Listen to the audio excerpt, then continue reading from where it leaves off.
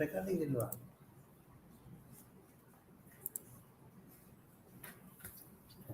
We just something in the recording. Recording the thing, we will bring the just.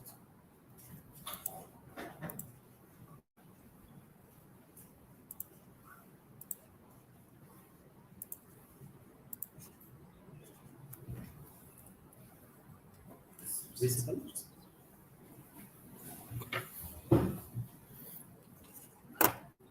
Yeah, good morning to all of you. Today we have met to learn about the ecosystem. So the title of the workshop is Know Your Ecosystem. As you all know, we are organizing a conference popularly known as Lake Symposium. The 13th edition of the Lake Symposium is scheduled during the 28th to 30th of December. So the uniqueness of this event is the participation by the school students and college students and teachers. So along with the international and national experts, in order to do the children to take part in the event, we have been conducting the couple of the orientation program in various schools and colleges in Bangalore and in various parts of Karnataka. As a part of that initiative, to reach the wider section of the society and to reach the student from all part of the India, we have organized this e-workshop. Today, the program will start with the brief background about the Know Your Ecosystem. Then we will learn about how to map the birds or identify the birds in the neighborhood, then the butterflies, then the plants, and how to do the mapping using GIS. Dr. Bharat will talk about it. Then we will learn about energy conservation, and also we will understand the importance of the yeast, how it helps in making curds or the breweries. So then we'll have a small break for the lunch, and then afternoon session will be a kind of hands-on session. We will be talking about water quality assessment. Then we will see how to identify the algae, the fish and soil in the lake catchment. So this is our plan, and with this we'll start our session for the today. The title of my presentation is Know Your Ecosystem. This is the Lake Symposium that is scheduled during 28th to 30th December. I suggest you all to register for the symposium if you want to take part. See, the people whose papers have been accepted for the presentation, especially school students and teachers, they need not pay the registration fee. But all others, even if they are presenting a paper, the graduate students and the postgraduate students and research scholars and faculty have to pay the registration fee. The event is scheduled at IISc. It is a hybrid mode. We have the offline as well as online. Every event, we have got the participants to an extent of 1,400 to 1,500. So when we conduct in hybrid mode, we'll have about 200 participants in the auditorium, and the remaining would be taking part through the virtual mode. So now let us try to understand what is ecosystem. When you look at the ecosystem, as we all know, it has got the biotic and abiotic component. So when you see outside, you will see the plants, you see the animals, and various other organisms. They constitute a biotic component. And abiotic component is what is surrounding us, the physical and chemical aspects, which include the solar radiation, temperature, rainfall, the soil, water, air, etc. So now you can learn from the nature. So when you learn from nature, you will also be highly successful in your career. So for example, when you look at the food chain, this is a food chain of the terrestrial ecosystem where you see the producers are producing the food, and which is consumed by the next level of organism, the herbivores and carnivores. And then whatever is left in the system is getting converted into elemental form by bacteria and fungi. And that's why when you look at the nature, there is nothing called waste. Now, you can also learn the laws of thermodynamics, the energy transfer. And also when the transfer happens, there is a loss of energy to an extent of 10%. Even the law of entropy you can understand. And also you can also design the experiments to do the treatment of the contaminants. It could the contamination of water or the soil or the air on the bioremediation principle. That means looking at the nature, one should be able to design various experiments. That's what we are going to talk today in our presentations. So now, when you look at the nature, as I said earlier, you see that the producer food and which is eaten by the next level of organism. Now, if you want to conserve the organism at a higher level, then you know that what is the kind of the ecosystem you have to provide. For example, if you look at the tiger requires about 62 to 66 to 68 herbivores per year, and to sustain that herbivore in the ecosystem, you need to have at least a 2 square kilometer of the grassland. So that means the conservation of tiger is possible only if you have maintained the balance in the food chain with adequate number of the herbivores and the producers. So this is how the conservation is possible. And when you look at the nature is interconnected. So every organism depends on other for their livelihood. Now, you also recall recently we introduced the cheetah in Madhya Pradesh. Cheetah had become extinct in India. Now, we realized the importance of cheetah in our system. So that's where it has been reintroduced. We got it from Namibia and we have introduced in the Madhya Pradesh. That's where we need to understand why to maintain the balance in the nature and how to maintain the balance in the nature. So now when you look at the nature, so you are a part of the ecosystem. And when you look at the nature, the organisms are being eaten. You eat and you are being eaten. The dynamic and complex interaction keeps happening. So the ecosystem is not static, but it has a feedback process and feedback mechanism. Then increase our understanding or knowledge of the ecosystem or environment is very essential so that you can manage the ecosystem. Now, let us look at the diversity of life. When we talk about diversity, we have three levels of diversity: ecosystem diversity, species diversity, genetic diversity. Because of the diversity in ecosystem, you tend to have the diversity of the species. Because of diversity of species, it has the genes which are diverse. So now the maintaining the ecosystem is equally important if you're talking about conserving the species or a particular genes in the system which has a medicinal value. Now you need to understand, why do we need a diversity of life on the earth? Because the diversity gives the diverse food, and because of the diverse food you have diverse medicine. That's why we need to have the diversity in the ecosystem so that we all are healthy and we get adequate and diverse food. Now when you take the example of the diversity, this is a good example of the varieties of banana. So you see that each banana variety has its own the nutrient and the fiber content, which has the medicinal properties, etc. So that is where, when you maintain the diversity, the genetic diversity, you are also maintaining the ecosystem diversity. So now we categorize the species based on the way they do the job in the ecosystem. For example, these are known as indicator species because they indicate changes in the environment, either qualitatively or quantitatively. Just the presence or absence of the organism, you can make out whether what is the kind of the ecosystem. For example, this is the species occurs in a marshy area, the Myristica malbarica. This is a nutmeg tree. So this indicates that there is the water, or the region is rich in water. So similarly, the frogs indicate the changes happening in the ecosystem. If there are pollutant, there are the morphological changes happen. Because of that, you can identify the quality of the ecosystem. So these are known as the bioindicators. They are, they respond to the mild and subtle changes. So because of that, you are able to assess or understand the changes that is happening in the ecosystem. These are easy to handle and identify. The wide distribution, it's the model to human conditions. So the student who are taking part in this Lake Symposium can think about working on the bioindicators. Why the frogs are considered as a bioindicator, or why the particular species of plants are bioindicator. What do they indicate? That kind of experiment one can do. Of course, it requires a monitoring for 15 days. Then you would be able to come with the conclusive results. Then you have keystone species.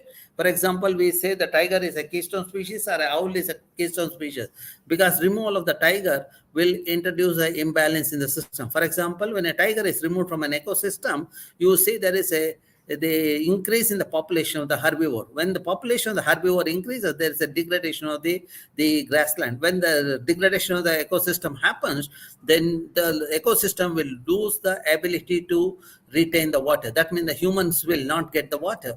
So that's where we need to conserve the keystone species. Now, if you look at the owl, the kind of the work, the job ecosystem, the function it does, it maintains the population of the rodent. As you all know, a pair of rodents in a year produce about million progenies. So that means million progenies of rats or rodents would have they created a havoc to the farmers. Now controlling that population would help the farmer. That's where we call the owl as a farmer's friend. Now you can also take up the experiment based on this kind of organism and try to capture how they have been helping in maintaining the ecosystem and how they are helping the humankind also. So then we have umbrella species. This because it requires a larger area. You know that because of conservation, a larger area, you will have many other species conserved. It is like having grandmother at home. So the similar thing happens. For that to maintain this the species, you need to have an unaltered habitat for a viable population. So then only they can survive. Then we have a flagship species. They indicate the quality of the ecosystem. These are some of the flagship species. They also have the socio and cultural importance, the understanding their presence in a particular system. People have attached the cultural values to that, and with that they started conserving those organisms and that ecosystem, the habitat of those organisms, which is an ecosystem. So then we have vulnerable species. The reduced population will indicate that there is the problem in the ecosystem quality, the poor dispersal. Some of the species, when they become poor dispersal, then they will become extinct, or the narrow niche. Because of this, they are vulnerable to even the small changes. So, and these kind of organisms are, the occurrence on the earth is dependent on their habitat, which has a narrow niche. So then naturally, if we fragment that habitat, we will lose that organism. The absence of organism shows that there is some problem in the ecosystem quality. Then we have some of the species which we use in our day-to-day life. So like Amorphophilus, or the honey, or the nutmeg, the japatre, or the Garcinia morella. These are the various species which we use in our day-to-day activities as the spices. You can quantify in a patch of forest what are the kinds of goods people get and how much they get it. That's another experiment the children can do. When you observe the nature carefully, you will learn many things and you can quantify that. When you quantify that, that becomes a scientific experiment so that you can come to our conference and do the presentation. So now we will try to understand the ecology and biodiversity. And when you look at the biodiversity, let us try to understand the kind of biodiversity we have inherited in our the country. So as you all know, there are, our scriptures talk about the diversity of life, that they have said about 8 to 12 million species occur on the earth. And of course, science has estimated about 1.3 to 1.5 million species. Now, out of 1.3 or 1.5 million species, we know the phytochemical properties of only 5% of species. That means the remaining 95% of species, even we do not know what are their importance, what is the kind of the food they provide, what kind of medicine they give. So before that, we are threatening the ecosystem, we are losing the ecosystem. With that, we are losing the species. Now, if you want to understand the importance of the ecosystem, that recently we all struggled and suffered because of the COVID. COVID is a zoonotic disease that has come from the wild. Now, our study shows that wherever the ecosystem was in a good shape, there were less COVID. Only where the ecosystems are polluted or the environment is polluted, we saw that higher and higher occurrences of the COVID. So that means there is a linkage between the ecosystem quality to the kind of the disease that occur in the system. Now, when you look at the Western Ghats, this is one of the biodiversity hotspot. Among the 36 global biodiversity hotspots, we have a distinction of having the one in India, along with the Himalaya. And this hotspot, if you look at it, is rich in biodiversity. It extends from Kerala to Gujarat, or if you look at latitudinally, it extends from 8 to 22 degree latitude. When you look at the kind of the species that occur in this landscape, let us look at the number of species along with the latitudinal gradient. You see that at 8 to 14 degrees, you have the highest number of species. the diversity of species that corresponds to the Kerala and Karnataka part of Western Ghats. So now you see that we are in the region which are rich in biodiversity.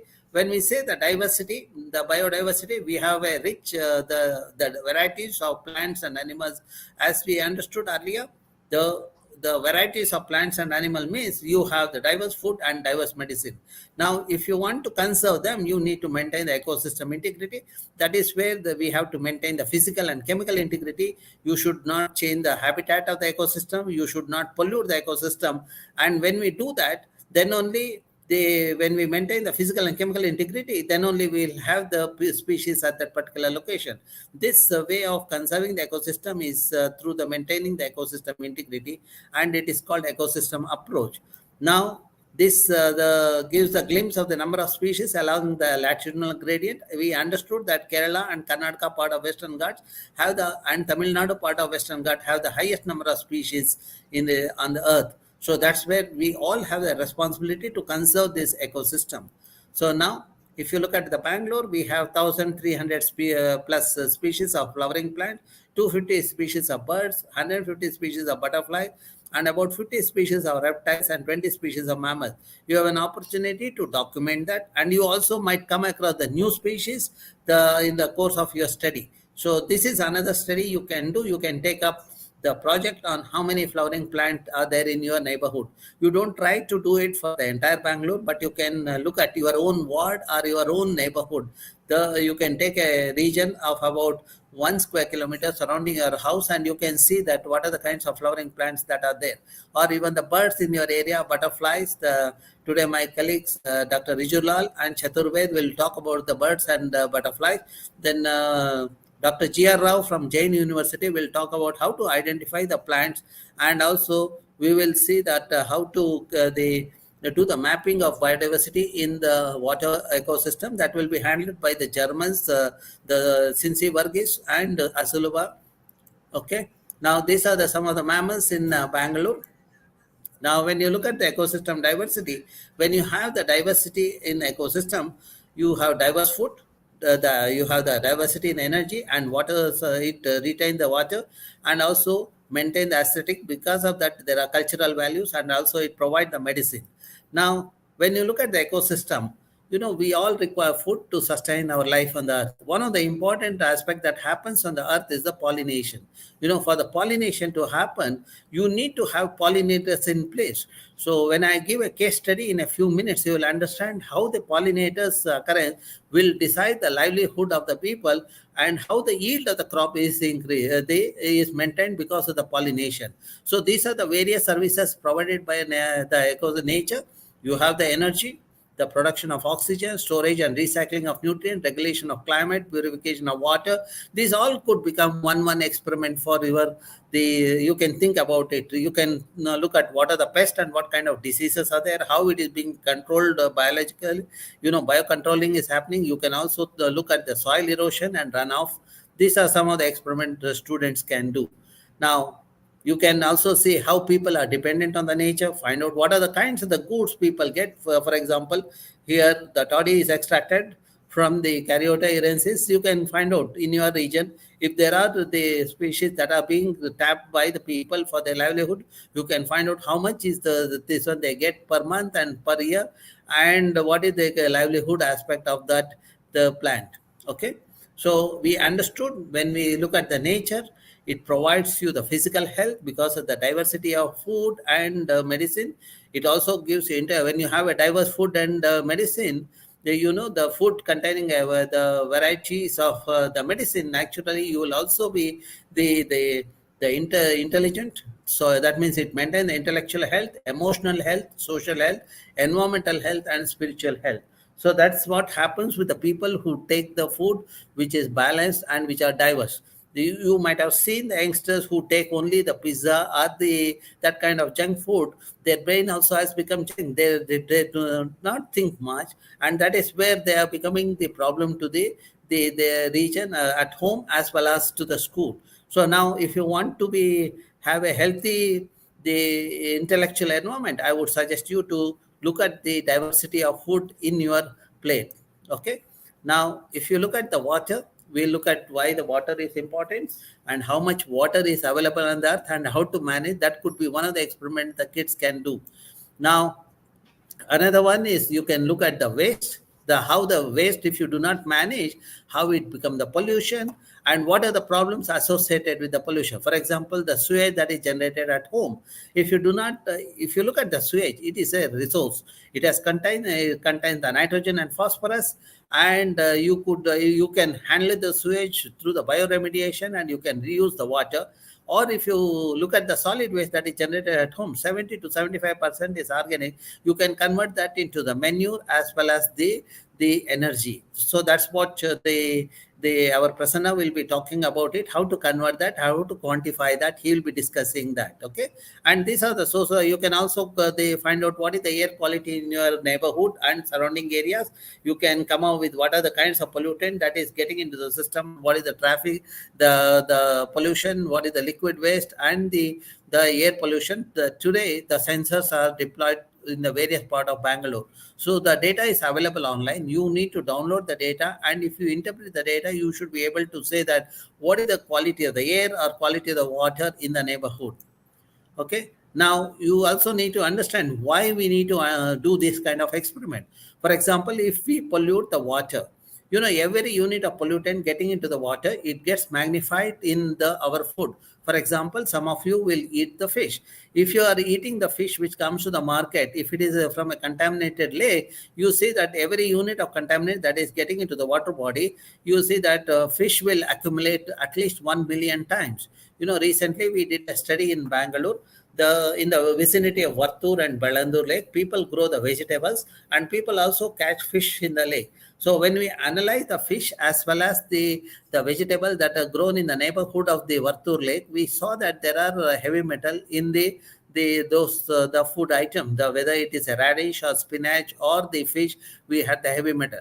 Heavy metal presence in our food will lead to the problem of cancer and kidney failure. That is where our study shows the kidney failures in Bangalore is increasing, mainly because of the contaminants in the food. See, the contaminants which are getting into the food is also creating the kidney failure. The statistics shows the kidney failure, which was 1 in 1 lakh about 12 years back. Today it's 1 in 5,000. So now if you want to make the people healthy, you need to bring awareness among the people. To bring the awareness, you need to say that when they pollute the water body, how they get back through the contaminated fish. So for that, you need to do the experiment to find out how much contaminants are there in the fish or how much contaminants are there in this one. And today, some of the schools have a very good laboratory. You should be able to do the heavy metal analysis. If that is not possible, you can take the sample to the pollution control board. They have the equipment where they will tell you they will do the analysis and give the result to you. So that's how you will come to know whether your food is contaminated or not. See, the food what you purchase from the market, if you can analyze that for the heavy metal composition, that is also a good experiment. Now, these are some of the things you would have seen, and today my colleagues will be talking about how to monitor the lake ecosystem. The Kaushik will talk about it, and Sensi and Sulba will also supplement that with the more details. Okay, so these are the various parameters you will be looking at in the water, and let us look at what are the interactions humans with the environment. So now we all know the water cycle or hydrological cycle. This cycle can happen only if you maintain the integrity of the ecosystem. See, the process of evaporation and transpiration should happen. If there is evaporation and transpiration, then only the cloud formation happens, the condensation will happen, then the precipitation happen. When it rains, the part of the water goes to the underlying layers, and that is the groundwater you will have for the post-monsoon period. And that is the water that is available in your lake or the river during the post-monsoon period. So you can do the experiment focusing on that. So now to do that such an experiment, you need to understand the kind of the hydrological the cycle as well as biogeochemical cycles. So as I said earlier, so you see that the operation is happening, then the cloud formation happens, then with the cloud you have the precipitation, and then the cycle continues. So that's where if you maintain the integrity of the ecosystem by maintaining the forest, maintaining the water body, you are also helping the water cycle, which will give you the water. So Now, let us try to understand at the local scale. This is an experiment you can do. For example, if you take a river basin, in a stream, if there is a vegetation in the catchment, how it helps. If the vegetation is removed, then how the thing. You can select the two regions. This is an experiment I did when I was a student in 91. There was a water in the region, and today the same place and the same month we do not have the water. So now when you do this experiment, you will understand the role of vegetation in the catchment, which help in maintaining the water. Now, if you want to understand this, you can go to our paper which we have published, which brings out that there are changes in the rainfall pattern with the vegetation removal. For example, in this portion of the Sharavati river basin, there is a dense forest. The rainfall, if you look at, for the last the 100 years is about 3,000 to 4,500 millimeter. Now, the other portion of the Sharavati River Basin is degraded from 1965 onwards. We have seen that degradation is happening. And if you look at the rainfall, which was about 100 years back, 3,000 to 4,500, today it has come down to 1,700 to 1,900 millimeter. That shows that wherever the vegetation is there in the catchment, you have the rainfall. Wherever you have degraded the catchment, you do not have the water. Now, once you have the water, the rain, how long the water would be there in the river or a stream, you can monitor that by doing the experiment every month. So go to the stream, find out what is the quantity of water flow and the duration of the flow. That means how long the water is available.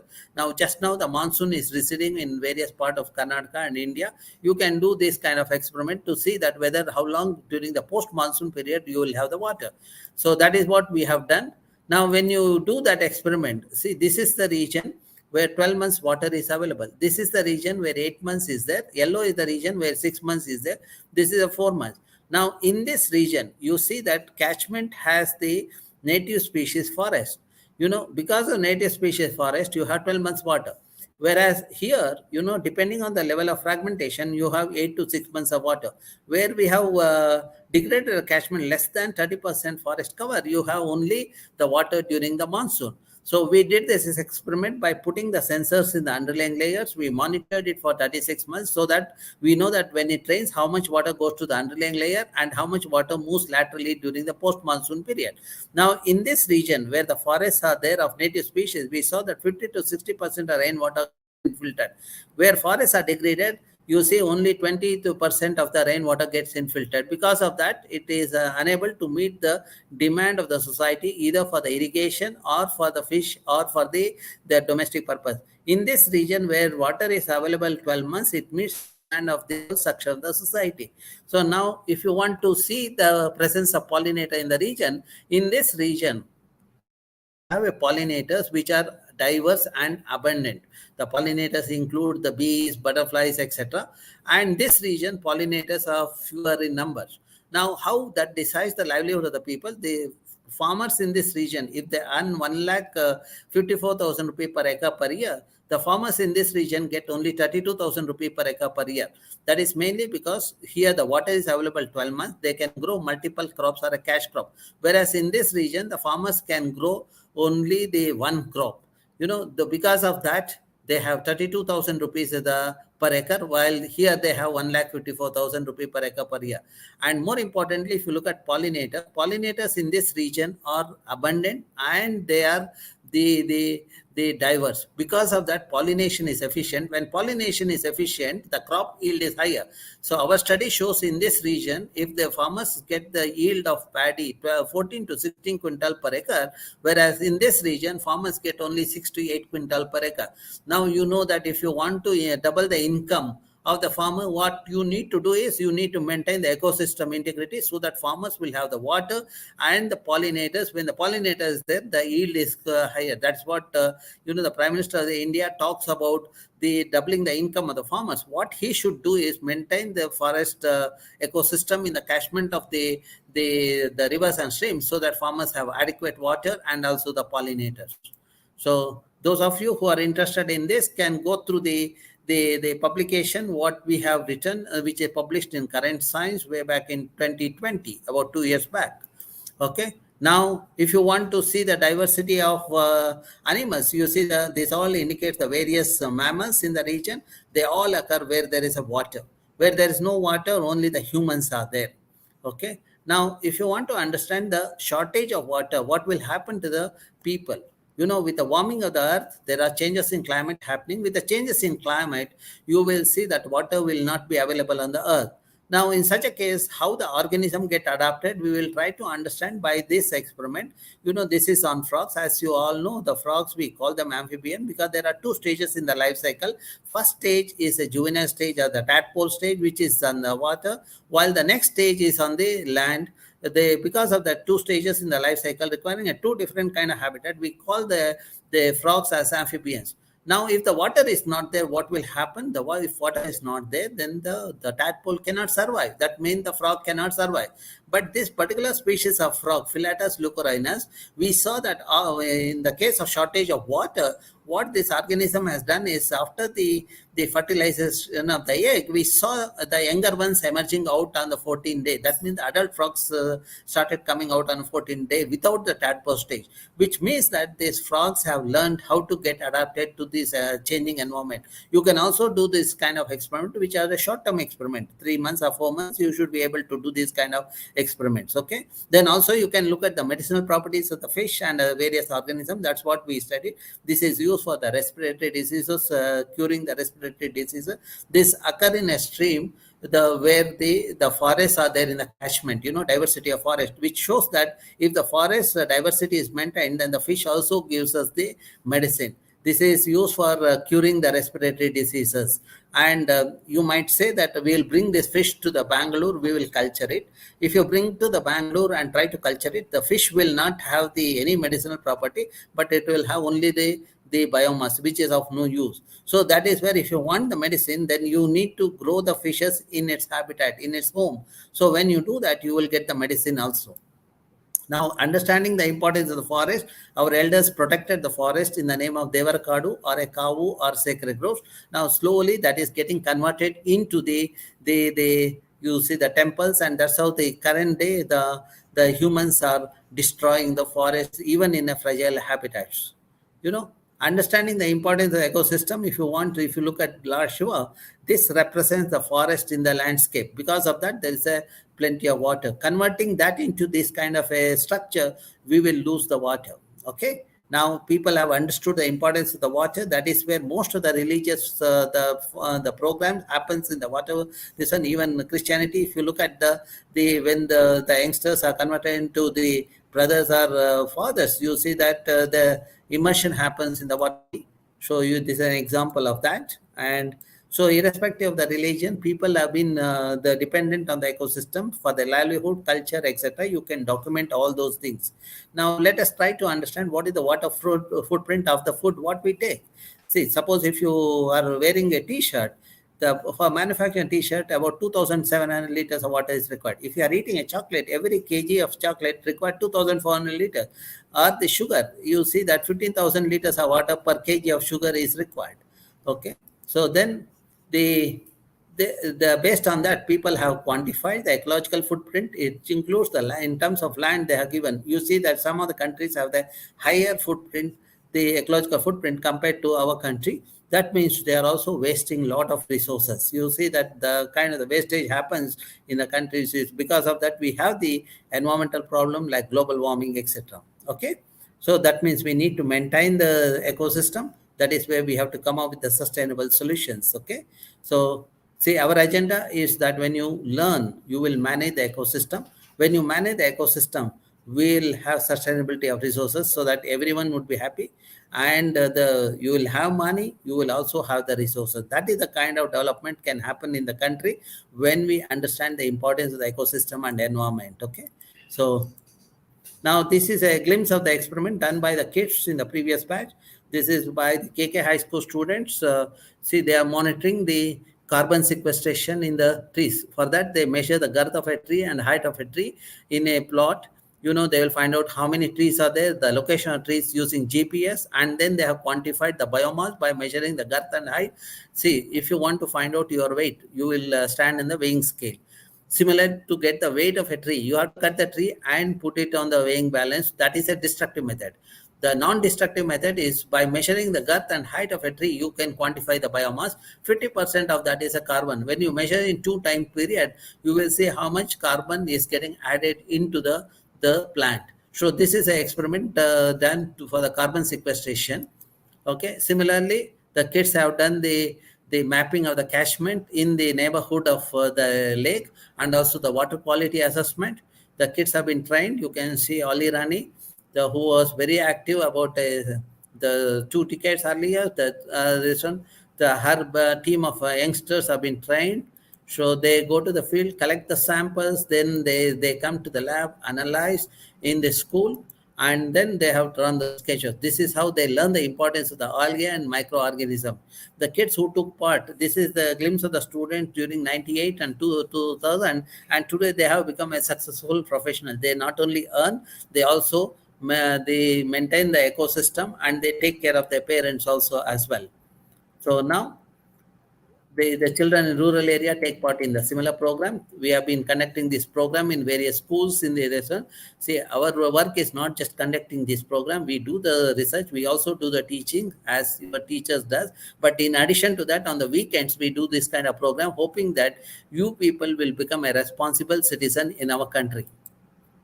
So this is a glimpse of the Lake Symposium. You can see that international and national experts have taken part, and also you have the Johnny Biosphere interacting with the school children, talking about the importance of the ecosystem and environment. So if you need more details, these are available online. You can go to YouTube, and today's lectures also will be archived in YouTube. And these are the portal where you get the details. And when you access that portal, it looks like this. All our publications are available online. Okay. Now with this, I conclude my presentation, and we will move to the next presentation. So the Rijulal will be taking the next presentation. Okay.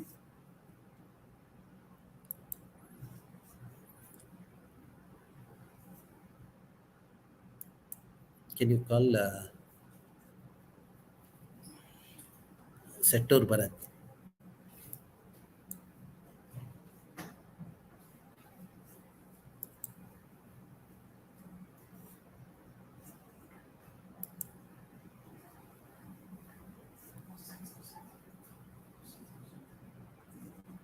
Bharat, this. So now we'll listen to the Rijulal. So we will share Rijulal's slides, and he'll come online. Okay.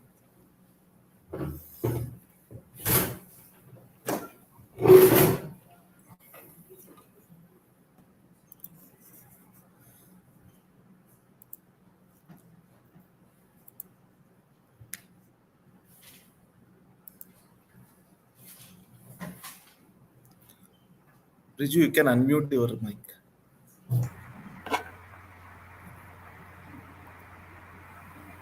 Okay, am I audible?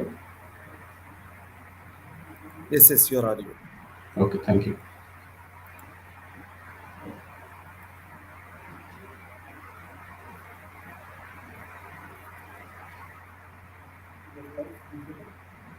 Thank you, Bharat. A very good morning to all of you. Welcome to Lake 2022. And I really appreciate that all of you have been here streaming live to understand about the ecosystem and ready to do a project to present in the conference. So today I'm going to be speaking about the birds. So birds, as you all know, are very important organisms, and they are studied through centuries about their behaviors. They have been associated with humans very closely. Okay, so here let us understand what are these birds, where did they come from, and how we can study them, why we should study them. All these things in a glimpse, we can just look at it. And if you need more details about it, like if you want to know more about birds, you can always contact me, or there is a session of me which is uploaded in the YouTube channel, the same channel in which you are streaming live. You can also go back and refer to that video. So once again, I welcome you all to today's session. And here, let's start with the identification of birds. So first thing is to understand how did these birds come into existence. So where did they come from? So when we look at these birds, they evolved from small dinosaurs. We all know that. Bharat, could you please change to next slide? Thank you. You would have studied about evolution in a very brief manner. So in evolution, there is a theory that goes about prey and predator evolution. So they try to adapt to escape the predator, that is the prey animals, and the predators continuously evolve themselves to hunt the prey. So this is a prey-predator relationship and how they evolve simultaneously across centuries.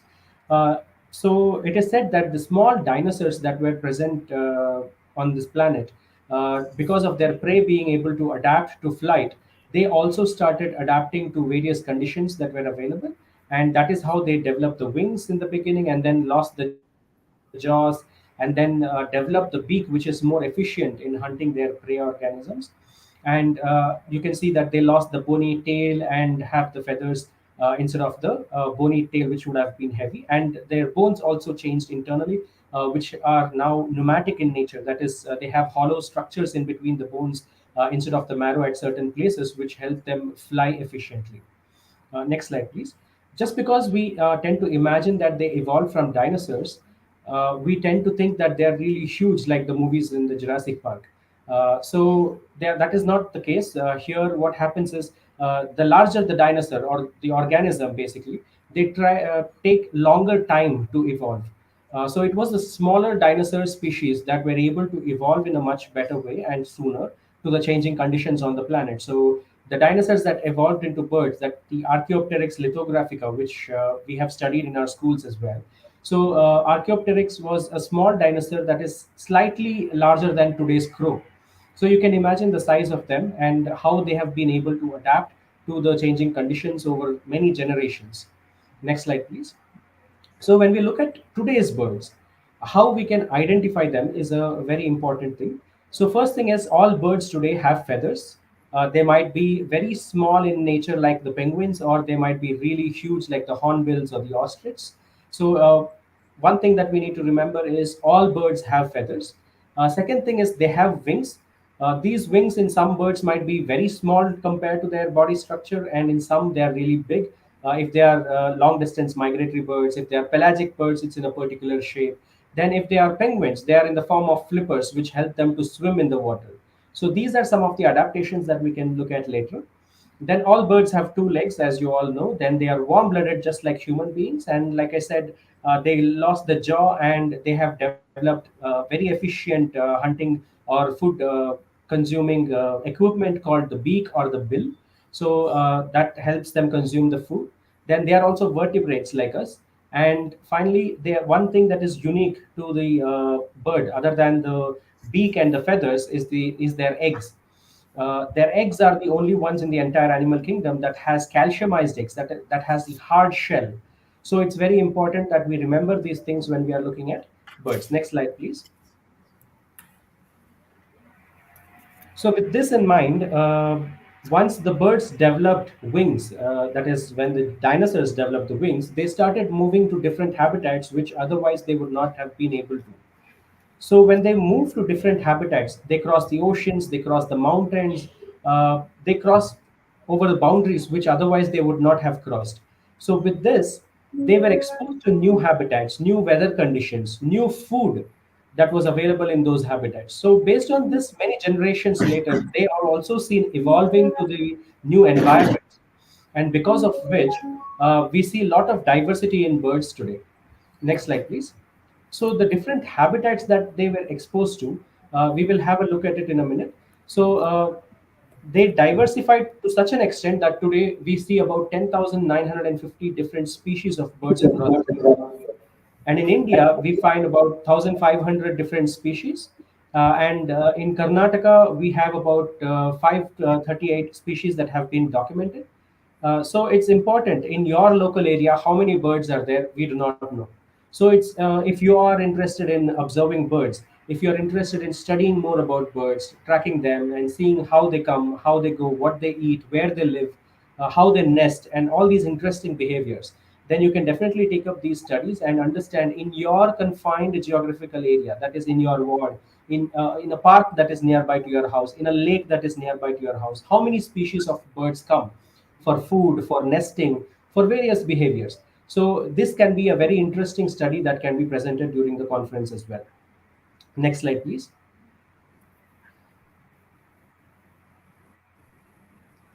Now, when we look at these birds, there is an organization called IUCN, that is International Union for Conservation of Nature. It's an international body that studies the status of population of every species that has been documented on the planet. So when they do these studies, they categorize them in different status. As you can see on the slide, the left side has the different status that they have formed. That is, data deficient is they don't have enough data to give them a status. Then other than that, all others. Not evaluated is something that you will see in their website. So not evaluated is that species that they have not yet evaluated. Then the other ones, the status that they actually declare as least concern, near threatened, vulnerable, endangered, critically endangered. And then we also have extinct in the wild and extinct, that is totally, they are wiped off from the planet. So these are some of the status that you will see when studying birds. Least concern means that the species is not in any kind of a threat, their population is stable. Near threatened means that there is a decreasing trend in their population and they can be threatened. And vulnerable is a species that are in danger because they have been in a decreasing, the population has been in a decreasing trend, and the habitat is going to be lost, or the species is going to be in critical status. Then there is the endangered status, where the species is in danger and it needs a lot of conservation measures to be taken in order to save the species. And finally, the critically endangered, which means that very few are left in the wild. So that is, those are the species that are critically endangered. And you can see the 10,950 different species that I spoke about are categorized into these particular statuses by the IUCN. So when you study the birds, do go to their red list website, IUCN red list website, and you can check the status of the different species that are arriving in your study area, and then you can categorize them according to this. What this helps you is, if there is any species that is beyond least concern, which means that that lake has some importance in terms of birds, because if a near threatened or a vulnerable or endangered or critically endangered species is visiting your study area, it means that that area is has to be conserved with great importance, otherwise that species might be lost. So this not only for birds, it's applicable for many other faunal species also, and also for floral species.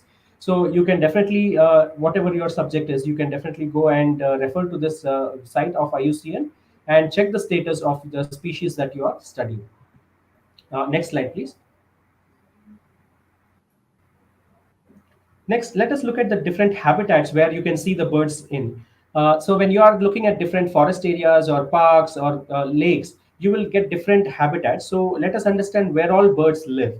Firstly, there are forests, that is, there are wooded forests.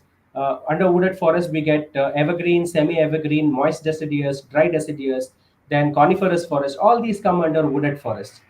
Next slide, please.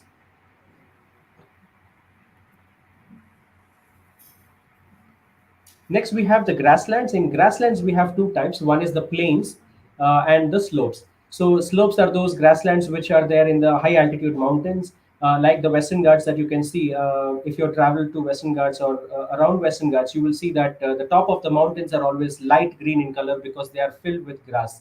So those are the slopes. And any plains that you go, if you come to the Deccan Plateau, you will see a lot of plains. So those are also grasslands. So here, some of these birds are very well adapted to the grasslands and they cannot survive in any other habitats. So sometimes in the name of conservation, we tend to do planting activities in the grasslands and plant saplings which grow into big trees, where we are spoiling the entire habitat of the grassland. So it's very important that we conserve these habitats as well. Next slide, please. The next habitat is the rocky outcrop. So around Bangalore, you will see many of these places. If you go towards Kengeri, Bidadi, and Ramnagar, towards that side, or if you go towards Kolar, you will find a lot of rocky outcrops. Even for that matter, Tumkur area, you will find a lot of rocky outcrops. These are also very good habitats for a lot of raptors, that is birds that hunt. So they depend on a lot of prey animals that live in these kind of habitats. Next slide, please. The next one is the wetlands, one of the very productive terrestrial ecosystems, or the ecosystems that you find inland. that within the terrestrial ecosystem. So they are wetlands. So under wetlands, you find a lot of lakes, ponds, rivers, streams. All these are areas where you can study, and these are considered as very productive because they have algae, they have zooplanktons, phytoplanktons. Then there are fishes, then aquatic insects. Then there are a lot of other organisms that are dependent on these, like reptiles, amphibians, birds, mammals. All these are dependent on wetlands. So wetlands are a very good study areas that you can choose, and you can also see what all ecological services they provide, like TVR sir was mentioning earlier. Okay, so next slide, please. Then we have the high altitude mountains. So some of these birds are able to adapt to these harsh conditions in the high altitude mountains.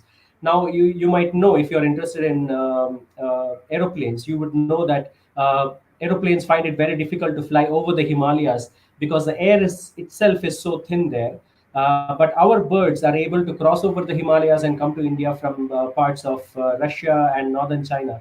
So it's very interesting how these birds do these things and how they cross over and come to India every year. They do it without any problems. So it's very interesting to study these aspects. Next slide, please.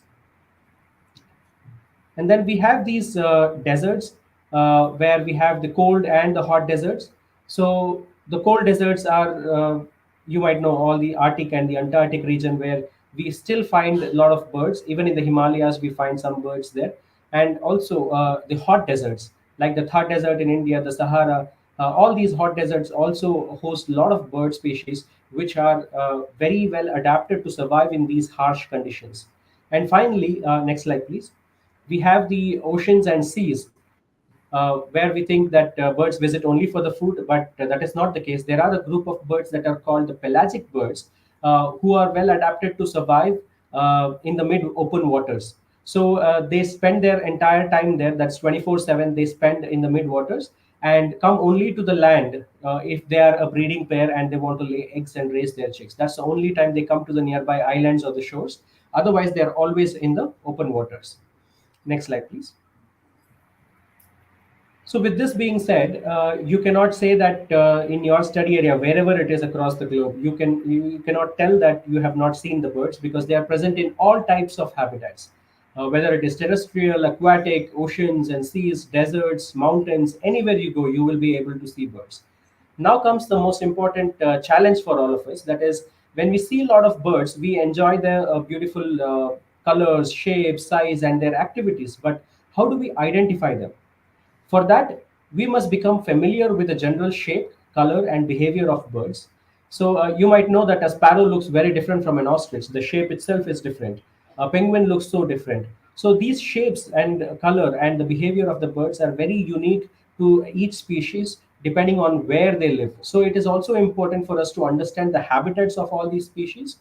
Only then we will be able to differentiate between the birds. Now, any small bird, generally when I talk to people, talk to a lot of students, any small bird that is brown in color, people refer to it as sparrow. But sparrow is just one species, and there are so many species that look similar to sparrow. So it's very important that we understand that difference. We look at the small details of these birds. Next slide, please. Now, most of these birds are being given the names based on their physical appearance. So, if you look at, for example, a red whiskered bulbul, it belongs to the bulbul family and it has red color feathers around the whisker area. So, that is why it is called red whiskered bulbul. Then there is another one called red vented bulbul, where in the ventral area, that is under the tail, it has a red color feathers. So, it's called the red vented bulbul. Like this, most of the species of birds have been given names based on their appearance. So, it's important that we pay attention, and whenever we identify the bird, if somebody is helping you identify the bird, try to relate to the name of the bird and its appearance. So it's always easy for you to remember the name. Otherwise, you will get like 10, 15 names in one visit to your study area, and then you find it difficult to remember all those names. So this makes you remember. I mean, this helps you in understanding the name better based on their physical appearance, and that will help you remember the names. Next slide, please. Next is when you're trying to describe a bird to somebody who can help you identify the species, it's important that you give the reference of the size of the bird that you have seen. So generally in ornithology, we give these four species as the reference for the size, because they are the common species across India, and they're easily identifiable and everyone knows these species. That is sparrow. So if you see any small bird, you compare the size of it with that of a sparrow. So you tell that I saw a bird which is slightly smaller than sparrow or slightly larger than sparrow.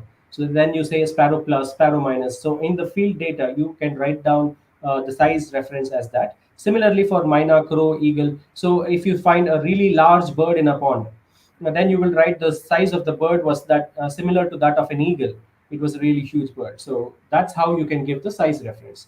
Next, along with this, you also need to write down the colors. That is, in colors, we write it as major color and minor color.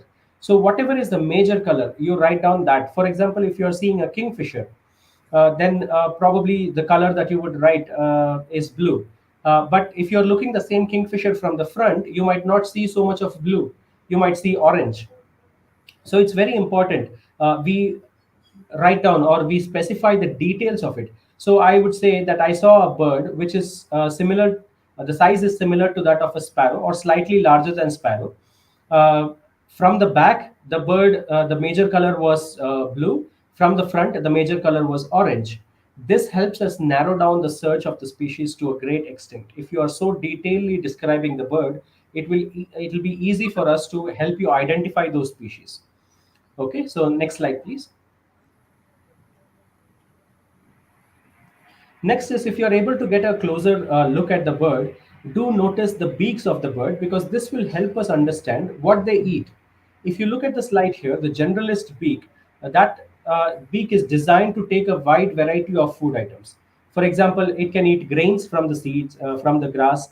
It can eat grains from the terrace where people dry the grains like rice, ragi, and wheat and things like that. So they can pick off the grains from there as well. Then if you're directly feeding birds, like some of you might have the habit of feeding rice or some grains or some ground nuts and things like that. So they are designed to take them also, and they are capable of hunting and scavenging. So that's why it's called a generalist beak. The same thing, if you look at the other beaks, they are all specialist beaks. So if you look at the insect catching, it's pointed and it's very short. So it helps the bird in catching the insects that are hiding in between the vegetation. Then if you look at the surface skimming, the lower beak is longer than the upper beak, that is the mandible. So the lower mandible, this bird likes to eat fish but does not like to get its body wet. So what it does is it flies over the surface of the water body, inserting only the lower beak into the water. So when if there is any fish that is swimming in the surface of the water body, it will slide directly into its mouth. So this way, it's able to eat the fish but does not get its body wet. So if you look at all these beak adaptations, you will see that they are all specialist beaks, and you'll be able to understand what type of food they hunt and how they hunt. Okay, next slide, please. Then the next we look at the feet adaptations. Now for feet adaptations, if you are you'll be able to see the feet adaptations only if you get a very closer look of the birds, or if you are having a very good binoculars or a camera and you are able to capture the photograph of the birds in a particular angle. Why we need to look at the feet adaptations is that will tell us which part of the habitat that they live in. If it is a bird that goes on the ground most of the times, then the feet would be like that of the pigeon here that is on the slide. Then if it is a bird that swims in the water, it would be webbed like the duck. And if it is a bird of prey, the digits would be very heavy because they need to kill the prey and carry the heavy prey while they are flying. So the digits and the talons will be very strong and well built.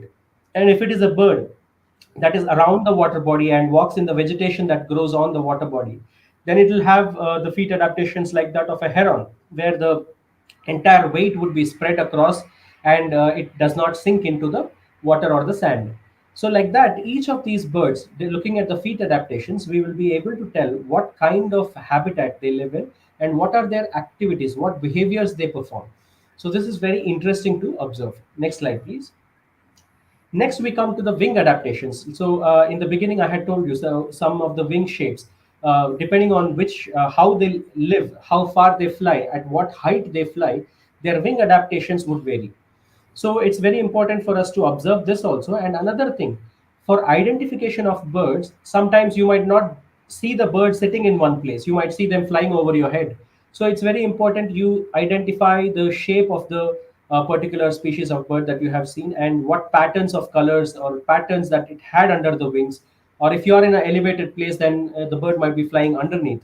So if you see the patterns and the structure from the above, then what are the different patterns? What are the different colors?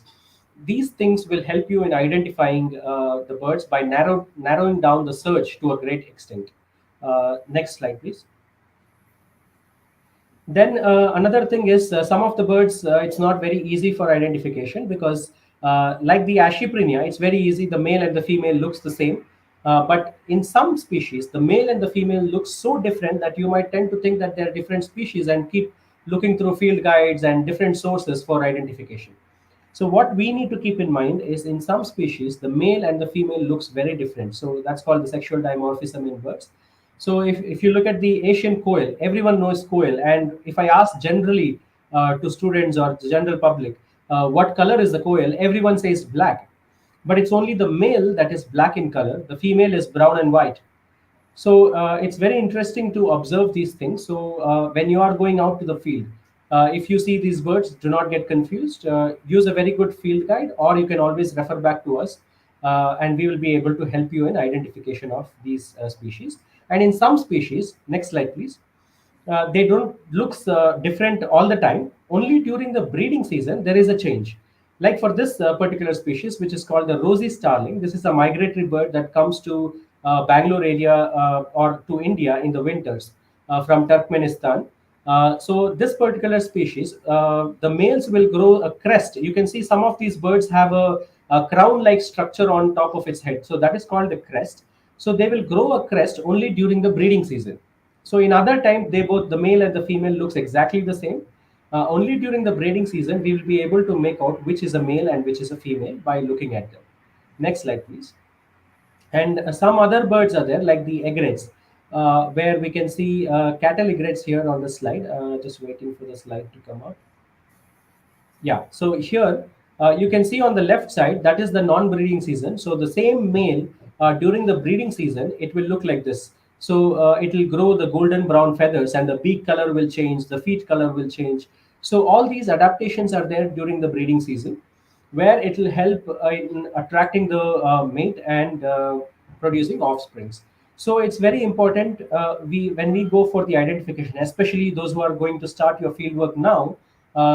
It's the beginning of October, so a lot of migratory birds also will start coming, and some of these birds come to South India to breed and fly back after the winter season. So you will see these interesting adaptations, and these egrets you will be able to see after January that they will start growing the golden brown feathers. Next slide, please. Next is interesting behaviors of birds. So, like any organism to survive, they need to eat. That they need to feed. So you will see a lot of behaviors related to feeding, where they might be feeding themselves, or they might be feeding their partners, or they might be feeding the chicks. So these are some very interesting behaviors that you can see. And then there are nesting behaviors. So a lot of birds build different types of nest. If I generally ask what type of bird, what type of bird nest have you seen? Everyone says the cup-like shape, but that is just one of the nests. There are a lot of other types of nests, which altogether is a different topic to speak about. So when you go out to your study area to observe the birds, you will see a lot of different species building different types of nests, which also can be documented by you. But one thing I would like to stress here is that do not go very close to the nesting area or the nest, because that will make the bird think that you are a predator who have come to rob the eggs or the chicks. So they might abandon the nest or the eggs and the chicks. So that time,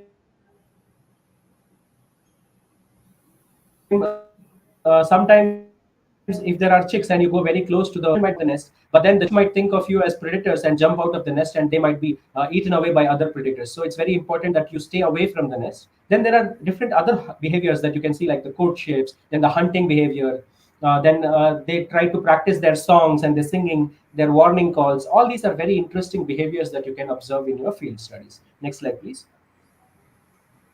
Then, like I said, October is the beginning of the migratory season in India. So you will see a lot of migratory species that are coming in. So when you are documenting the birds, you can also mention which of them are migratory, which of them are resident species. Next slide, please.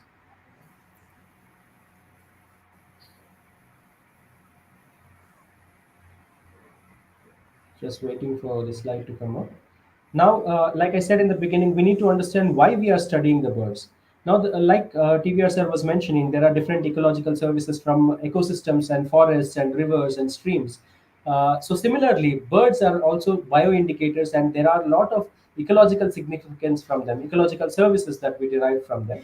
So first thing is they act as bioindicators. Why they act as bioindicators, or why they are studied as bioindicators, is because they are present in different levels of the trophic web. You might see some birds feeding on plant matter, some birds that are feeding on insects, some birds that are hunting reptiles and amphibians, and some birds feeding on other birds.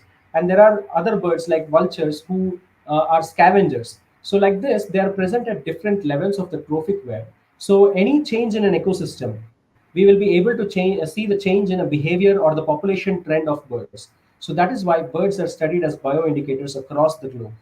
Then they also help in biological control of different species, and they are studied as keystone species as well. Many of the birds where different plants are dependent on birds for their survival. Then next, one interesting thing I would like to suggest here is of the bullet train, where the initial design of the bullet train uh, had a major flaw. That is, when it traveled fast through a tunnel, it created an explosive sound just like a gun. Okay, so the model was about to be scrapped, but fortunately, one of the engineers who was a bird watcher in Japan, so he was observing a kingfisher hunting. So every time the kingfisher dived into the water and took the fish, he observed that when the beak enters the water, there is no splash. When the head enters the water, hardly there is a splash. And only when the wings hit the water, there is splash. So what he did, he assembled his team and redesigned the engine of the bullet train in the shape of the kingfisher's head. Next slide, please. So that way, when they did the trial run, they were able to notice that there was no explosive sound whenever it exited from the tunnel. So that is how the bullet train, the model that was about to be scrapped, we see that running across the globe today because of the kingfisher. So this is also one of the ecological significance or ecosystem services that we have derived. That is the design of the kingfisher, which has taken millions of years of evolution, has now helped us in our technology. Next slide, please.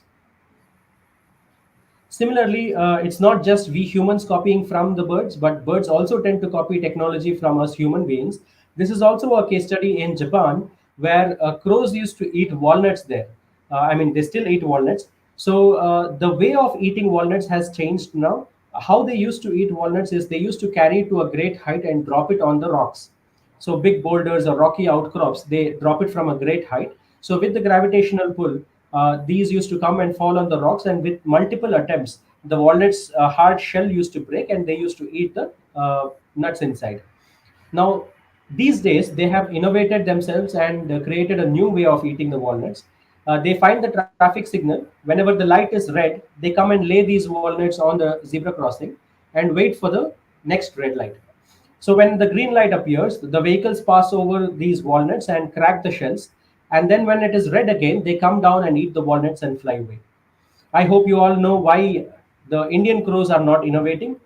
It's majorly because we don't follow the traffic rules. So please follow the traffic rules so that we can also let the crows in our country innovate themselves. Next slide, please.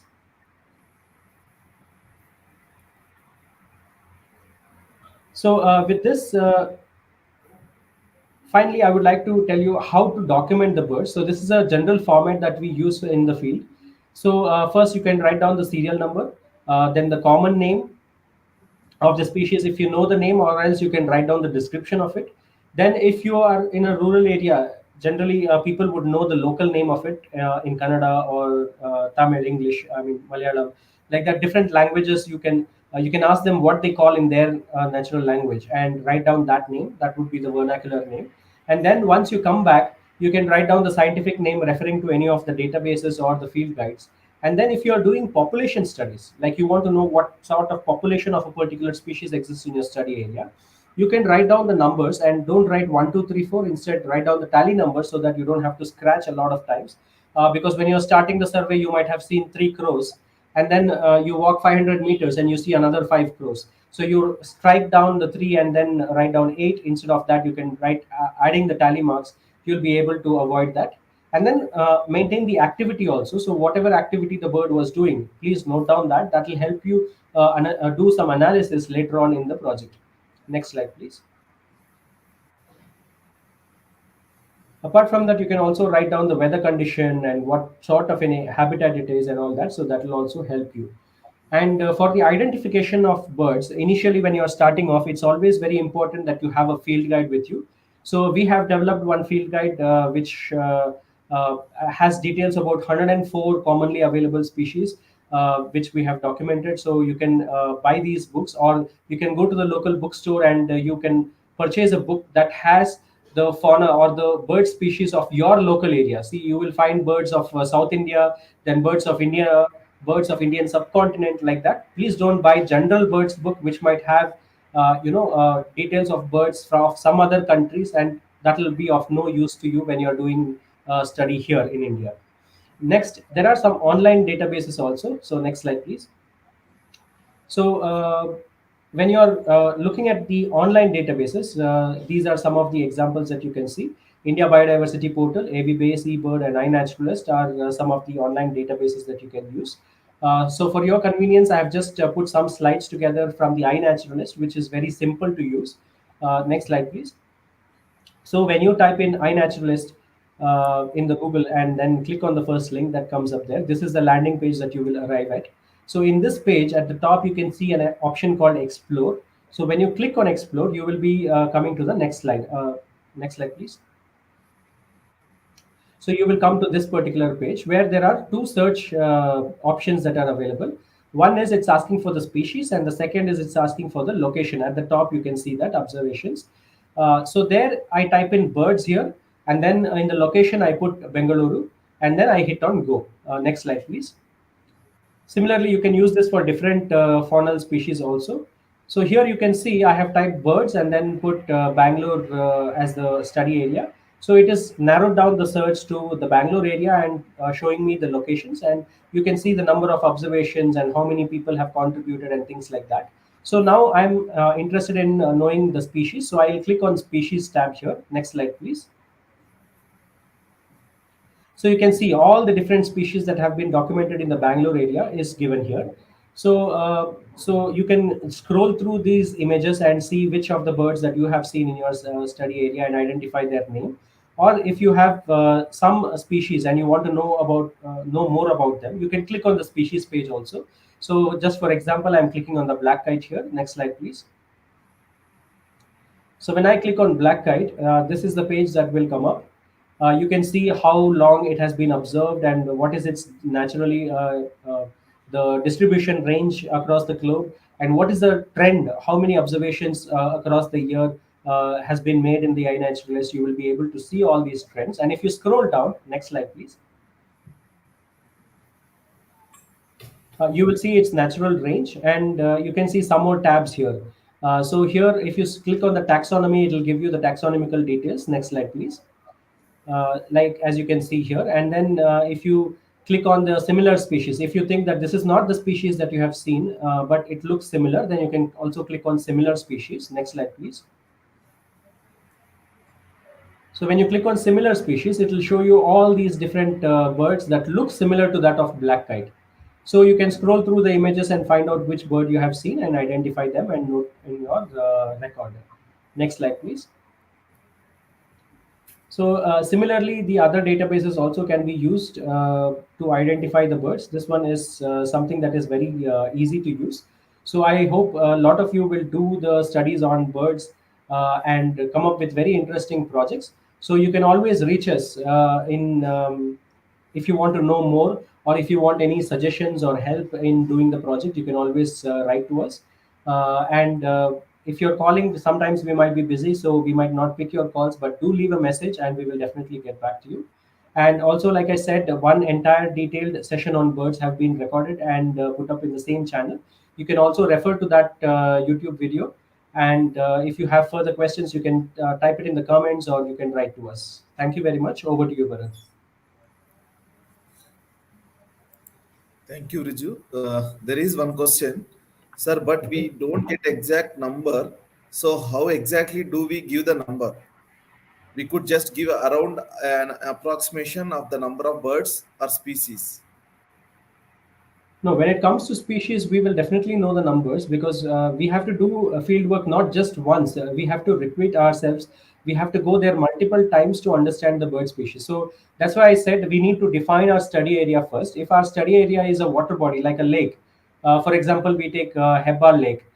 So you have to go multiple times to the Hebbal Lake early morning. You need to understand what time they are active. So if you're going early morning, then what are the species that you see there? So day one, you might find about 10 species. Day two, when you go, you might see those 10 species, or sometimes you might see only 8 species. Then day three, you might see less species, but something other than the 10 that you have already recorded. So that way, you will be able to add more and more. And over the period of time, you will get a list of species that you will be able to record. So those are the particular number of species that you have recorded in your study area in the given time frame. So you will also mention the duration of your study. For example, you're starting the study now in October and the conference is in December. So October, November, December. So your study will be for 3 months. So like that, you will be able to easily narrow down and give exact number of species that you have seen in your study area. That is your observation. That is your project. With that, what analysis can be done? Once you have the total list and you have taken the IUCN status of those birds, then you will get some data to analyze. Then when you look at the feeding habits of the birds, you will get some data to analyze. Then when you see the nesting habits of these birds, then you might get another set of data to analyze. So like that, you will be able to come up with very interesting projects. I hope I have answered your questions. And in terms of population, yes, it is always a challenge because population studies, you might see the same bird again, but you will not know if it is the same species that is, same individual that has come up again. But there are different methods. You can read about it, how we do bird census. There are different census methods, sorry, that we follow. So you can read a little bit more about it, and then you can also get in touch with us if you have any doubts, and we'll be able to help you out with that. So there is one more question, sir. Can we also put the pictures if we have taken? Definitely. It's actually best if you take your own pictures and put it there. But in case that is not available, you can also ask others for pictures who have clicked. If that is also not available, there are some open source sites where you can download these images, but you have to mention the name of the photographer who has taken those images. So dear students, if you have any questions, please post in the chat box so that we will try to get it clarified from the experts. Thank you, Bharat. Okay, thank you, Riju. So we'll move to the Thank you, next sir. presentation. So we will learn about butterflies. This is by Dr. Chaturved.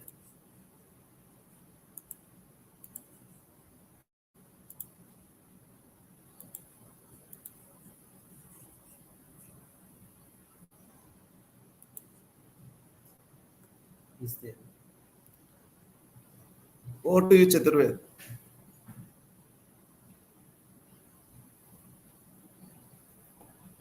Chaturved?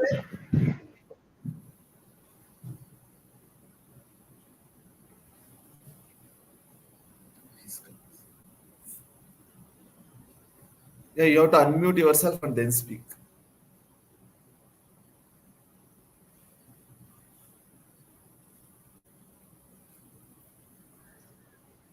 Sector, am I audible? Yeah, you are audible. You are audible.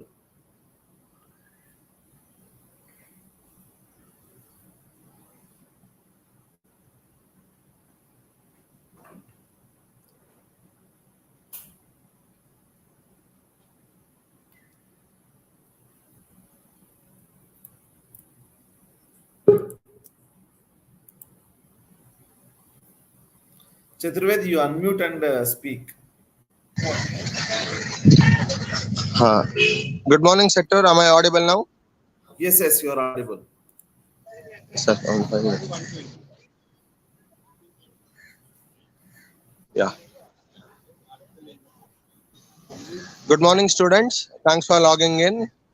Let us understand, read, and know more about butterflies. Next slide. All butterflies are insects, but not all insects are butterflies. So let us understand what exactly mean by insects. The word insect is derived from the Latin word which means insectum, which is cut into sections. Three parts: head, thorax, and abdomen. Each insects will have this three body segments, and all insects will have 6 legs. If they are flying, they have 4 wings. If not, no wings. Also, they have one pair of antennae and 6 legs. And the unique characteristics of insects is they all have compound eyes. Different insects have different size compound eyes. Next slide. And let us narrow down to butterflies and moths. Butterflies and moths belongs to order Lepidoptera. In Greek, lepis means scales, ptera means wings. So, moths and butterflies are the only insects to have scales on their wings. On the left side, you can see all the moths, right? All the different butterfly images which I have captured and showing it in a frame. Next slide. Let us see how to differentiate a butterfly and a moth. As I said, both butterflies and moths belong to order Lepidoptera. Next, moths belong to suborder Heterocera. Hetero means varied, cera means antenna. Next, for butterflies, Rhophalocera. Rhophalo means clubbed, cera means antenna. You can look in these slides. The top two images are moths, where you can see the antenna is backward, sideways. But whereas for butterflies, all those antennae are straight, clubbed. At the tip, you can see small club kind. Next slide. If you have a close-up look, see at the tip on the left, that is a butterfly antenna. How it is clubbed. There's a bulged tube-like structure. But in case of moths, it might be feathery, hairy. It looks like a feather, like two side or one side. And also, on the left image of a butterfly, you can see compound eye. How the compound eyes look. Next slide. What do you mean by, observing butterflies, studying? Studying or observing butterflies doesn't mean catching. All what we have to do is, next slide, just observe. You all should have keen eyes to observe small things in nature and also broad mind to conserve these small organisms in our nature. Once we start looking at nature very closely, once we start observing, we can explore our surroundings. Next slide. Once you start observing, you will have to observe complete life cycle, different life stages of a butterfly. That is starting from egg, second stage larva, caterpillar, third is chrysalis, pupa, fourth is adult. This complete life stages is called as metamorphosis, which means a butterfly will complete its complete life cycle in 4 different stages, starting from egg to caterpillar. Next slide. After watching butterfly life stages, you can also document behavior patterns what you observe in adults. Next slide. First and foremost is feeding, and butterfly strictly liquid because butterfly doesn't have jaw or teeth to bite, chew. Instead, they have a proboscis from which they suck nectar. In this image, you can see a different feeding habitat, feeding behavior of butterflies. Some are feeding on wet sand, which absorbs salt particles from the wet. Next, sweat from our cloths and also from tree saps, bird droppings, animal droppings, from which they all try to collect salts and few dissolved minerals. Next slide. Next, basking. All insects are cold-blooded. Hence, they're dependent on external weather condition. So this process, where they just spread their wings and start observing sunlight, we call it as basking. Next slide. Local movements. In earlier session, you would have heard about bird migration, different types. And not only birds are known for migration, even a small, beautiful insects like butterflies also do migration. In India, we can see this movement of butterflies from one region to another region, from one state to another state. That we call it as local movements within our states, within our Western Ghats region, within our country limits. Next slide. Mud puddling. As I said, so many butterflies gather on the wet sand where they can collect salts. And this peculiar behavior is seen more in swallowtails as well as whites and yellow butterflies. That is why you can see lots of whites and yellow color butterflies here in the image. Next slide. If they don't have mouths, they cannot bite, and they also don't have organ to sting. So if they don't bite or sting, how moths and butterflies do escape threats? First and foremost is camouflage. In the top three images, you can see different caterpillars, how well camouflaged they are with leaf patterns in the plants where they live. Next, pupa looks like small dry twig. And also some butterflies have leaf-like wings, which looks like dead oak leaf or dry oak leaf butterflies. Then also we have some special butterflies which have pupil-like markings, small eye-like rings. Small rings can confuse major big organisms. That is how they escape threats. Next slide.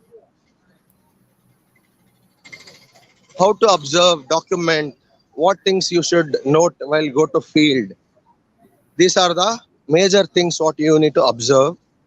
First is wing pattern.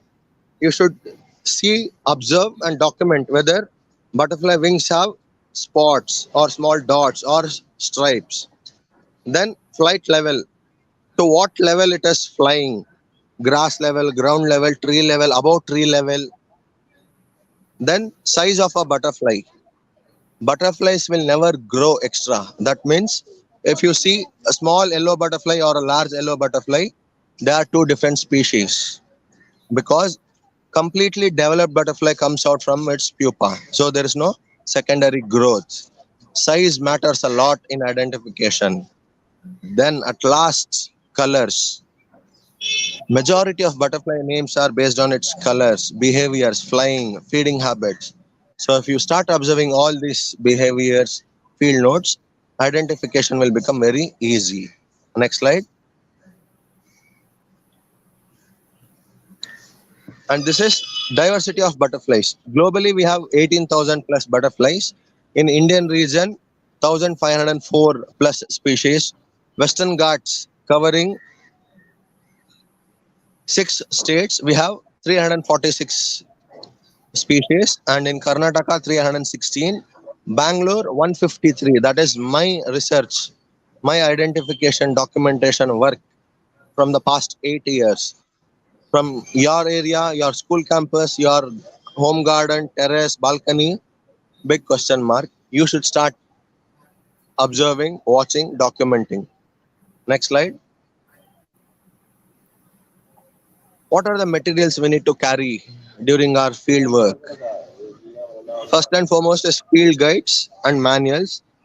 Plenty of field e-guides are there, which we will share. You can go through all those documents. Then collecting dead ones. If you come across any wings or if you see a dead one, you can collect it, preserve it, photograph. We'll help you to identify. Then camera. We all are in smartphone era. Your parents will be having smartphones. Take the permission Use smartphone only while documenting and for a better purpose.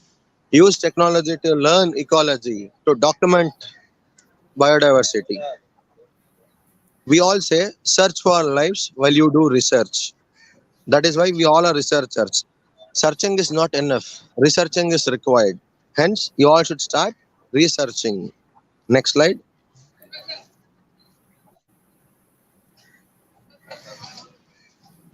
Next, this is the documentation format. For any biodiversity studies, these parameters are very important. Date, time, location, weather condition. Because based on weather condition, we can see are there good number of butterflies or not. Then common names, family. We have only 6 families in butterfly, which is very easy to remember also. Once you start observing, reading more about butterflies, you will get to know. If you want to do density studies, population dynamics and all, you can also count number of individuals you come across. Then activity, was it basking, feeding, flying, chasing other butterfly? So whatever activities you observe in the field, you can note it down. At last, characteristics. As I said, wing patterns, flight level, flying pattern. Some butterflies have, sailing flight. They just glide slowly. Some they have popping flight. Some they keeps jumping among the bushes. Some always on the flowers, on trees, leaves. You all should observe, document. Next slide. There's a saying, don't chase butterflies. Mend your garden so that butterflies come to your garden. All what need to do is plant good number of flowering plants and host plants to attract butterflies. Next slide.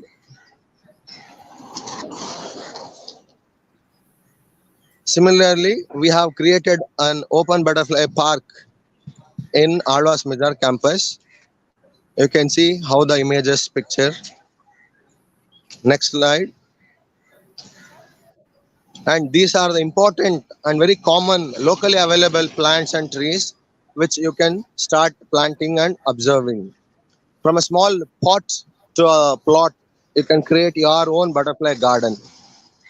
All are very locally, commonly available like mango tree, curry leaves, lime plants, all lime varieties.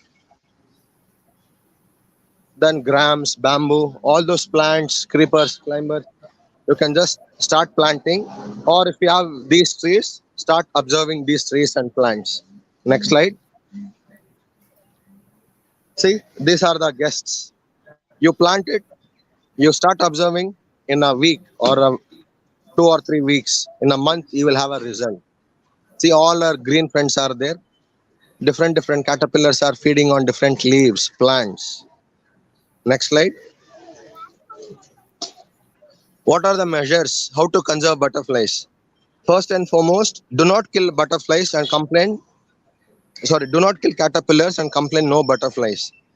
If you allow caterpillars to grow, they form a pupae. From pupa, they will emerge out. Next, avoid pesticides and insecticides. The whole purpose is to attract butterflies, observe butterflies.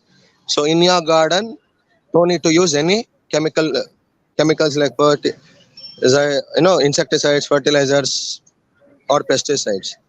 Then encourage planting all host plants. Not all plants can attract butterfly or moth.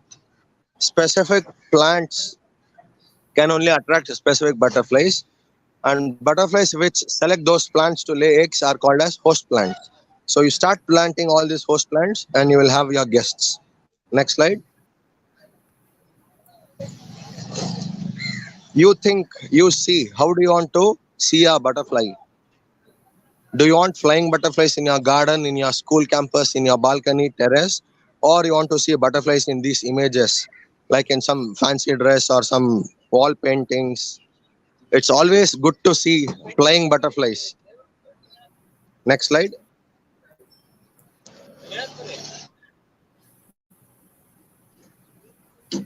Any doubts will be always available. I will share my email ID and you can drop comments. And if you have any background disturbance, I'm extremely sorry because I'm traveling. So that is where you could hear lots of tourist sounds, waves. here is my email ID, and also I use WhatsApp for identification of butterflies. If you have any doubts, difficulties, just text, or if you have clicked any images, if you want identification help, you can always share. Again, I repeat, use smartphones or technology only to learn ecology, to document biodiversity. With your parents' support, supervision only, you should use your cell phones. Just because we are telling don't use or don't misuse mobile phones, our life is like butterflies. As I said, four different stages give us four different messages. First, we all should be very soft, silent, down to earth, sensitive, sensible students like an egg stage. Second, eat nicely like a caterpillar. Only if you eat nicely, you can think wisely and you can work precisely. Third, work like a pupa. Let your work speak. No matter you work in your school, at your home, at your study room, or outside with friends, work quietly, work silently. If you stay simple, if you eat more healthy food, eat nicely, and work wisely, definitely your life will be as colorful as butterflies. I wish you all the best. Thank you so much. Thank you, Chaturved. So we'll see now. Any questions are there? Sure, sir.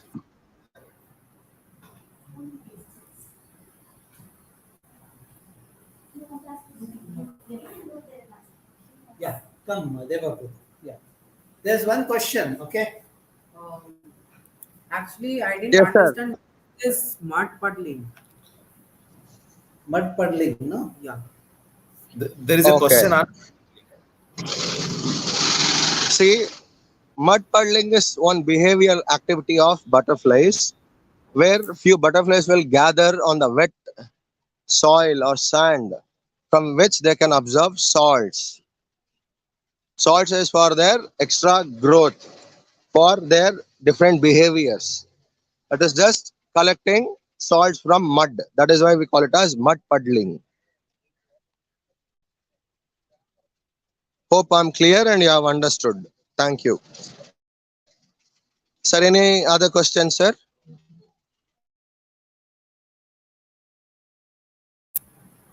There is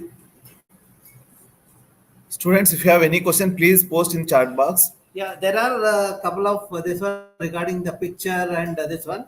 For those who are asking those questions, we are going to post all these videos and PPT slides on the web. Okay. So in a week's time, we are going to post it at our Lake Symposium webpage. You can download, you can have a look at it, and in YouTube you can see the video. Okay. Okay, if there are no questions, let us thank Chaturved. Chaturved, you enjoy Kerala, and we will enjoy sharing the information with the youngsters. Okay. So now Thank you we'll so move much, to sir. the next. We'll try to understand about plants. We have Dr. G.R. Rao, so who will be taking us to the plant kingdom, and he will explain us about the plant, how to identify, and how to do the mapping in the neighborhood. Your neighborhood, what kind of plants are there, how to identify them and record them. He will, and also the importance of the plants he will be highlighting in his presentation. So with this, I request Dr. Rao to take over.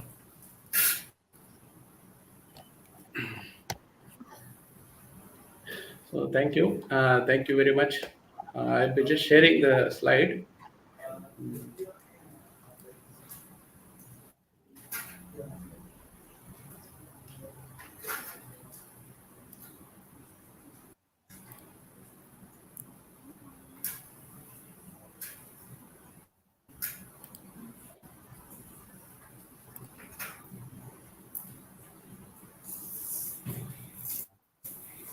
So there is an option called present. If you click present, it asks you to share the Yeah. slides. Yeah. Sharing screen is second one, no? Share screen. No. Okay. Share entire screen. Share Sure. screen is there, no, sir? If you click Yeah, share yeah. screen, Yeah. I have clicked it. So Windows, no? Chrome tab. ah, No, share the entire screen. So that entire screen is there, no? You can click entire Okay. screen. That would be better.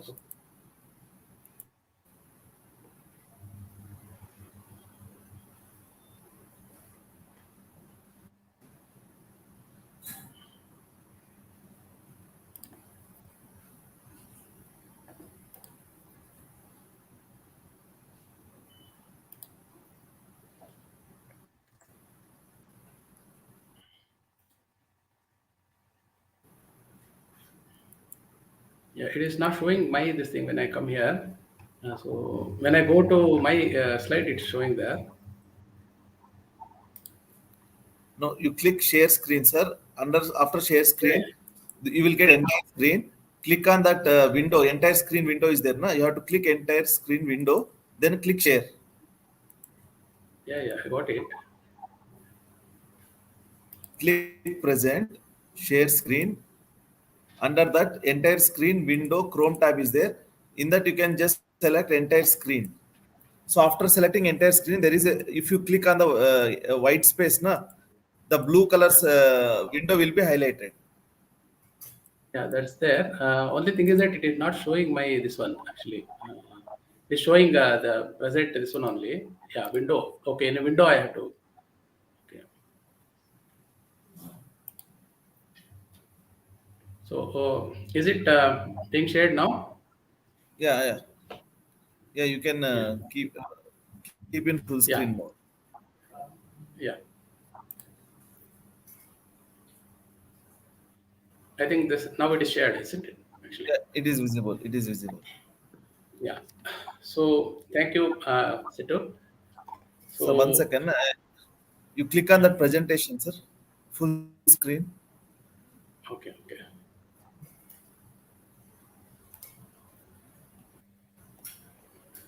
Go to slideshow. yeah, Slideshow. okay, yeah. Full screen, no? Yeah, yeah. Yeah, Slideshow. You click. I have already clicked full show, full this one. It's not a full. It is not shared fully, full screen. No, not a issue, sir. You can continue, sir. You just click on It's next not. slide. You click next Yeah, slide. no? Yeah. Now it's going. No, no, no. It is not moving, sir.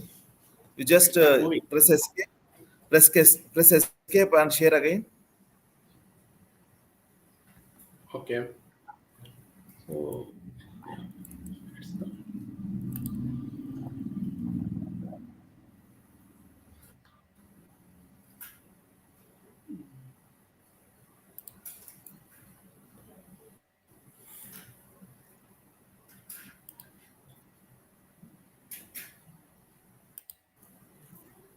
it's now.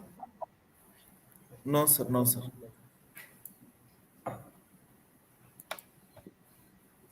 Sir, you do one thing. Click again. Yeah.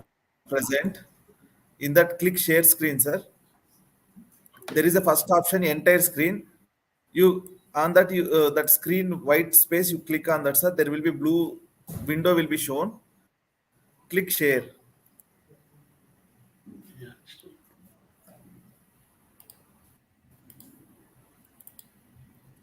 First stop sharing, then you do that, sir. It will work. Yeah. Now click present. Share screen. Yeah. In that there are three tabs: entire screen, Yeah. window, Yeah. Chrome tab. Click entire screen, sir. After clicking entire screen, click share. Below there is a blue color button is there. Click share. Yeah. But entire screen is not. Okay. So yeah. Yeah, now it is working, sir. Now you can go to your PPT and you can start, sir. So we can minimize this and go to the this one. You can minimize this and go to PPT, sir. Okay. Now it is Yeah, shared. now it is shared, sir. Yeah. You can go to full presentation mode. Yeah. Yeah, it's working. So thank you, Seto. I think it's moving now. I think, is it moving also? This. share screen is moving also. Okay, so hello everyone. I'm Dr. G. Ramchandra Rao, Associate Professor, Jain University. So we'll be going through some of the wonderful aspect about plant identification. When we say about plant identification, many things comes into our mind. That is whether identification of plants is so hard and so difficult. But let us make it more interesting, and I will assure you that there are so many easy ways that we can understand the plants and identify these plants. So if you can see here, what you can see here total, can you identify anything interesting here in this slide? So in this slide, you can just see that you can you see anything interesting? Can you just see me at the bottom here? So at the bottom here, you can just see here. So you can just understand how magnanimous the forest is. So the forest habitats differ from evergreen forest like this, with having huge trees like this to deciduous forest to scrub forest and even grasslands, mangroves. So depending upon the different types of habitats, we have different types of plants. So that's why actually the different types of habitats is becomes very important when you are talking about different types of plants. So this is one of my photo wherein in Western Ghats forest. So you can see the amount of huge forest plants which are there. So of course it is very difficult for us to identify all these plants, but let us explore the plants which are there around us.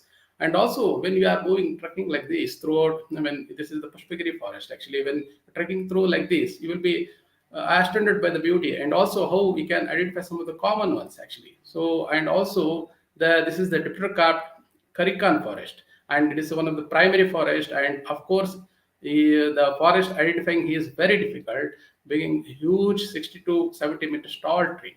So I will be explaining you in two ways actually how you can identify, by mainly looking at the family characters about characters, and also I will be telling you about how we can identify by bark very simply. So but I will be taking the example of our local nearby trees which we see around Bangalore.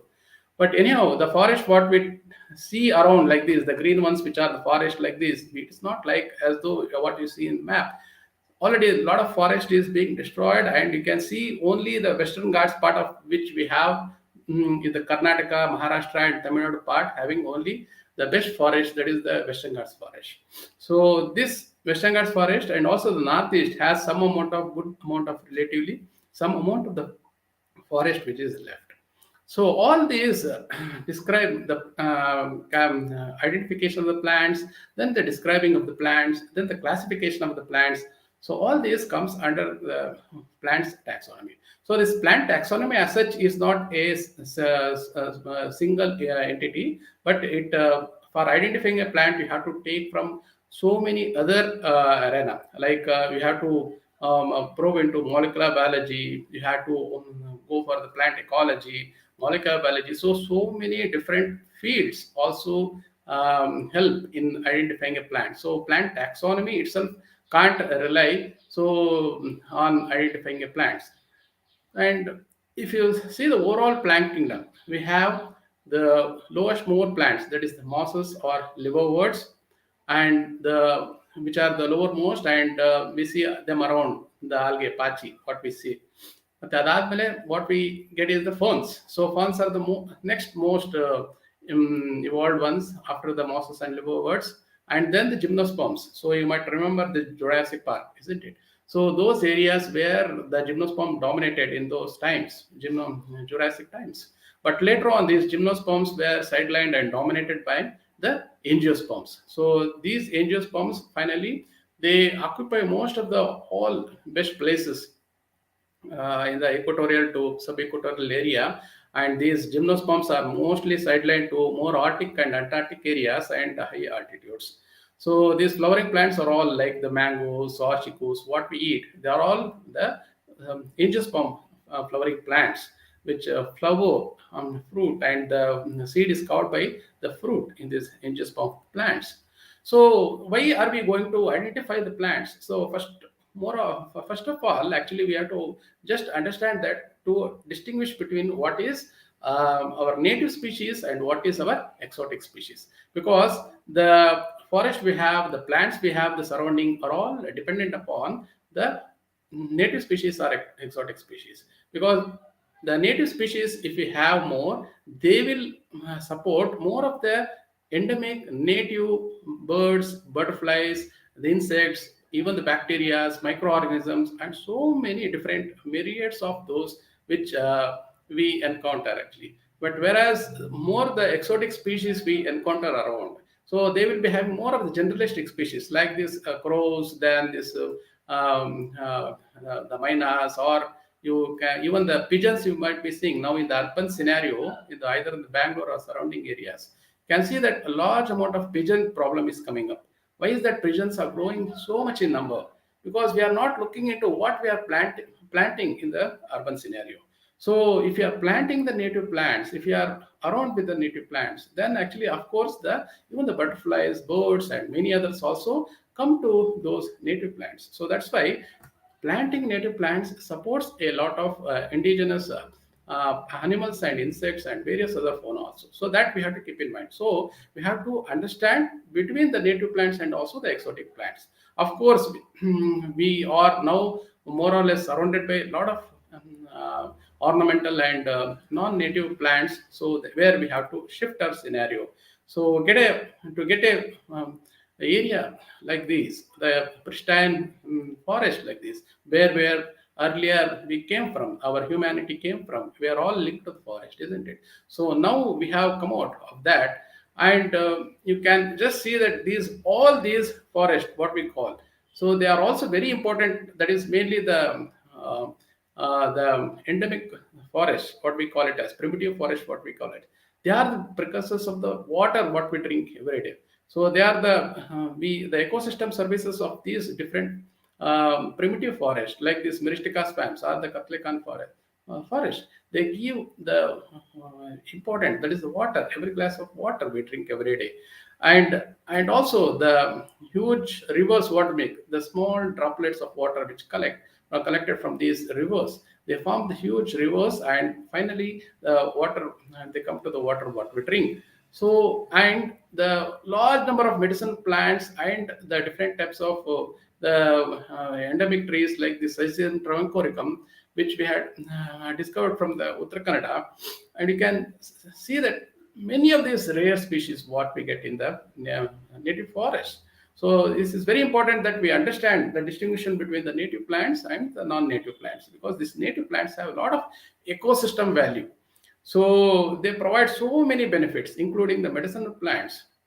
And this is the Civicarpus catlecanensis, which is also a very new species actually, which had been discovered. And this is Gymnocranthera farraquiana, again a very rare plant in Jog forest. So you can just imagine in a Western Ghats or a Ghats section, you can see so much of beautiful forest like this, which you never encounter in any of our surrounding areas. Why? Because they were all restored, they were conserved. So, and that's why they have a place there. And this Myristica fetua or this Myristica fetua fruits you can see here. So all these are all actually a very important endemic trees.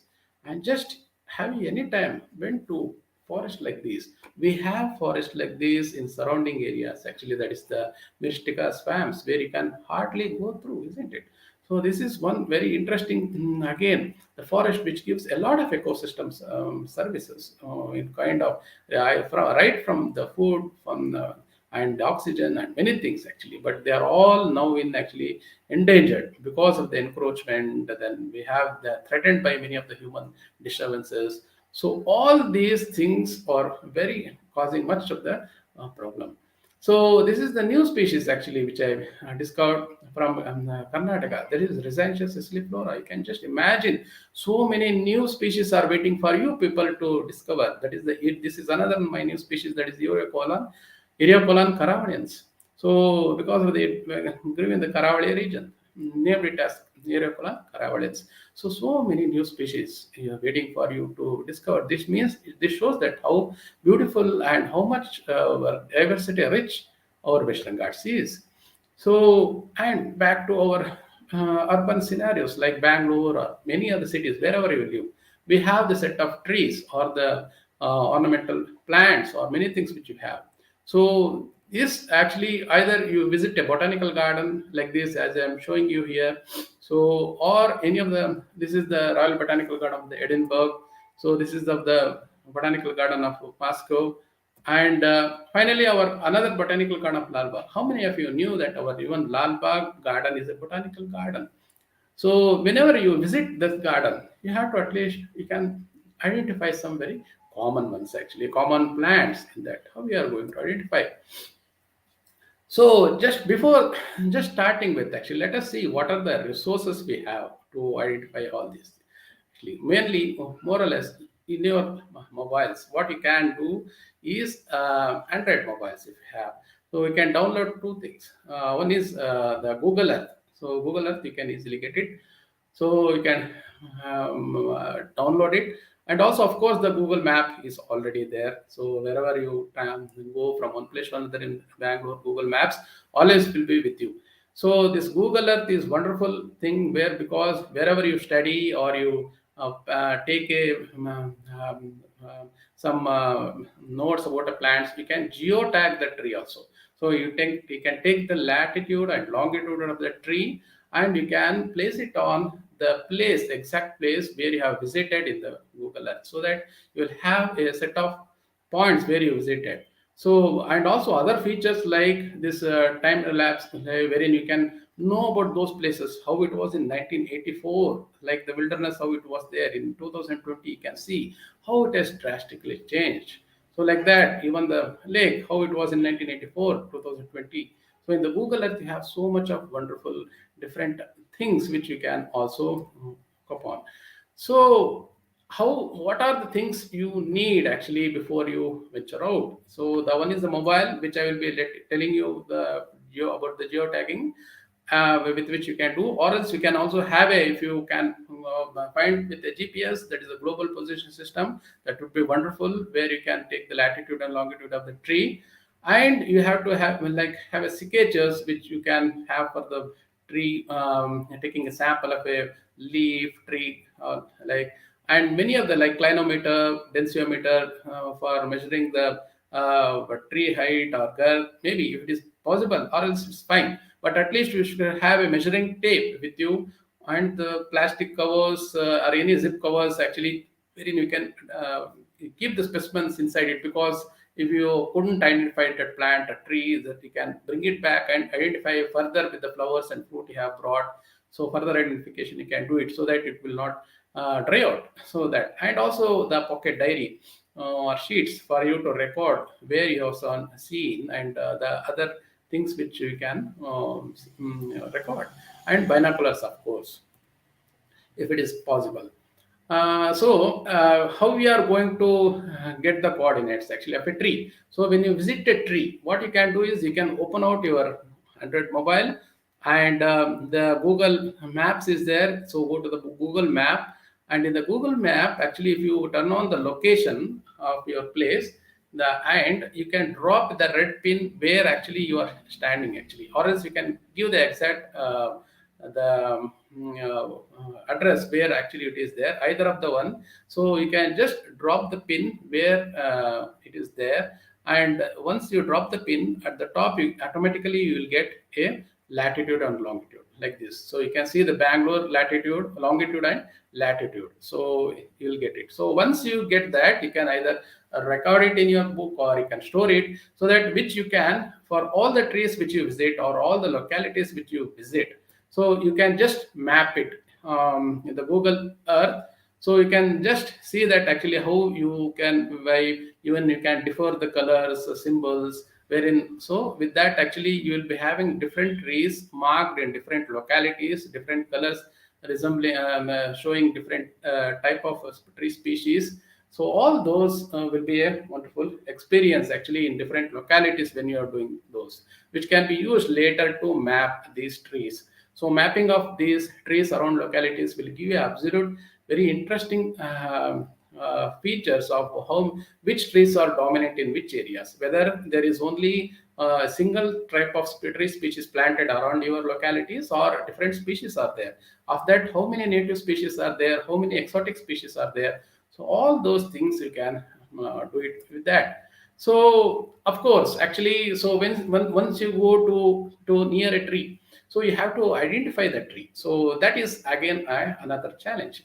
So there are many types of identifying trees. One is the technology way, that is by the app method, the plant identification, how you can do. Second is by looking at the character of the family, family and the leaves, flower. That is the second method which I will be telling you. And thirdly, actually looking at the bark also, it will be easier in mostly in the forested scenarios. So you can see here the different apps. So you can again open up your mobiles and you can just pull out in that Google out this one software that is like plant identification app. So this is also one of the best plant identification apps in India. So you can just click the photo and upload it in that app, so that you will, after 20,000 plant species, you can see so many different plants which are popping out if it is not very properly identified, or else many times exactly it will identify to that species level, so that your problem is solved. You can just write it down. Not only that, the plants is the species name is given, but also along with it actually the associated like family, then where it is seen, important characters, all those things are also will be shown. So like that, you have the another app is the leaf snap plant identification, so which is also a interesting app, so which you can download and use for native tree identification or any plant identification. So like this, you have a series of other different identification apps. Like picture this is another flower and plant identification app, wherein you take a photo and get the plant identified. Then the plant lens, that is the plant and flower identification. Then the plantifier, then the iTree app. So then the plant finder is another one. So all these different apps. So you can just have these apps in your some of the apps in your mobile, so that one or the other will at least go to certain number of species from which you can further identify the plants. So this is one method actually where you identify. So once you identify the plants, you have to ascertain that it is that species, and also to know which are those species, the details, and the other important notes regarding that. You can visit the website, that is the International Plant Name Index, that is the IPNI. It is called as the IPNI. So www.ipni.org. So this is one where actually you can just go to that website and type the plant, and you will get many details regarding who is the author of that plant, then where the plant grows, the details of the plants. All those things are given in that, because it contains nearly 350,000 records of plants. So that is one different. That is one very important, interesting method. And another one is very important actually, which would be of much more use, is we have developed in the Center for Ecological Sciences, Indian Institute of Science, the digital flora of Karnataka, that is a peninsular flora. Dr. Shankar Rao has really done a wonderful job in bringing out so many different plants and different with the collaboration of so many scientists, so many taxonomists, so many people. It is a website which brings in most of the plants of Karnataka, and now it is in Peninsular India also, wherein you just type the name of the plant or a family. It will give you the host of all the, either it may be the herbarium sheets or it may be the photos, so and the description. So everything actually comes into this one. So it is a very beautiful website wherein you can get a lot of information on that. So, and another one is this the flora. The many of you also get, if you go to the library or go to the institute, you get many of the flora manual, guide, handbook, monographs, revisions like that. But it is of course a more elaborative work, so which will not be much. This one, just for the sake of the understanding, I had mentioned this. But you can also know the many floras which have come up, like the flora of Anshi National Park. So, and also another wonderful flora is the trees of Sahyadri. So all these are pictorial tree manuals. So wherein many of the so I am also coming up with one of the trees of Uttara Kannada, wherein right from the bark to flower seeds, wherein all the different photographs of the life cycle of the plant is given. So how is the flower, how is the fruit, how is the bark. So with that, what happens is that actually you can just by looking at the photos, so with the plant in your hand, leaf, you can identify those different plants. So you can, in like the pictorial manual like this, the leaf itself is photographed like this. So that with that, this is a photograph of plant. So you can with this actually you can easily identify the plant which is there in your hand. So and of course there are many manuals you can search out. So and once after, not only that, so identification is one thing, and also if you can if you want to do more analysis, like if you want to do some quantitative studies regarding the diversity or the biomass, so what you have to also do is you have to take some more data about the tree. For example, you have to take the girth at pesticide. So what you are going to do is, I told you that time that you will be having a measuring tape. So you measure around the tree at the breast height, that is nearly 1.4 meters at the tall. So at this height, you are going to measure the tree and take that measurement in centimeters. So once you have that girth, and also if you are getting the tree height, so you can see the tree height also by the instrument like line meter, or manually also you can size up, like if you're 5.5 feet. So what you can extrapolate the whole tree. So you can have a manual height like that of the height. So it becomes a very useful data. So to have you can do work out on what is the biomass of that area. So biomass of the tree and overall biomass of the area. So with that, you can later calculate how much carbon sequestration is going on in your area. So what is the input of the trees in the climate change overall. So all these, it becomes a very important data. So to measure. So these are the different ways how we are measuring the girth. And of course, when there is a branching, it is better to take both the branches. Measurement of both the branches. And if there is a buttresses, like many of the trees like Gulmohar, Delonix regia might be seen. So those you have to take girth at above the dBH. So like that. So if you can take those, it would be wonderful. And of course, you in your diary, you will also be including the species name of the plant, then the phenological details. That is the details of whether the flower is fruiting, or all those things also you will be measuring. You will be taking. So, and also the associated climbers, lianas, parasites. See, because this is very important, because I have seen many of the Bangalore trees, like this Lagestromia flosserigine, which is filled over on many places. It is covered by parasites like Loranthus. So wherein the trees die down. So if you happen to see that in your area, so many trees are dying, and you examine whether there are any parasites like Loranthus is another angiosperm only. So another parasite which is growing on the tree. So you can just immediately you can inform to the people, forestry people, so that how the trees can be saved.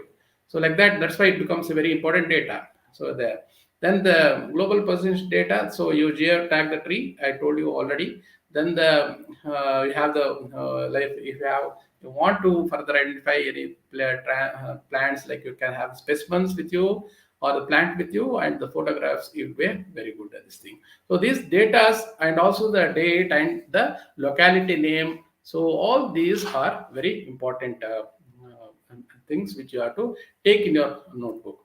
So of course, when you are traveling in cities like Bangalore, like this, you will have a host of many types, actually monoculture plantations, or the plants like this, which are in full bloom. So when you are in full bloom, so it becomes very easy for identification, isn't it? So, but it is also very important that we can't rely just on one thing. So the identification morphologically includes to understand some of the basic things. So the basic thing, like as you can see here, the leaf, the first is the leaf. So when you get any plant, actually, just examine whether the leaves are alternate. You can see here the alternate leaves, and here you can see the opposite leaves. So every species have a very constant character. Either it may be alternate or it may be opposite. So if it has opposite leaves, all the trees of that species will be opposite, more or 99%. There may be some variations in some, but mostly it is so. And also the third type is the whole type. So you can see here, this is a devil tree. This is Alstonea scholaris. So this Alstonea scholaris, it has a whole type of leaves. As you can see here, the whole type of leaves. And also you can see into many other characters, whether they have any milky latex or anything, which also comes into hand. But with the leaves, actually, most these three you have to observe. So, and not only the leaves, the phyllotaxy of the leaves, that is called the phyllotaxy of the leaves, opposite alternate. So not only that, whether they are simple leaves or compound leaves. So simple leaves like this, hibiscus, you can see the hibiscus, it is a simple leaf. So having only one blade. But if this leaf blade, okay, so of the hibiscus, so if it splits into so many small leaflets, which are attached to the rachis, and this rachis is attached to the main stem, this is called as the compound leaf. So here, in the simple leaf, like hibiscus, the whole leaf is attached to the main bark. But here, that leaf splits into small leaflets, then that is attached to the bark. So like this in the curry leaves. So this is the curry leaf patta. You all know sambar, in the sambar they put the curry leaves, isn't it? So you can see the small leaflets which are there, which are attached to the main rachis and attached to the main stem. So these are the compound leaves. So in this compound leaf also you have two types. That is like pinnately compound leaf like this. So this is the pinnately compound leaf. As you can see here, the pinnately compound leaf, where you have small leaflets arranged like this, and palmately compound leaves. So this is the palmately compound leaves, wherein actually the leaves are arranged radially. So don't confuse this with the whorled leaves. Whorled leaves are attached directly to the stem itself. But here you have a petiole, and the leaves are attached to that in a radial fashion. So that's why they are called as the palmately compound leaves. So simple leaves, compound leaves. So in the compound leaves, you have the pinnately compound leaves and palmately compound leaves. So if the example, for more examples, the beautiful emmy mangoes. So they are all simple leaves. So the simple leaves, the petioles are attached to the main stem. Whereas the pretty peltoforums, where you see, or even the tamarind leaves, you might have seen many tamarind leaves or curry leaves. So they all have small leaflets like this, which are attached to the rachis, and this rachis is attached to the main stem. So these are all the compound leaves. So, and again, this is the pinnately compound leaf, and this is the palmately compound leaves. So which are arranged radially to a petiole, and this petiole is attached to the main stem. So that's why it is called as the palmately compound leaf. So this is the Peltophorum pterocarpum, what we see in the roadside normal trees. So not only that, also the common leaf shapes is also very important. For example, the grass is have very narrow, isn't it? It's called as the linear. Then the hibiscus, it is ovate. You can see the ovate shape, so it is called as ovate. Then the elliptical, you can see the opposite one equal halves, the elliptical. And if this elliptical is more elongate, like in banana leaves, so it is called as the oblong leaves. And same this ovate leaves, if it has a more chordate base, like heart-shaped base, it is called as the chordate leaves. And I think you have seen bamboo, very having a sword-shaped leaves like this. So they are called as the lanceolate leaf. So even the nerium and many plants like that, it has like that. Then pines, for example, if the pines, they are needle-like leaves, isn't it? So needle-like leaves, then it is called as the acicular. So that is called as the acicular leaves. And how many of you have eaten the Ondelaga leaves? Now it is one of the common medicinal herb. Ondelaga, it is called is Kannada. And these leaves you have seen, it is kidney shaped. So kidney shaped, it is called as the reniform leaves. So it is called as the reniform leaves. And of course, lotus. So you might have at least seen in the pictures, isn't it? They are plate-like, rounded plate-like. So that's why they are either called as a peltate or orbicular. So normally it is called as the peltate leaves, plate-like. So then if they are arrow shaped like this, so they are sagittate if it is the cleft is not very long. If the cleft is more elongate, it is called as the hastate. So and then if it is lobed, so saspe kida. So how many of you have seen that actually? So it is called as a lyrate. So then rhomboid. So like the rose, many of the rose plants have this, and many leaves have the leaf base. This leaf base is so this leaf base is unequal. If the leaf base is unequal, it is called as the oblique leaves. So cuneate means wedge shaped. So like this is the duck potato Sagittaria, so which is actually hastate leaf, as you can see the cleft at the base. So like that, if you can remember some of the shapes like this, it becomes very easy for you. And also the margin of the leaves. So if you see the margin of the leaf, it is a very small toothed here.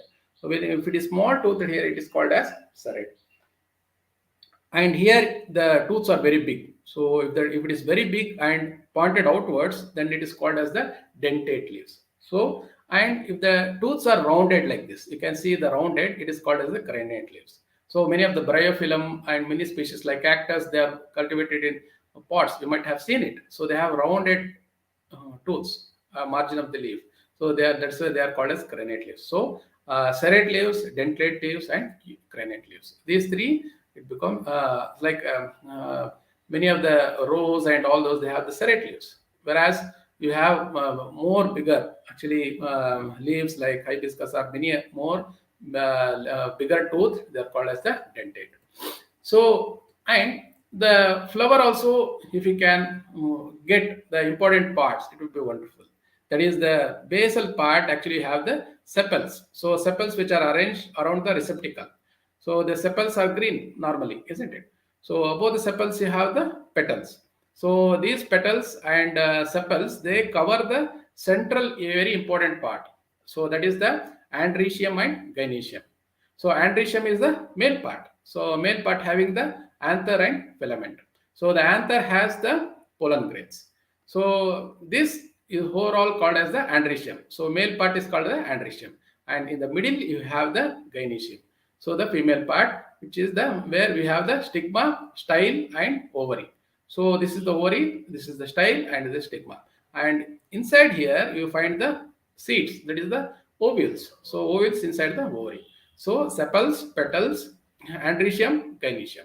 So these are some of the parts of a flower. So I'm not going to in detail about the inflorescence because that needs more in detail study. So let us try out some important families. So and also identify the trees which are around us. So that becomes very interesting also. For example, first is the Asteraceae. If you see the Asteraceae family, there are sunflower family. So in the sunflower families, how you easily identify in the sunflower family, you can see it is not a single flower actually as such. It is a group of flowers. As you can see, it is a group of flowers, and you can see here the yellow part. What you can see, they are called as the ray florets. So they are called as ray florets, which having a petal-like structure, and below you have unisexual flowers. Whereas the middle ones, all these in the middle ones, you have the bisexual flowers. So they are called as the disc florets. So outside flowers, they are called as the ray florets because they have the rays. Rays means petals.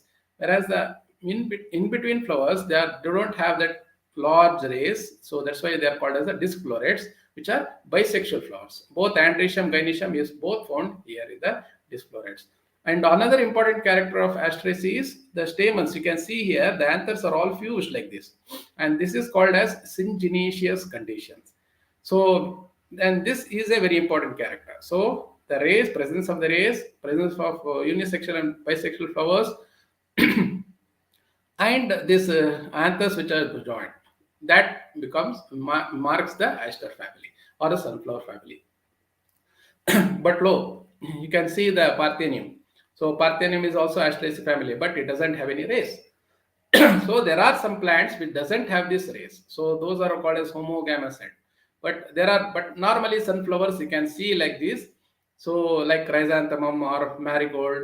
So all these comes under the Asteraceae family. Why I told is Asteraceae family is because you normally encounter these aster family or the sunflower family a lot in gardens and ornamental plants. Yeah, so our second one actually is the legume family. All the pulses, pea, legume, all these comes under the Fabaceae. So even the many other plants like the Bauhinia, all those also comes under the Fabaceae, but they have a little bit different flower structure. And this Fabaceae, you can see very important character is the flower like this, having a large banner-like petals. It is called as the standard petal, and you have the two wing petal, and you have the keel petal. So if you see any flowers like you see in the Pongamia, so this is the Pongamia pinnata or the Hongamera. So now a lot of plants are planted around your areas. You might have seen, I think. So they have the structure like this: the banner petal, then the wing petal, and the keel petal too. So 1 plus 2 plus 2, you can see here. So these are the innermost ones. So inside you find the stamens, 10 stamens. So here in the Papilionaceae, you have the 9 plus 1 stamens, whereas in the Cisalpinaceae and Mimosaceae have free stamens. So this is the only difference. But all these have very common is the presence of pods like this. All these Fabaceae, they have a pods like this. So the pods makes very important character in Fabaceae. So either it may be the pulses or may be the honge tree. So you have a pod like this, which is monocarpellary and monolocular, having only one chamber. So and marginal placentation means the seeds are joined to the margin.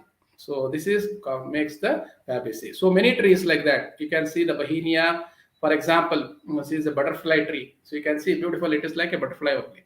So this is another Fabaceae tree only with a pod. It also has a pod. So this Bauhinia purpurea or Bauhinia vahali is there. So like that. Then Senna spectabilis. Old name is Cassia spectabilis. It also has a pod like this. Right? Beautiful shower of flowers. But it belongs to the subfamily Cisalpinaceae of Fabaceae only. So this also has a beautiful flower, and you can see many times surrounding your places. And this is Delonix regia. You might have seen it is normally called as Gulmohar. So this Gulmohar is also again Fabaceae only. And another important character of Fabaceae is this leaf petiole is there. No, the leaf petiole which joins the stem. It is swollen, and it is called as pulvinous leaf base. So normally many of the Fabaceae they have that pulvinous leaf base. And normally when you are traveling, isn't it? You can see the trees all along like this. This is Delonix regia or the Gulmohar tree, the Fabaceae, and their pods. So these are their pods. And this is the Peltophorum pterocarpum, another very important tree, and which you see around, and the great Samania saman tree. So the large rain tree you can see here around you. So many you might have seen. How many of you have taken the fruit of this? You have many times actually these fruits are crushed and made into a cork ball, isn't it? Have you tried? I don't know. In our times we had tried so many times, but now I don't know how many of you people do it actually. But this is one of the largest trees. Many of the old buildings, government buildings, and also roadsides, you find huge trees like Samania saman, rain tree. And this is the lemon tree family, Rutaceae. So in lemon tree families, if you just pick up the leaves and hold up to the sunlight, you can see small dots. And these dots, actually, that's why when you crush the leaves, you get a very fragrant smell, lemon smell. Like many of the trees around you, like the lemon tree, or it may be the Asian marmalose, that is the bilwa tree, or the karipata leaves. So all these actually comes under the Rutaceae, which have the thorns and also the prickles and also the very fragrant smell when you crush the leaves. That's why when you are identifying the plants, you have to do something. Either you have to crush the leaves or you have to see the patterns of the leaves. So just looking at the tree or plant doesn't help. And the Myrtaceae, that is the Syzygium, Jamun family. So Jamun family has like many plants like eucalyptus, or you take the Syzygium. Both have one character is that the stamens are numerous. So you can see so many numerous stamens, and either the eucalyptus leaves or this Jamun leaves. If you crush it, they also have a their own peculiar fragrant smells, isn't it? So that again comes under the family Myrtaceae. So and this one character is very important actually in this Myrtaceae family. Then, of course, how many of you have seen this Ixora plant? Most of you have seen this Ixora plant, I think. So this Ixora plant comes under the important family Rubiaceae. So this Rubiaceae has interpetular stipules like this. You can see the interpetular stipules between two leaves. So that's why it becomes a very important character. So if this stipule is present between two leaves, then it is comes under the Rubiaceae. Most of the plants under the Rubiaceae have opposite leaves and interpetallar stipules. So like the trees, you might have seen the Neolamarca kadamba. So it is called as kadamba tree. I think most of you people have seen around you in the city areas which are planted.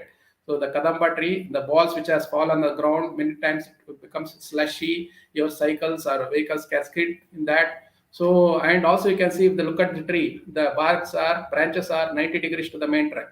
So there is another very important character. So if you see the closely look at the leaves, again the leaves are opposite, and in between you see the interpetallar stipules. So any tree around you, if it has opposite leaves and interpetallar stipules, just say that actually it is Rubiaceae. So another family in your pocket, isn't it? Such a very useful and interesting one. And another very easy family which you can identify is the Bignoniaceae family. So either you take the Spathodia. Of course, I can guarantee you that most of you have seen this plant around you, which have a reddish flowers like this.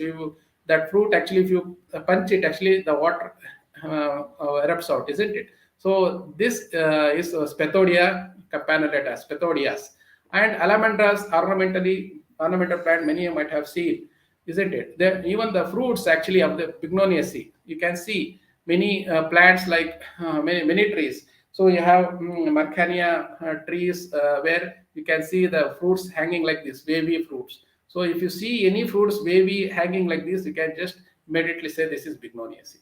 And I will tell you another very trick. The Bignoniaceae, if you just open the flowers, you see the stamens are in two length. Two are small, two are large. If a flower, if you get like that in a trees, too small and too large, then you can say go to that it is a family Bignoniaceae. So you have so many beautiful trees of Bignoniaceae. Not only those, like the tree jasmine or Indian cork tree. So when you are walking, actually, if you see any flowers falling like this, long flowers, you just open it and see the stamens, 2 plus 2. Then it is Bignoniaceae, and this is Millingtonia hartensis, a jasmine tree. Beautiful smell, fragrance, and tree. And of course, tabibias. How many of you have seen it? Actually, most of you might have seen, isn't it?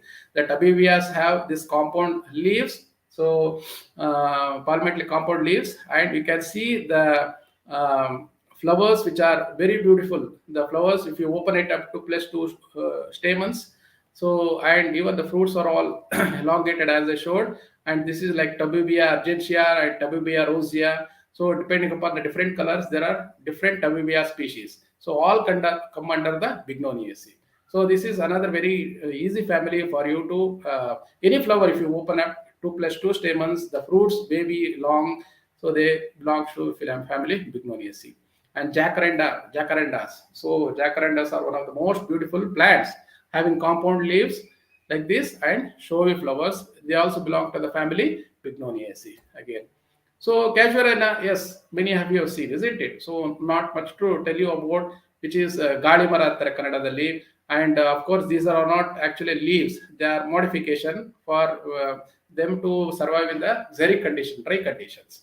So these are many times planted in sea sites for them as a wind barrier, sand barrier like that. So very useful tree, Casuarina equisetifolia. So don't confuse this one with the pine trees. So pine trees are having the needle-like leaves itself. Actually, they're in pine.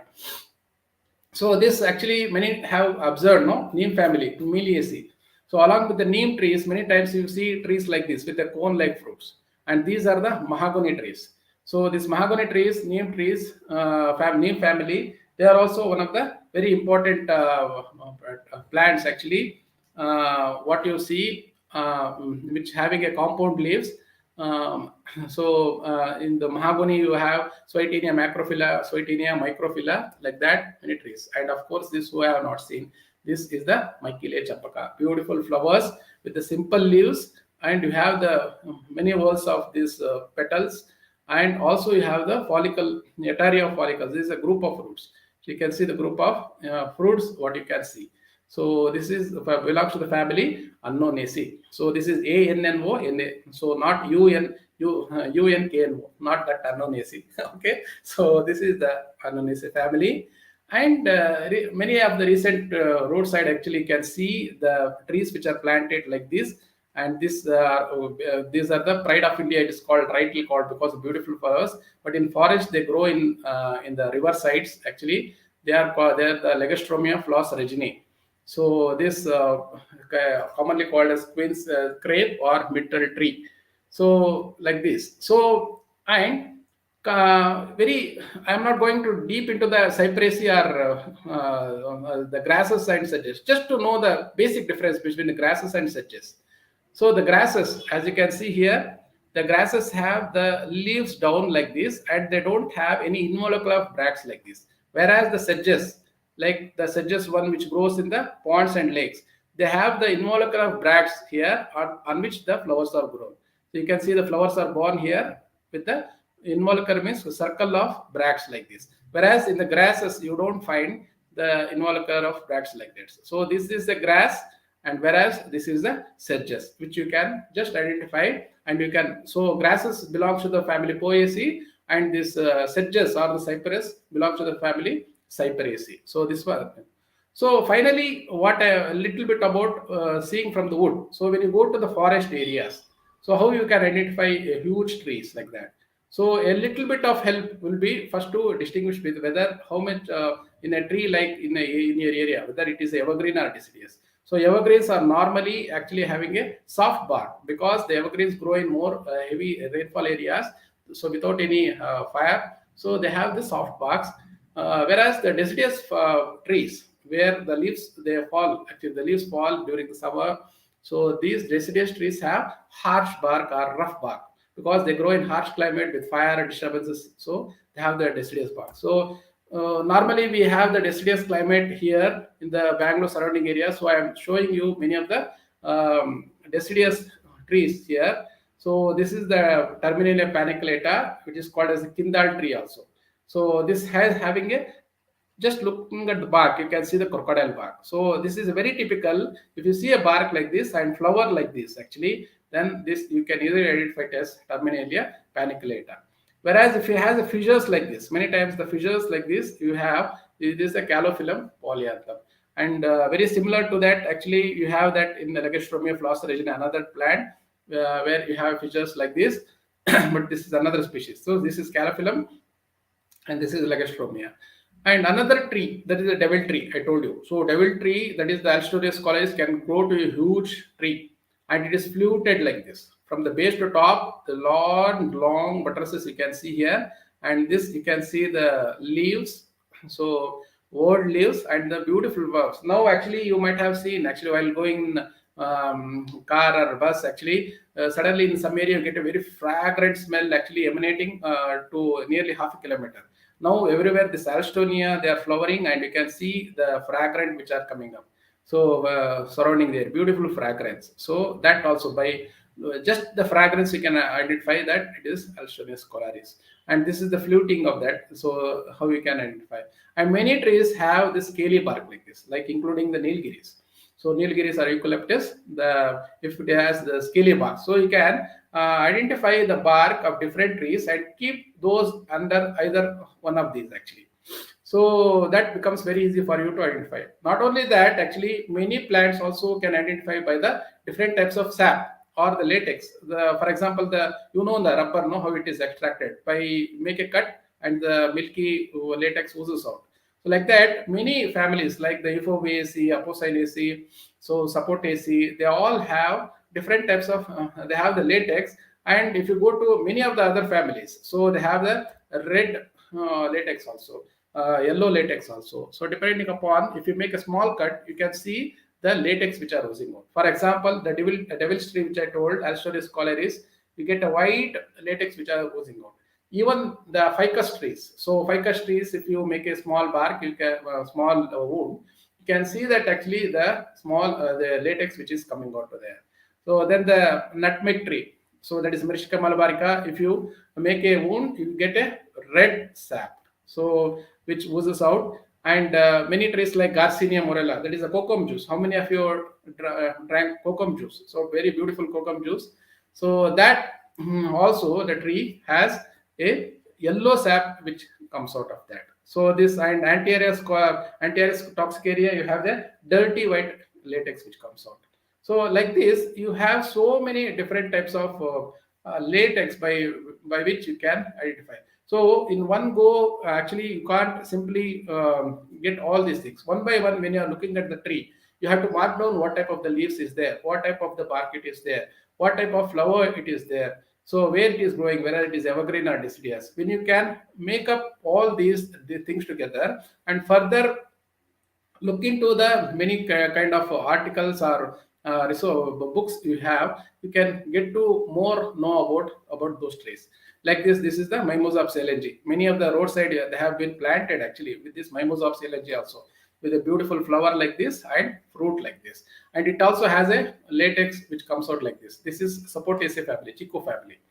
So like this, actually, you can come up with actually identification of the plants, which becomes very interesting if you are more observant. And what you should do is actually you should go around to looking into the important characters like the bark, like the leaf type, and the flower type, and even many times the pattern of venation, and how the latex or sap is there with the plant. So thank you for really a wonderful journey. Give me an opportunity for this wonderful journey. So with you all, hope I think everyone understood. So, Setor, can I close this? That Yes, sir. Yes, sir. J.R. Rao, I think there is a question. Thank you, J.R. Rao, and send that Yeah. PPT slide. Huh? We will post it on the website so that some of the people wanted. Okay. Okay. We will post video as well as PPT slides. Okay. Sure. Okay. There are no questions. Any questions? One question is there, sir. Sir, Yeah. how can we measure weight of a tree? How can we? How can we measure weight of a tree? Wait. Okay. Yeah. So normally weight of a tree is there will be a the overall destruction of a tree is not advisable. So that's why the overall destruction of tree is not advisable. So that's why the height and the girth of a tree, when you extrapolate whole thing actually, so there are certain formulas with which actually you can measure the weight of the tree. So normally different trees have different biomass. So with that biomass actually, and taking into how much the height and weight of the tree, we can measure the weight of the tree. We have not done that. Any questions? Any other question? I think there are no other questions. Thank you, J.R. Rao. Thank you. Okay, we will move to the next presentation. Next presentation is by Dr. Bharat. He will be talking about mapping neighborhood. Okay.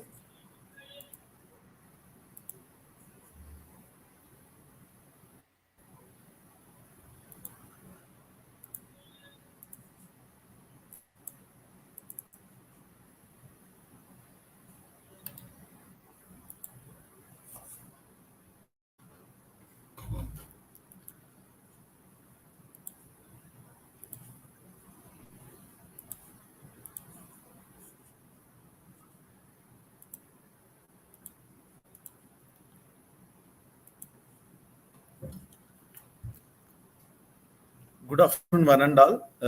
I would like to share on mapping neighborhood. So from morning, you are listening about various themes. Sir has also given the likely projects. So what kind of work you can be able to do it, and also Brijo and Chaturved has provided an overview on how to identify birds as well as butterflies. Dr. Rao has mentioned you how to identify the trees. So in this presentation, we mainly focus on how to map the any study area or the location which you have selected for the biodiversity investigation or the field investigation. So being it a lake or being it a park or being it any forested area or any other landscape, so you need to try to understand what are the features present in a particular landscape, and also where those features are located, and how those features can be depicted on a map. We will try to understand in this presentation. So first we'll try to understand what is mean by map. Map is nothing but a diagrammatic representation of any area. So whatever you see on a three-dimensional Earth surface, if you represent those features on a two-dimensional plane on a paper, it is considered as a map. So be it can be lake or roads or landscape or villages or taluk or district or state. So based on the purpose, we represent the various features on a map. So to represent this three-dimensional feature in two-dimensional plane, we will generally say it as a map. So you can use the various features represented by the various symbols like point, line, polygon. So you might use the point to represent some features like trees or the buildings present in a location, and you can use the line feature to represent the roads or the river or the streams present in a particular location, and you can use the polygon to represent the boundary of any particular feature. So these are the various representation we will use to represent the features which are present on the Earth surface. So there are various maps available. So these maps are classified based on the scale as well as the purpose of the maps. So when you consider based on the scale, there are various maps available. If you say the cadastral map, which tells about the features present in a village level. If you say the topographic map, it can be like representing a particular landscape or particular district or the particular taluk. So when you consider the geographical map, which is at a very larger scale, where you can represent the state or the country level maps. If you say the atlas maps, you can see the entire countries depicted on a plain sheet. So likewise, and also there are maps based on the content and the purpose. So for example, you might have seen the maps which depicting the various roads and also railway network. And also you would have seen some of the maps depicting the cultural features present in a particular location. So in your earlier days, you would have asked to create a map depicting your house and also the distance from your house to the school. So you would have drawn one line which depicting the route from the school to your house, and also on the way to the house to school, you would have depict various features located. So for example, there are some temples and there are some lakes and also there are trees. You would have represented it on a map. So this is a simple map which representing the location one to the other location. But if you consider any study area, or if you are doing any research on a particular lake ecosystem or the particular forest ecosystem, you need to depict your study area map. So to depict those study area maps, you might depend on the secondary sources, and also you might do the primary data collection. So the data collection happens in two ways. One is primary data, another one is secondary data. Secondary data is mainly you take the help of the existing literature, whereas primary data you will only collect the sum of the features and you depict on the map. So that we will look at in detail in the next slides.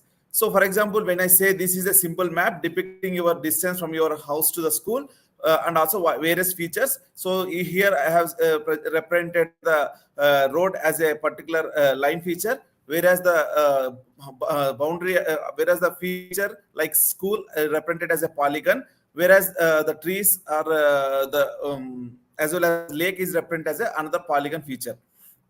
So now you consider as I told, there are various maps based on the purpose. We are using the various maps. There is a atlas world atlas where you can see the countries information. Then if you go further down, you will see the country level map, are also known as geographical maps. So where you will see that various states as well as the road network within the particular location, a particular area. So then you will go further down. For example, if you are interested in forest maps, so if you consider this is one of the map prepared by the French Institute, where you can see the various various forest types present within a particular district. For example, this Uttarakhand district, we will see the various forest type like evergreen, semi-evergreen, dried deciduous, and also the scrub forest type, which are depicted in various colors. Each color represents the different forest types. So based on the purpose, you will select the various map. So now So what actually map provides? Map provides you, the location details, and also based on the map, you can also identify what is the coordinates of a particular region. So you will use these terms like latitude and longitude, which depict the location of any particular feature. So, for example, if you consider the location of a lake, you might identify that particular lake based on the some geographical coordinates. So this you would have studied in your earlier classes. So now, for example, if I say the topographic map, so what exactly any topographic map provides? So the topographic map provides, one is, as I told, there is a location details will be provided, and also each and every sheet has a specific number. So based on the number, we can also identify which location it belongs to. And also each map will have the direction, which based on the direction we can identify where our area of interest is lies. And also each map will contain the scale. Each scale represents what is the unit. One unit on the map represent to the how many units on the ground. So for example, if I say the scale as 1:50,000, 1 unit on the map represents the 50,000 units on the ground. So where you will get these topographic maps? The Survey of India is the nodal agency where you can download the topo sheet of your area of interest. For example, you are interested in identifying the lakes in a particular location. For example, you have taken your study areas identifying the various lakes in your ward. So what you can do is you can also download the secondary data from the Survey of India topo sheet. So based on the by providing your Aadhaar number, so you can also download. You can also specify which area you are trying to download. So by providing the location details, you will be able to download this Survey of India topo sheet. So this will become the base data for your project. So first you understand the earlier status and you map the current status. You can also understand what is the change in a particular ecosystem. So for example, if you are downloaded any topo sheet, you can also see at a corner there are latitude and longitude information is also provided. If you take 1:50,000 scale map, every 15 minutes you will have one division, and every 5 minutes you have further divisions. Based on that, you can say what is the position of a particular feature. So when you zoom further, you will be able to see the coordinates here. So and also if you further zoom, and also if you try to understand what are other features present. For example, there is a various roads are depicted, and also various forest. If there is a forest, it will be depicted by the various symbols, and also the polygon features like tanks, reservoirs also will be shown, and also it will contain the water bodies, stream network, as well as road features within a topo sheet map. So this forms you the secondary information. So whenever you have taken up mapping a particular water body, so you can take this as a secondary data to understand what is the actual features present in a particular location. Once you are clear with that, then you will go to the field and you can cross verify whether there is any change in the earlier existing data. Next, we will try to understand where you can download these maps. So you can go to the Survey of India website, where the Survey of India, there is a specific portal is provided where soinakshe.uk.gov.in. If you provide your mobile number, you will get an OTP. So based on the OTP, you can download any area of interest topographic map. So after that, when you take up the study, you can also need to do the field investigation. So for field investigation, you also you required to take the coordinates using the GPS. Since GPS device is not available, you can use your mobile phone as a GPS device. So mobile phone has a assisted GPS system within it. So you can use the various mapping tools available. So you can use some like MapINR, or you can use the GPS test, where you can download those application. Based on that, you can also collect the coordinates from the field. For example, if my area of interest is, I assume that Indian Institute of Science. So I want to map what are the features available in Indian Institute of Science. What I will do is, I will first download that MapINR application to my mobile. So I will go to the field and I will try to map various features present within a particular location. So once I map all these features, I can also create a boundary for this particular area of interest. Then I can depict this particular study area map in my project. So these are the various features you will represent. For example, you are interested to map the buildings, you can also use the point feature. Or if you want to depict the actual size of the building, then you can go for the polygon feature. If you are trying to map the trees, you can also use the point feature. If you are trying to depict the line feature or the road feature, you can use the road or any streams, you can use the line feature. So now, as I told earlier, we can use the GPS, which is a satellite-based system. Since you people does not have the access to the GPS, we will use the assisted global positioning system, which is available in your mobile. So there are various apps available where you can use the mobile phone. You can install those apps and you can find out the location coordinates. So whenever you collecting the data, you need to remember that you need to specify the GPS ID and also latitude, longitude, and also accuracy of your GPS, and also altitude of the particular location. These information, when you install the GPS test or any MapINR application app, so automatically this information you will be able to derive, like latitude, position details you will automatically get. And then next one is the altitude with respect to the particular location. What is the height you can also mention, and also the description. For example, whether you are collecting the data of any trees, or whether you are collecting the data of any lake water quality, or whether you are trying to understand the bird diversity of a particular location, that description can be provided here. Next, if you have taken any photograph, you can also provide the photograph ID, and also when you have taken the photograph, and also the description of the particular photograph can be provided. Next, this is the sample which we discussed earlier. So your field book should contain the location details and also elevation at the time where you sample. For example, you are interested in understanding the bird diversity of a particular location, you should sample in the early mornings. So like before 9 o'clock or evenings after 3 o'clock. So you cannot assume that at 12 o'clock you will do the sample and you will get a good bird diversity, because that is not the time to sample. So likewise, if you are trying to understand any water quality, you might need to go to the lake before the afternoons. So that's where you will try to mention the time of the sampling, also very important. And also these are the various features. For example, you are trying to measure the height of any trees, or whether you are trying to understand the solid waste in a particular location, or you are interested in mapping the macrophytes, and if you are interested in mapping the depth of the lake. All these information you can collect, and also you can specify what are the features you are collecting, and also what time you are collecting. And for example, these are the various themes you can do your projects. So based on the individual project, you can collect the information in the field. So now, which are the tools we will use for mapping our neighborhood? We can use one is Google Earth, which is very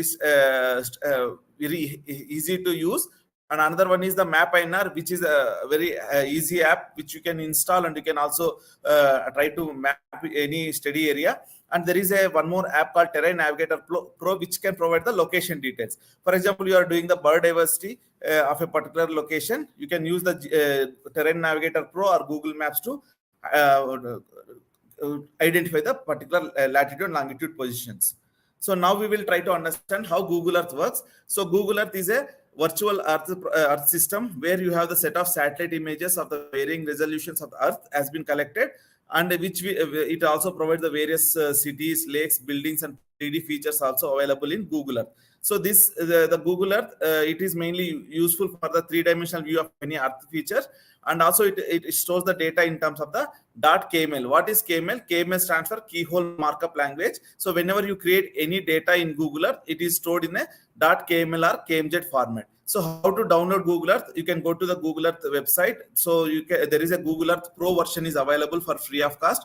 If you are having the laptops or the desktop, you can straight away install Google Earth Pro version, which is available for free of cost. You can download from the Google Earth website and install. Once you install, you can see this kind of icon is available in your desktop. So if you click here, then you will see that this globe kind of symbol will be shown. So for example, you are interested to map the water bodies in a Bangalore. So what I will do is, if you know the name of the lake, you can straight away type in the search bar. You can straight away provide the name of the lake. So here I am giving an example of Alsur Lake.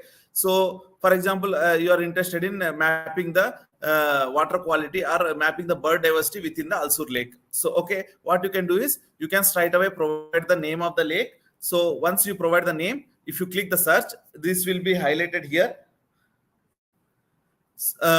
This will be highlighted here. So once you get highlighted, then what you can do is you can use the various features like point, line, polygon. There is a toolbar available here. You can select which are the tools you are interested to work. Like for example, you want to map the boundary of this particular lake. So you can use the line feature, or you can use the polygon feature to map the boundary. For example, you want to map the sum of the buildings or the trees available in this region. You can use the point feature. So for example, my interest is I want to map the boundary of this particular lake. So what I will do is I will use the add polygon option. For example, add polygon option I have selected. So what I will do is, so you would have done the tracing of a image by keeping the image below, and above that there is a white sheet, and you would have drawn the by looking at the image which is kept in the below. So the same manner here, what we will do is we will just click the add polygon and click on one location and try to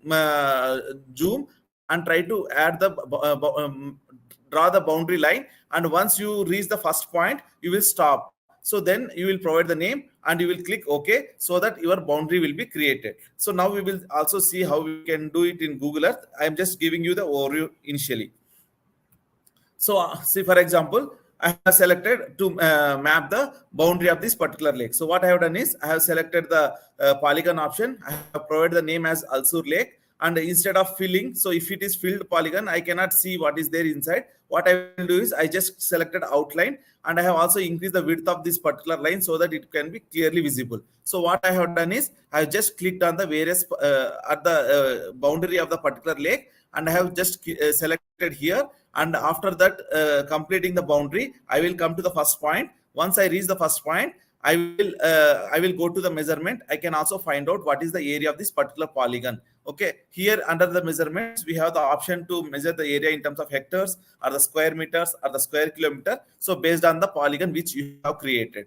If it is the length, you can also measure the length in terms of the meters or kilometers. If it is the point, you won't get any measurements. So likewise, after mapping the particular boundary or the particular landscape feature, you can also quantify the area. Once you have quantified the area, you can note down in your field book.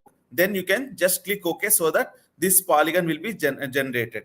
Then after that, what I have to do is, so after that, what I have to do is I want to map various features. For example, there is a treatment plant here, there is a swimming pool here, there are various trees and parks also available. So what I have done is I have used the various symbols to depict the particular features. For example, there is a big forest patch here.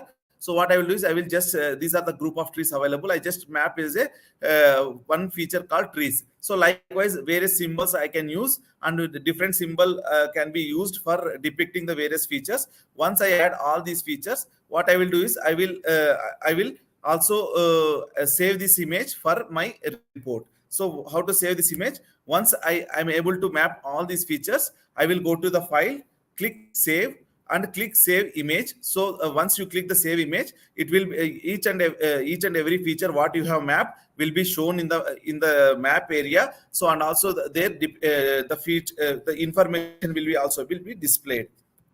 So now see, the moment I click save image, it will show the map details like scale bar, and also the direction, and also name of the map which we have provided, and also which are the features which I have mapped here will also be depicted. Once I am able to see whatever the features I have selected is shown in the legend, then I can also click save image. So once I click the save image, this image will be saved, which can be used for your report. So apart from that, for example, you want to map the same thing in the field itself. So you can use the Map INR app, which is very simple as compared to the Google Earth. So when you have gone to the field, you in the field only you want to map the boundary, or in the field only you want to map the particular, you want to quantify the particular length of any road or length of any stream. So you can use the Map INR app, which is available in your mobile. So this is available in Play Store. You can also just search for Map INR. You can install that. So this data, which is again can be saved as a KML file or a GPX file, which can be shared to your friends.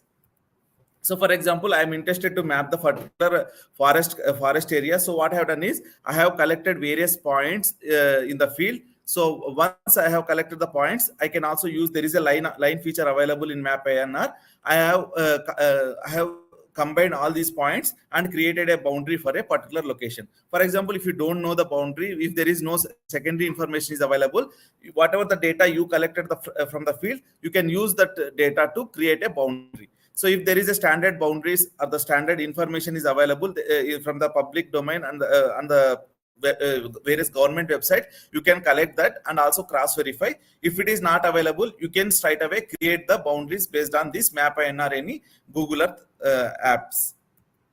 So apart from that, I also mentioned that there is one more app called GPS test, which can be also used to map the coordinates in a particular location. So you can explore, these are the various apps available. So based on this, you can also able to collect the field data and also create a steady area map and also map which are the other features present in your location. Now I will try to demonstrate how you can map any lake or any forest landscape in a Google Earth. I will just take another 5 to 10 minutes to explain that. So for example, as I told earlier, whenever you install the Google Earth, there is a globe-like symbol will be shown in your desktop. So the moment you click on that, it will be Google Earth will be opened. So this is the Google Earth Pro, which we have installed already. I have also shared the website information. You can go to that website and you can download Google Earth Pro version, which is also free of cost, available for free of cost. Screen share. Yes, sir. This screen share. So now, when you open the Google Earth, you will see that, as I told earlier, there is a Earth-like, three-dimensional Earth-like symbol will be shown. So now you can see that our virtual Earth will be shown here. For example, if you know the location, straight away you can zoom and you can go to the particular location. Or else, if you don't know, then there is a search bar here. So in the search bar, what you can do is you can provide the name. So for example, there is a Sankey tank is there. So Sankey tank, which is located in Malleshwaram. So I can straight away search for the particular location. So the moment I type Sankey, it is showing the some name here, Sankey tank, Kodanrampura. I can just click there. I can click search. So it will straight away pan to that particular location. If you know that location already, you can also zoom and go there. So now, so by visually, you can see that there is a clear-cut boundary. Because of this vegetation and also the buildings and also the road available here, there is a clear-cut boundary also you can visually see here. So whereas some of the forest areas, if you are sampling, you might not be able to see the clear-cut boundary. So what you will do is, in that case, you will go to the field, you can straight away take the points. And for example, this entire landscape, if you have marked, if you collect the various points intermediately, you can combine all those points and you can create a boundary. Since the lake already there is a visually you can clearly see that there is a defined boundary. What I will do is I will map this boundary for the particular lake. So how to map the boundary? There is, as I told earlier, there are various tools available in the toolbar. So first one is the adding the point or the place mark. Next one is the adding the polygon. Another one is the adding the path. So since I am interested in to map the boundary of this particular lake, I can use the add polygon option. So I just click add polygon. So now there is a new polygon option, untitled polygon window will be shown, where I can change the color. For example, if you want only the boundary can be displayed instead of having a filled polygon, I can select the outline. Here I will select the outline. I will slightly increase my width so that I will be able to see the line, and also I make it as a yellow so that it will be clearly visible. So I can click OK. Now I can straight away. So for example, I start at this point. You can use the mouse or you can use the arrow button in your keyboard to zoom from one location to the other location. So what I have done is I have selected like this. This is the boundary of the lake. I am just clicking on the boundary.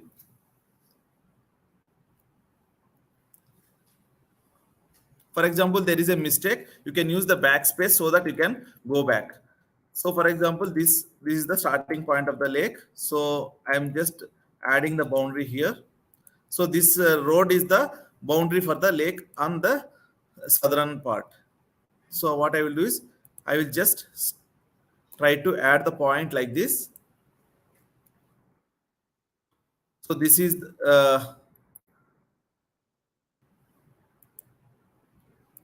so now I'm adding the points in the edge. So you can zoom more and you can add the points so that it will be very precise. If you zoom out and add the point, there is a chance of mismatch. For example, there is a mistake of adding the point here. I can click backspace. Or you can also, there is a point, you can adjust point like this whenever you have any issues.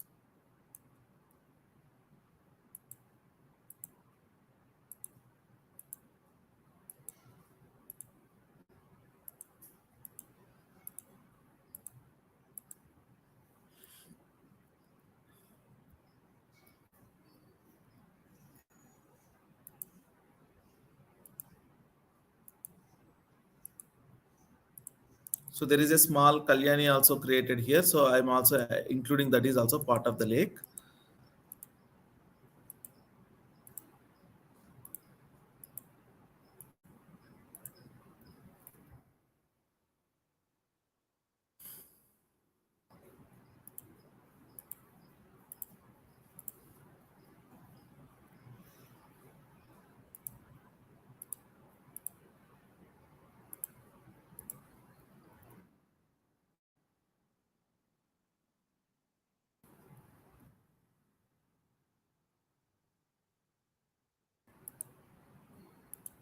So I'm almost reaching my first point. So what I will do is under measurements, I can also find out what is the area. For example, if I click under measurements, so I can also measure in terms of hectares or the acres or the square kilometers. So I have selected the hectares. It is around 14.7 hectares.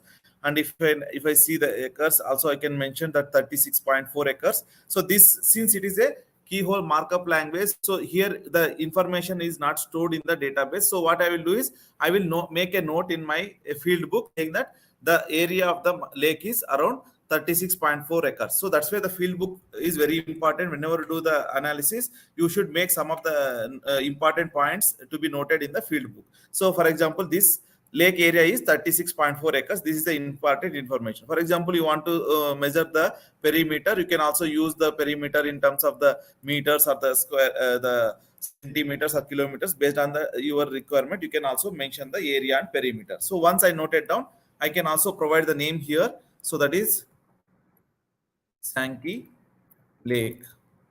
Okay. Now what I have done is I have clicked OK. So by default, all the features which you create will be stored in the temporary places. If you want to save this particular feature, you can also use the save place option. You can also save it in any D drive or E drive or desktop, wherever you want, you can save it. As I told, there are two features. One is KML and KMZ. So you can use the KML option. So the file type, you can select the keyhole markup language, whereas another one is zip file. So sometimes zip file, it is very difficult to open in any other GIS software. You can use right away use the KML file, which is a very simple extension. So I can provide the file name and I can save it in my desktop. So this is the first step. So first I have marked the boundary of my lake. So once after the marking the boundary, I also wanted to provide some of the information, like, so wherever there is some features like trees, there is some I told there is a Kalyani which is created, small pond which is within the particular lake. So I will also add as a point feature. So I can use this point option here. There is an option called add point. So add place mark. I will use this. So I will write. So I will just write Kalyani. So small pond is also created within the particular lake. So I will write here.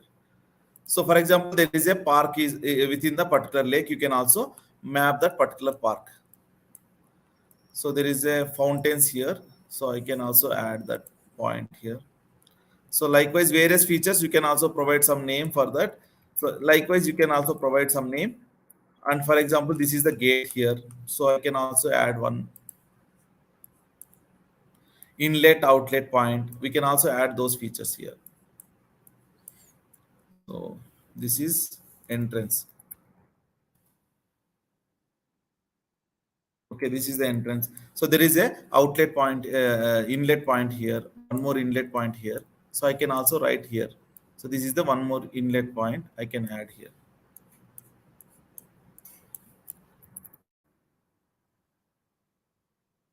So there is one more inlet to the lake. So here one more inlet also is there. So I can add that point here.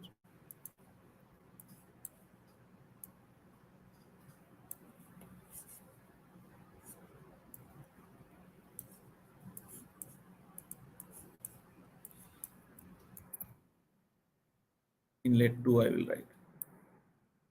So and also if you want, you can use the various symbols also. So for example, you are interested to add, so there is a restaurant, you can use the restaurant symbol. There is a park, you can also use the park symbol. If there is a any bank or the ATM available, there is a parking lot is available, you can use the various symbols according to the features present there. So I have given one more different symbol here in two. So once you have marked all the features, you want to save this image. So what you can do is just click file, and there is an option called save image. Okay, go to file, save image. So what any map should contain? Map should contain title of the map, and also the scale of the map, and also the direction. So this we discussed earlier also. If you have any doubt, you can go back and check the video. So what you can do is, first one is providing the title of the map. So this is Sankey Tank. So Sankey Lake. So for example, you want to provide some description about the lake, like when you have sampled, and also for example, you want to give some information, what is the area of the lake. So since we have seen the area, I can give area 14.7 hectares. So that will be provided here. Next, under legend, what are the features which you have mapped also will be shown. So for example, you want to edit any feature, you can also type here. So this is inlet 2, inlet 1 we have given. If the name is not changed, you can also type here. Okay, now see, it is changed. So you can also keep next to this so that it will be clearly visible, or wherever the placement you can decide. So, okay, once you are able to see all the feature, you can also specify the resolution type. If you want high resolution, you can also save the high resolution. By and large, 1920 or by 1084, which is 1084 HD resolution is enough for your project. Okay, I can click save image. So I can again choose the desktop. I can give study area underscore Sankey. Okay, I can save it as a JPEG image or any other file format also you can select. So now the image is being exported and saved in your desktop. So for example, if you see here, this is the study area map which I have created from the Google Earth. Okay, see here all the features with the title of the map as well as the scale bar, direction, and also legend also will be shown. Likewise, if you have gone to field, whichever for example, you have collected all the point data, you can also when you collect the data from map INR, you can also open that and you can straight away include in Google Earth, or within the map INR also you can connect all those point data and you can create a boundary like this. Okay, this can be used in your project. Hope it is clear to everyone. If you have any doubt, you can post in the comment box.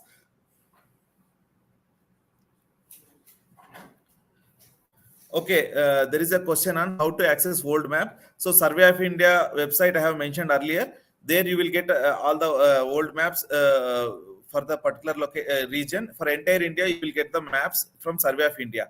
Apart from that, we have also KGS portal. So KGS also maintains some of the spatial information for the Karnataka. So there also you will get some of the maps, and also BBMP also has some of the old maps for the Bangalore that you can access from the BBMP website also. Next one is, what is the presentation mode for the paper presentation? That is the PPT. So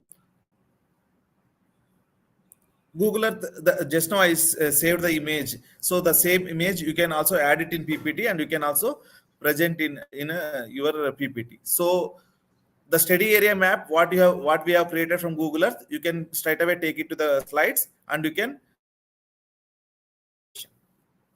So apart from any doubts, you can ask in the chat box.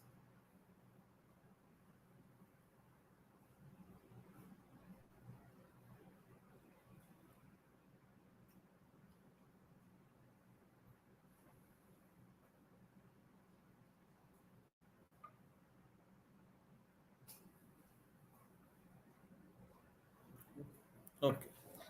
So if there are Okay. no questions, So we'll move to the next presentation by Prasanna. He will talk about energy. He has done some experiments in energy.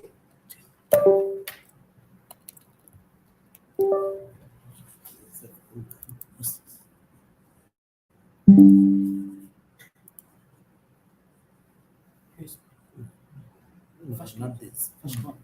he has changed. He has changed. Oh, that one. Hold on.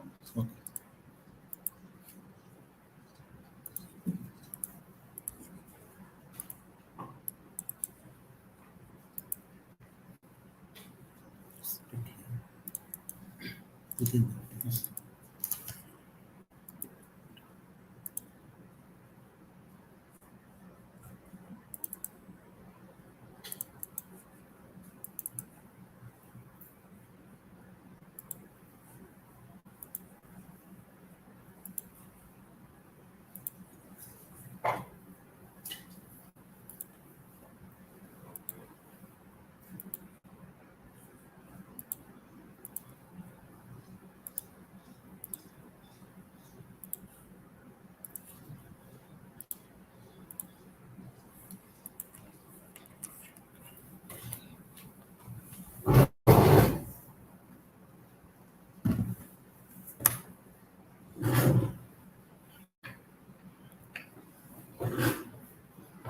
Good afternoon, everyone. Now I will talk about how we can utilize our energy. We are getting different energy from different sources, and everyone needs the energy. Then how we can optimally utilize those energies in the household level? I will explain about that one. If you are not unable to go to this field work, if you are identified the butterflies, birds, also mapping you have done, also you have done the tree identification. Addition to that one, you can do this experiment in your presentation. First we will look at what are the different types of energies used in the home. First one is the electricity, which is basic one. Lighting, electric and electronic appliances, we can use the electricity. And the food preparation, we are using the LPG. And of course, we need the fuel for our vehicles. These are some examples of what are different types of energies used in our homes.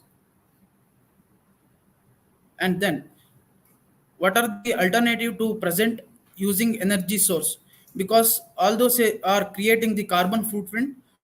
If you want to mitigate the uh, yeah, mitigate or reduce the carbon footprint, you have to go for the alternates. That's the first option is the renewable energy. We can switch over to the solar energy or wind energy, and also we can generate the biogas from the wastes that is produced in our kitchens, and also we can produce the biomanures from that bio waste. That is, I named it as the waste to energy. And the switch over to the new technology is one option, and another one is the how we can minimal use of the what presently we are using, and how I will take one example and I will show how we can conserve the energy through the new technology.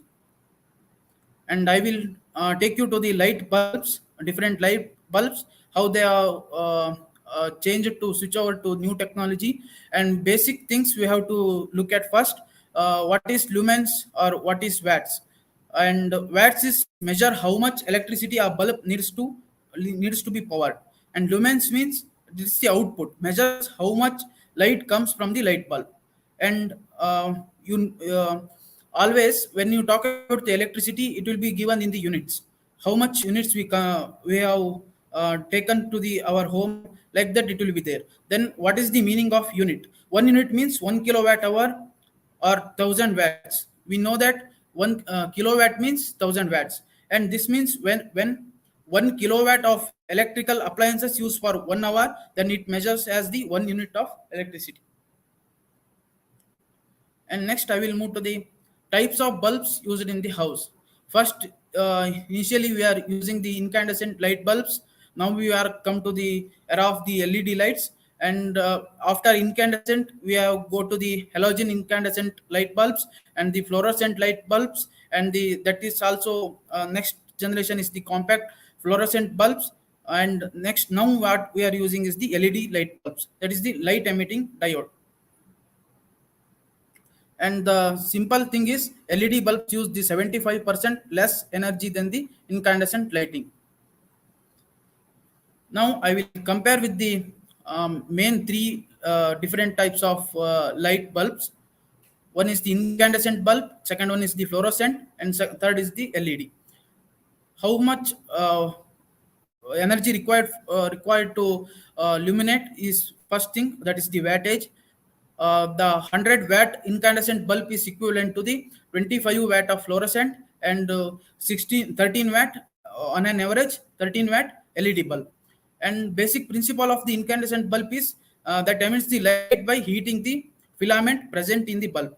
And the principle of fluorescent bulb is generate light by sending an electrical discharge through an ionized gas. And LED principle is it is illumination by the movement of electrons through the semiconductor materials. And come to the lifetime of these three bulbs. Incandescent bulbs, it works for the 2000 hours, and fluorescent bulb it is on an average 11,000 hours. And LED, if you purchase one LED bulb, it will work for the 25,000 hours. And these are the different materials used in the incandescent and fluorescent and LED bulbs. And come to the cost, I go through the two different companies. Philips are the more higher price than the Bajaj. I will take Philips only because we are using the more preferably go through the Philips only. And that's incandescent bulb is 88 rupees, and fluorescent is 250 rupees, and LED is the 300 rupees. And come to the lumens, all three have the same thing, but when we come to compare with the wattage per watt, we if you look at per watt lumens per watt, then we can easily compare which one is good one. And 16 luminescence per watt is the incandescent, and 64 lumens per watt is the fluorescent, and 108 lumens per watt is the LED bulb. And next come to the how much electricity consumed for 200 hours. Why I have took the 200 hours is if you use 5.5 hours per day, then what is the cost? And the incandescent bulb use the 200 units. And if you, I have also computed the cost for that unit, how much we are paying to the KEB, that or HESCOM, BESCOM, or JESCOM or anything. And fluorescent consumes the 50 units, and it will cost the 250 rupees, and LED consumes the 26 units, that cost to 130 rupees. And next come to the bulb required for the 25,000 hours and cost. And incandescent bulb, it requires we have to purchase 13 bulbs for 25 hours of usage. And if we go through the fluorescent or CFL bulbs, only 3 bulbs are enough, and LED only 1 bulb is enough for 25,000 hours usage, and it costs the 300 rupees. From this, we can easily come to the discussion like this. LED lifetime is very different from the other lighting types, such as the incandescent and CFL, and the light source and the direction, and the it is also one of the important thing. LED emits the light in the specific direction, reducing the need for the reflectors and the diffusers that can trap the light. And heat, LED emits the little heat in comparison to incandescent bulb, release the 90% of their energy as a heat, and CFLs release about the 60% of their energy as a heat. And we have looked at the lifetime, how it is differ from LED. LED bulb can last 3 to 5 times longer than CFL and 30 times longer than the incandescent bulb.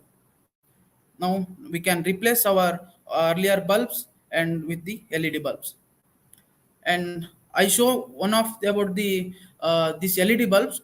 Also, you can study refrigerator or any other instrument. If you have the conventional one or older one and new technology, you can see that 5-star thing and all those things. You can compare with that one. This is one of the Bestcom advertisement. You can see here the earlier one refrigerator that consumes the 977 kilowatt, but the 5-star now what we are using that consumes the 400 kilowatt hour.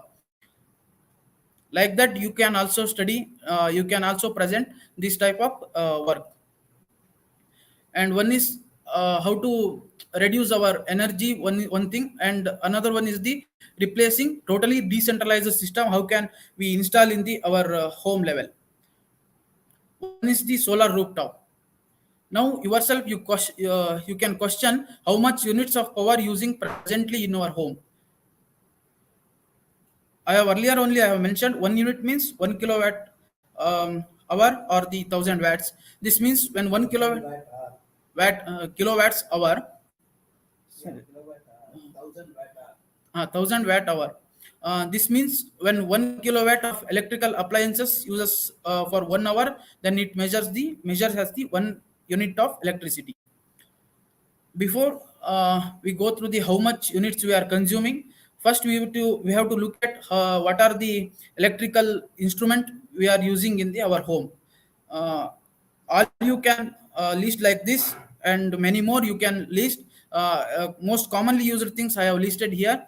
One is the light, washing machine, dryer, television, mobile, laptop, and all those microwaves, refrigerator, iron box, heating system, induction stove, electrical vehicle charging, and the vacuum cleaner. All those things we are using. And this is another thing, how government government giving the subsidies for the solar system. And next we will compute how each instrument consumes the energy. Okay, first I will take you to the Indian scenario. This will show the trend in the residential electricity consumption in the India. It is of last 40 years. This is source from the Ministry of the Statistics Program and Implementation. And we can see that from the 1970, it is 50 times. Now it is increased to 50 times. And projection of the residential electricity consumption for the next 40 years, again it will double. Again it will be 50 times higher than what now we are consuming. And from each of the instrument we can measure how much electricity we are consuming and how much units we are getting from the electricity board, and how much cost we are giving for that one. First we will take the bulb, LED bulb. I took the LED bulb. If we have replaced all the things with the LED, then how much units we are consuming, we can calculate that one. And the most commonly we are using the 9-watt LED bulb. And this family is of 5 members, and total number of bulbs is 10, and usage hour on an average 5 hours they are using. And we are getting this result. How we are getting units per month, I have calculated here, and that is from when you multiply the wattage number and hour into 30 days. I am consider as the 30 days 1 month, and I have divided by 1000 because it is in the watt. We have to convert it to kilowatt. And TV that consumes the 30 watts. Only one television we have, and we are using or we are watching TV for 4 hours. Then it comes to 3.6 units per month. And refrigerator, and we purchased that of LG of 190 liters, and it consumes the 230 wattage, and we have only one. Yes, only one. And this refrigerator is not double door or anything. It is a single door thing, and it will be used for the 24 hours, and it consumes the 165.6 units per month. And come to the geyser, we have 25 liters of size geyser, and it consumes the 2000 watts, and we have only one. And for an average half an hour, 20 minutes, we will take to the for it is used for the bathing. And so I computed for the 2 hours, and it consumes the 120 units per month. And mixer, it is required for the cooking, and 500 watts it consumes, and we have only one, and 1 hour we are using for the cooking, and that is consumes the 15 units per month. And the same thing for the fan. If we put it in the average speed, and that consumes the 33 watts. If you increase the speed, then the wattage also increases. And we have only 5 fans, and 3 hours we are using, and 14.85 units per month. Total per month you are consuming the units, consuming the power. And we need the pump motor, that's a zero point 0.5 HP. I think we know about what is HP. It is the horsepower. 1 horsepower is the 735.5 watts. We are using the zero point 0.5 HP pump motor. Then that consumes is 370 wattage, and only one we have. And the half an hour for a day we are using the pump motor. Then it consumes the 5.55 units per month. And total units per month for the family of 5 people, you are consuming the 342 units. When the current bill comes, we are look at only about the cost. We are not looking at the units. Now onwards, to check that one also, and you can compute how much materials we are using. That bill coming in the correct manner, or it is increased. Some extra units are added. That also you can, now onwards you can check that one also. And now come to the solar PV. What is solar PV? It is solar. It is also called as solar cells that changes sunlight directly into the electricity. And small PV cells can be we can see in the small power calculator, watches, and other small electronic devices.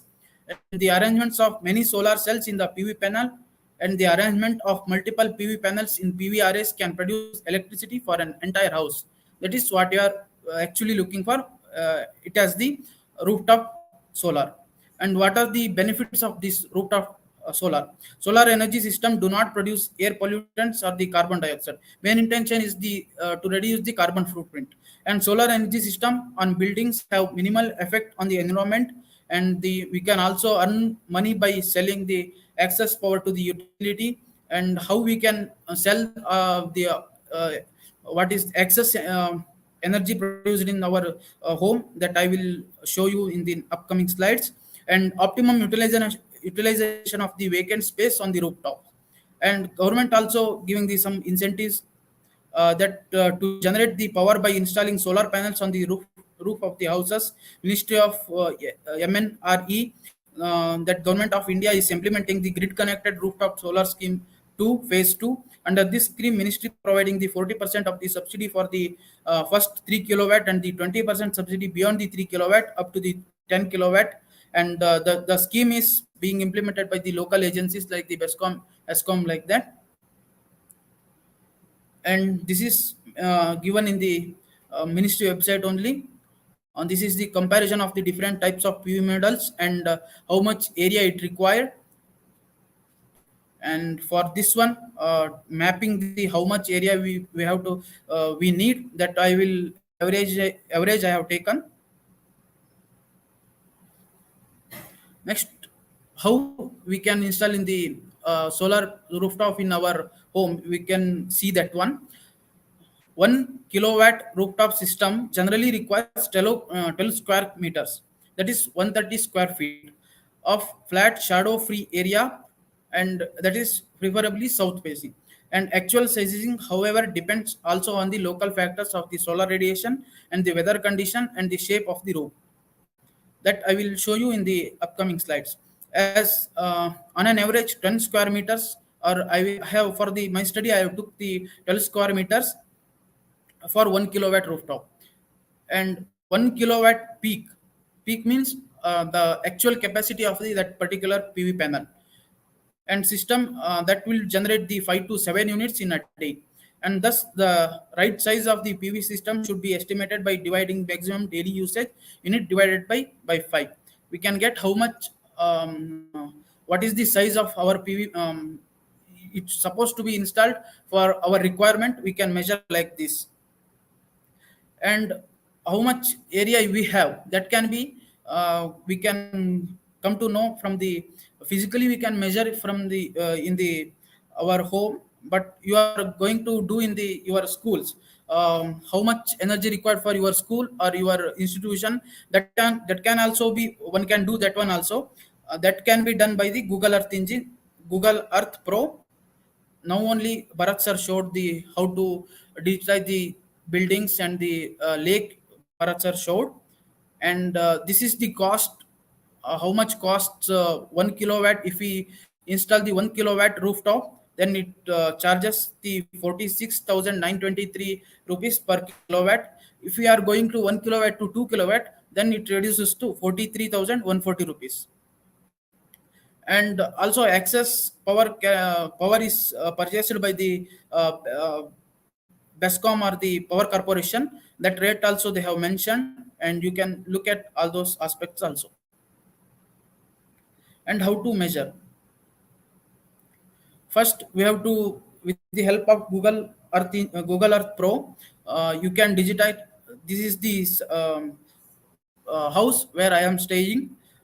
Here we have the, I have draw the polygon and I am measuring how much square feet area I am getting is the 479, or you can look at in the square meters, 45.5 square meters I am getting. Now you can clearly see that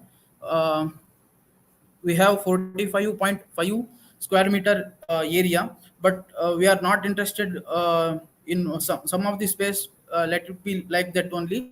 We have to need for the some planting or like that thing. For that, I calculated for the 36 square meters, and for 1 kilowatt peak solar rooftop require the 12 square kilometers, and into 3 we are getting the 36 square meters. And we can come to the conclusion that 3 kilowatt peak capacity panels can be installed in our home. And that cost, we have just looked at the initial slides, that 1 kilowatt to 2 kilowatt require, that cost is 43,000 to 140 rupees. Same thing I have multiplied with this one, and I am getting the 1,26,060 rupees. That is the one time investment, and how much energy that produces. And uh, earlier only I have told you 5 to 7 units. On an average, I have took as the 6 units. 6 units into 30 days, 180 units per month I am generating from the solar rooftop. And what I required is 342 units per month.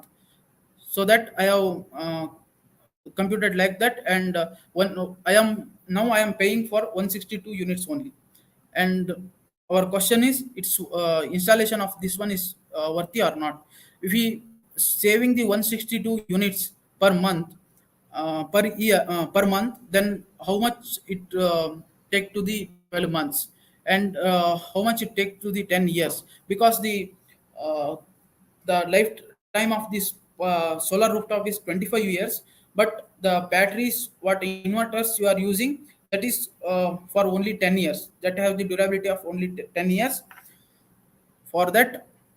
And the Bescom is paying the 5 rupees for the what we are producing the excess energy, so that we are getting the 97,200 rupees per year.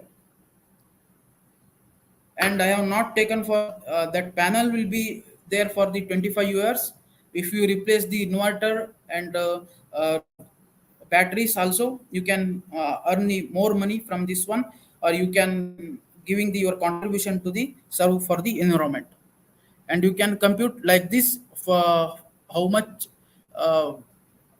size of the PV rooftop can be installed in your home like that, or your institution, how much you can produce the energy, how much you can sell, all these things you can study and you can show it in the symposium. And this is adjacent to my home. There is another small site is there. From that, I have desired only this much area. I have not taken this area. Why this? Because here it is another building is there, and this is the north direction, and this is the south, and it is the west and east. This is the east, and from if you install the solar PV in this region, you can't get sunshine in the whole day, because this shadow will come to the solar panel. You have to be careful when you are computing the area for the solar PV. And as earlier I mentioned, when you come to this current bill, you are not looking at how much energy you are consuming or all those things aspects. You are directly looking into the how much money we have to pay.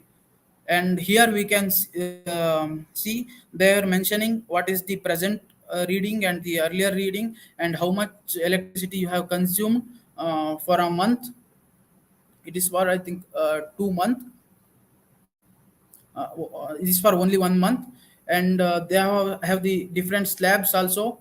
First slab for the 30 units, they are charging 3 rupees. After 30, they are charging the 4.4 rupees. After 70 units, they are up to the 100 units, they are charging 5.90 rupees. And after that 125 units, they are paying the they are charging the 6.9 rupees.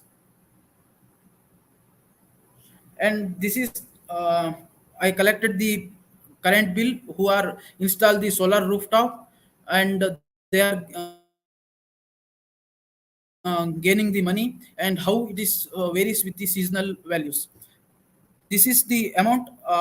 What they will do first, how much electricity consumed by the individual, they will calculate that one, and how much they produce. They install the 2 kilowatt rooftop, and it will produce per day 10 approximately 12 units. And they are gaining, or the amount paid by the ESCOM in the April month is the 111 rupees. That means 1,111 rupees. And in the month of May, it is reduced. It is up to the it's in June. It is reduced to the 874 rupees.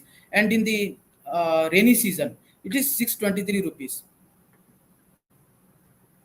And it is if you look at the bachelor's room, they are using the only 60 units per month, on average 60 units in the and the 56 units. And these are some advertisements. We can look at how much subsidies they are giving. And if you install the solar rooftop, and they are giving the 20 to 40% subsidies like that. Next, we will move to the biogas. Yes, of course, we are eating food and we are wasting food also. From that, we can utilize that one also, and you can generate gas also. And the conversion of agricultural waste, cattle dung, and the crop residues to the biogas and the digester slurry is an established and well-proven technology in India. And currently the total biogas production in India is 2.07 billion cube meter per year, and this is quite low compared to its potential, which is estimated to be in the range of 29 to 48 billion cube meters per year. These are the models. This is called as the floating dome biogas model. Some different models also available. You can also look at all those things, and you can come out with the good presentations. And what are the promises of the biogas technology? One is the biogas technology can help in the following manner. One is the production of the energy and transformation of organic waste to very high quality of fertilizers, and improvement of the hygienic condition through the reduction of the pathogens, and the environmental advantages through the protection of the soil, water, air, etc., and the bioeconomical benefits by the energy and fertilizer substitutes. And also we can earn the money also from this one. And it is the totally decentralized system. And what are the composition of the biogas? These are the composition and the depends also, composition depends upon the feed materials also, and biogas is about to 20% lighter than the air, has an ignition temperature in the range of 650 to 750 degrees Celsius, and it is an odorless and the colorless gas. Some are thinking it smells very bad, but it is not true. And it burns with the blue flame similar to LPG gas. Its caloric value is 20 megajoules per cube meter, and it usually burns with the 60% efficiency in a conventional biogas stove. And how much we are consuming at present, and what is our source? It is the natural gas, or we can call it as the LPG. And the India natural gas consumption was reported at the 6.015 cube feet per day in the December 2021, and this records an increase of the previous number of 5.835 cube feet per day for December 2020. And what is LPG? LPG is the liquefied petroleum gas, which is either propane or the butane with the heat content of 93 megajoule per cube meter. On the other hand, the natural gas is primarily methane and has the heat content of 38.7 millijoule per cube meter, and both are the crude oil products, but the energy content and the density are different. And how much we are consuming. On an average, the household uses the 11.7 kg of LPG, and annually this works out to 140.4 kg. And given that the next weight of the cylinder is the 40 net weight of the cylinder is 42.2 kgs, we know that one. The how much we consume is the 9.9 kg per month, and approximately 10 LPG cylinders in a year. And how much it costs for month is the 730 rupees, because at present the rate is 1050 rupees per cylinder. And the what are the solid waste generated in house, we can compute this one, and we can do the potentially how can we how much we can generate the biogas, and we can compare with it with the our present LPG, and we can also compare the cost for these two. And a family of 4 people, approximately 0.5 kg solid waste is produced per day, and in that 70% is the organic, and that comes to 350 grams per day. And if you compute for the for a week, it will comes to 2.5 kg and the 10 kg per month. And various studies show that 1 kg of the waste was able to produce the 22.03 liters of biogas, and the 120.46 liters of the biogas was produced in a day. And the estimated return period of the invested money was 9.5 months in a kerosene substitution.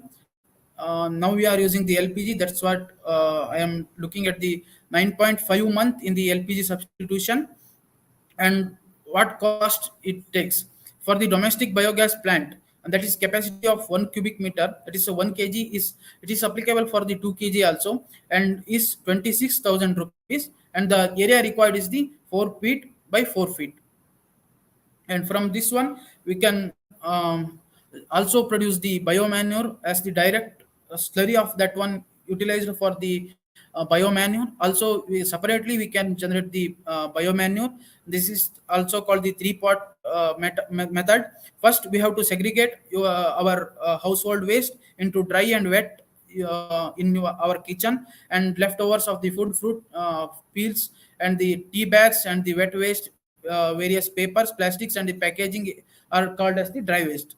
We have to segregate first, and secondly put both these waste into different containers in the kitchen, and the wet waste containers is full, put it in the contents into the first compost pot, and then they add dry leaves of the same quantity as the waste and the semi-composted material, and the buttermilk or the cow dung to start with the decomposition process. This for the initial step. After that, it will be this process will be continuous, and turn the pile around the every other day, and they keep the pile at the right level of the dampness. And if it is too wet and dry leaves and the stir, and it is too dry and the water and the stir.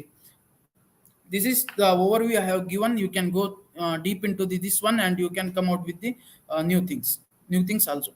And what we can do from all this of this background, first we can quantify the LPG used in our house and how much cost we can give, and we calculate how much solid waste generated in house, and then we can segregate it as the organic waste or the dry waste, and the what size of biogas plant to be installed in our home, that we can compute, and cost of the plant we can look at, and different types of plants also available.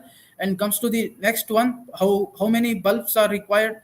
That first experiment I have shown, or you can go through the refrigerator or the induction coil or anything. You can separate instrument you can take, or separate project you can do, or integratedly you can do with the other projects, and number of bulbs with the different types, and the lifetime of the bulb, and the compare the energy consumption and the cost, and come to the electricity consumption. That experiment, first we have to collect the monthly current bill. We can get it from easily, we can get it, and estimation of the total units required, or how much energy we have consumed in particular month, and compute the each instrument how much, as I have shown the earlier. You can how many instruments you have, what are the different types, and from today you can look at when you purchase a new instrument.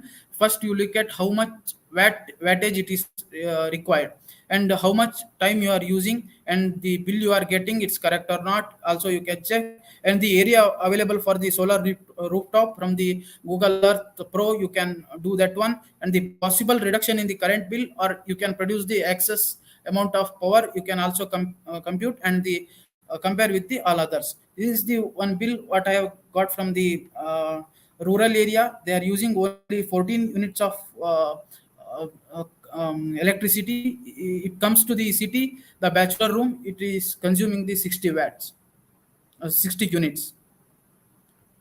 And thank you for the opportunity. Thank you. We'll see whether any questions are there.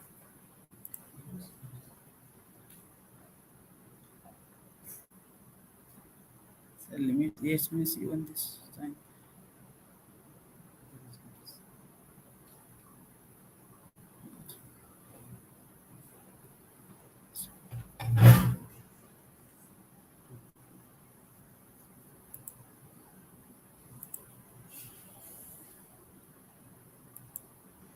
No, we'll have lunch and come back.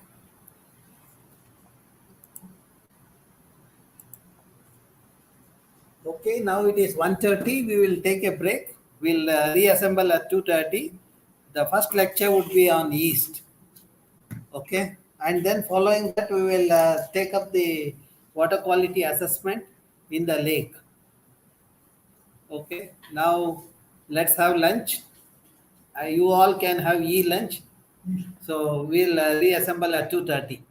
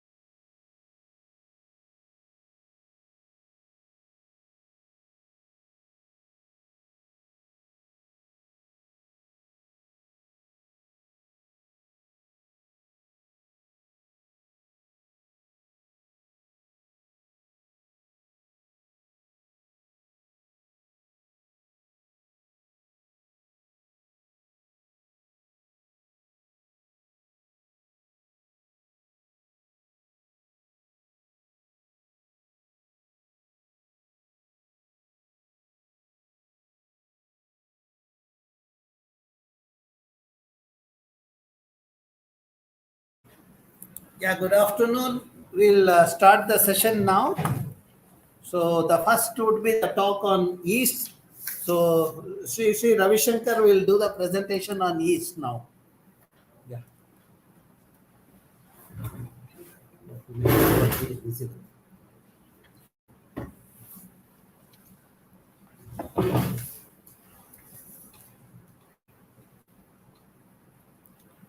Yeah, so good afternoon to all of you. I'm going to say about yeast. So you all know about the yeast. It is eukaryotic organism. So when you talk or when you listen about eukaryotes, what it says about what the difference between prokaryotes or eukaryotes. So eukaryon means the true nucleus, the organisms which have true nucleus is called eukaryotes, and whereas the prokaryotes which has not true nucleus and also the nuclear membrane which is there, that is not found into that, and the some of the organisms which are there that is not membrane bounded, whereas in the eukaryotes these are membrane bounded. So that's the difference to this. And what are more about the yeast will come to know.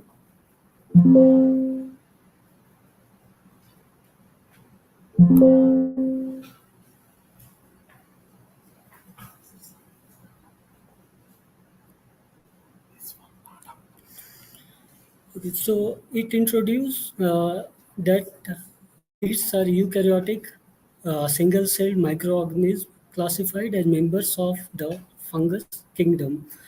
So as I said, what the difference between eukaryotes and prokaryotes, which what are the organisms which are found in this and what are not, and which are the membrane bounded or not. And when it is classified, this comes under the fungus kingdom. We'll talk about this later. The first yeast originated hundreds of millions of years ago, and at least 1,500 species are currently recognized. So it's not about the 1 year, 2 years, or few years. It has been originated from the hundreds of millions of years ago. You know, it's immemorable time to know about the origination of this yeast when it has been originated. But few scientists worked on it and they came to know about what the yeast it is there. Earlier it was not known to do, and also they were not known on which classification they should put, whether this organism or non-organism of what it is there. So its sizes vary greatly depending on the species and environment, typically measuring 3 to 4 micrometer in diameter, although some yeasts can grow to 40 meter in sizes. So these are the sizes of the yeast. And one of the most well-known is ordinary Rear's yeast, that is also known as Saccharomyces cerevisiae. These are Baker's yeast. So yeast such as Candida albicans, you can see over here, these Candida albicans, better known as Candida, also are present in our bodies. Candida is normally harmful but can cause infection. It is not too harmful to our and to us. It is inside our body, but it can cause infections. That is called candidiasis, and through candidiasis, any infection can lead to vomiting, diarrhea, or some gastrointestinal infection. So this is the classification of the yeast. As I said about it is comes under the fungus, and the classification which was done earlier, like some different scientists who had worked, like you would have studied about the Carolus Linnaeus, who was given a taxonomy, and then also in R.H. Whitaker, who gave this classification, in which he put this fungus in the fungus kingdom, this yeast. So you know this five kingdom classification. So habitats of yeast, where it can be found. So yeasts are widely dispersed in nature with a wide variety of habitats. They are commonly found on plant leaves, flowers, fruits, and soil also. It can be found anywhere. It is ubiquitous. So yeasts are also found on the surface of the skin and in the intestinal tracts of warm-blooded animals where they may live symbiotically or as a parasite. So as I said about some of the organisms which are like candida, which can also cause infection, candidiasis. So these are also some of them organisms which are found in our body as parasites. So what are the sources of yeast? So sources of fruits are there. As I have put some of the fruits which have the sources of yeast like apple, scientific name is Pyrus mellus, and what are the sugar which are found into these. So sugar like glucose and fructose. So what a quantity of these. So in apple, sugar is 9.53 gram and glucose 1.03 and fructose 8.36. Likewise, in muskmelon, that is scientific name is Cucumis mellow, and sugar is found 2.99, glucose is 0.71, fructose is 0.62. Likewise, sweet tamarind, coconut, sugar cane, palm, guava, wax apple, and mango. These also having sugar, glucose, and fructose. And what the ratio we can see over here. In this palm having most, the sugar and the glucose and fructose. So palm that is Phoenix dactylifera having sugar 66.74, glucose is 33.68, and fructose is 31.95. So cell cycle of the yeast. So as you know about the yeast, which goes through the mitosis and they reproduce through the budding. So these are the phases like G1 is G2 beta phase, anaphase, and telophase. Like this is the cell cycle of the yeast. So once the yeast cells commit to cell division, they initiate the budding, the process by which a tiny daughter cell start appearing and growing on the top of a mother cell. Hence the name is budding yeast. So you can see over here the bud which had come. It's called the daughter bud. So the daughter cell bud stays connected with the mother cell till the end of the cell cycle. So here you can see the cell cycle which is there. The bud will be connected with the mother cells. So each cell duplicate their microtubule organizing center named spindle pole body, that is SPB, and replicate their chromosomes. So as you know, microtubule, this is the microtubule, that is the smallest or the whole tubule which are made up of the protein, and that gives the strength cell, and also it gives the strength to the cell, and also bodybuilding in the structure of the cell. So it is to be the bind with the cell. So duplicated chromosomes get attached to the microtubules at the kinetochores in the bipolar manner, that is in the metaphase. You can see over here how it is connected and are pulled apart toward the mother and the daughter compartments so that each cell gets one copy of each chromosome and in the anaphase. So now we look over here how this daughter cell and mother cell, it has been pulling to each other to get the each chromosomes, one of the each chromosome of one copy. So at the end of the mitosis, the two cells get physically separated, that is synocydins, and by contraction of the actomyosin ring at the bud neck. So this is the bud neck which is there at the neck, the which two mother cell and the daughter cell, they used to separated in the cytokinesis. That is how the cell cycle of the yeast is there. That happens through the mitosis using budding. So the isolation of the yeast, how you can isolate a yeast. So and what are the sources of the yeast? So yeasts are very common in the environment and are often isolated from the sugar-rich materials. Example include naturally occurring yeasts on the skin of fruits and berries such as grapes, apples, or peaches.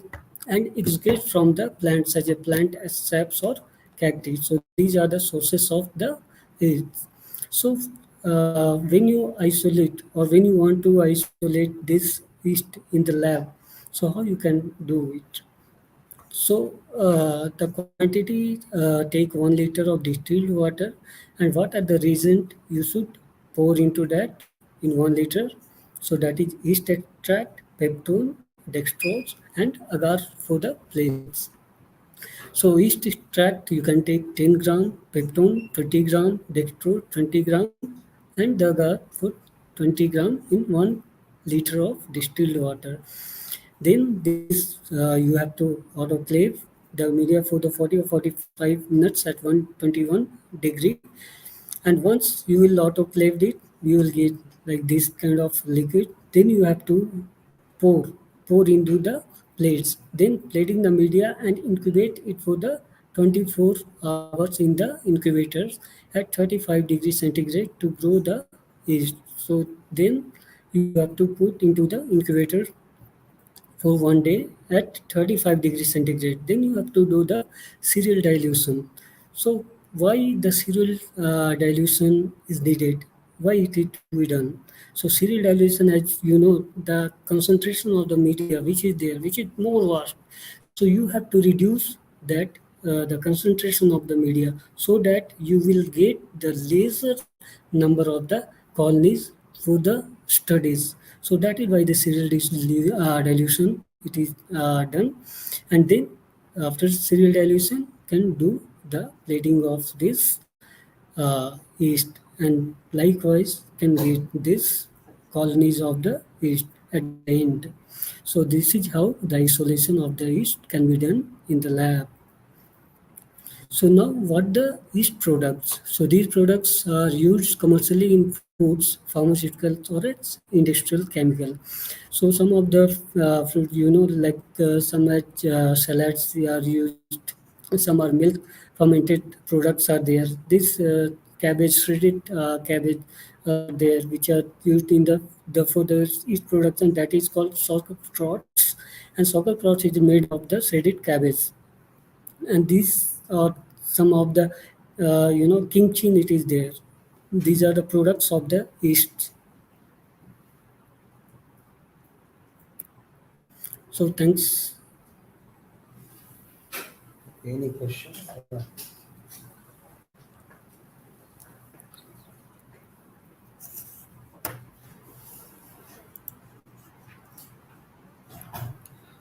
What is an incubator? Is there a question? Yes.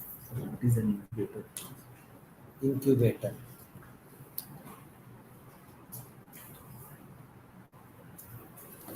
Yeah. So what is an incubator? Incubator, an instrument where you incubate the media, And you maintain the temperature. and that is for that maintaining a temperature at what the your yeast can grow. So that is to mainly to maintaining the temperature for the yeast. That is why the incubator is used. This is an instrument. That's it.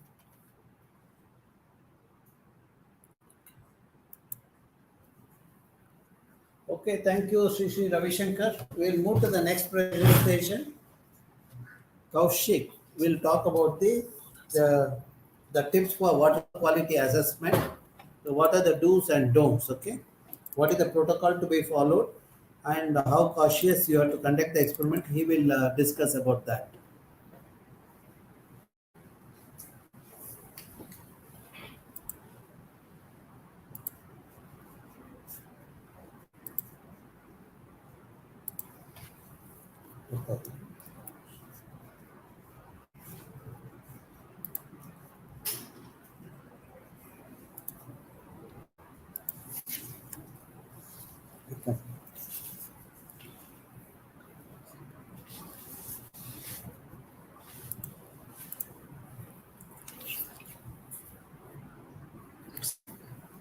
Good afternoon. I'm Kaushik here, talking about the tips for the water quality assessment. Since water is one of the basic need, which can't be replaced by any other means, so the quality of water and maintaining of the water quality is very important. So we'll see what are the quality parameters. So basically, water quality parameters will be like physical parameters, like we'll be having temperature, pH, total dissolved solid stability.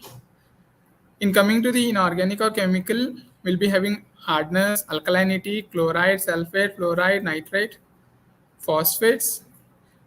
The phosphate is one which gives foams in the water, and it is one of the key nutrient for the plants such as macrophytes, which grows vigorously in the polluted water. And coming to the oxygen organic constituents, we'll be having biological oxygen demand, chemical oxygen demands. And this basically determines about how much oxygen is required to oxidize a biologically oxidizable component or a chemically oxidizable component. Then we'll be having also metals, radioactivity components, microbial examinations like bacteria, viruses. One such example is a coliform and total coliform examinations, and also biological examinations like phytoplankton, zooplanktons. And these phytoplankton, zooplanktons are known to be an indicator of the water pollution. So in order to understand the water quality parameters, we need to sample the water. So for that, we'll be having different points where we can sample the water. It might be inlet of a water source, or a center, or the outlet of a water source. And for sampling the water, at least we need to sample at least a liter in the suitable container. And for example, I'm showing a Bellandur lake, which is mapped using a Google Earth, and have highlighted the sampling point. So before going into a lab, we need to know what are the requirements that we need to have. So for example, we need a water sample which is collected in a suitable container. And then if you're handling a chemicals, for example, acids, you need to have a splash goggles, if possible, a face shield. And also you need to have a glasses that is designated for particular chemicals. For example, the glasses here, which is in a blue color, is for a basic purpose. And we need to also have a mask.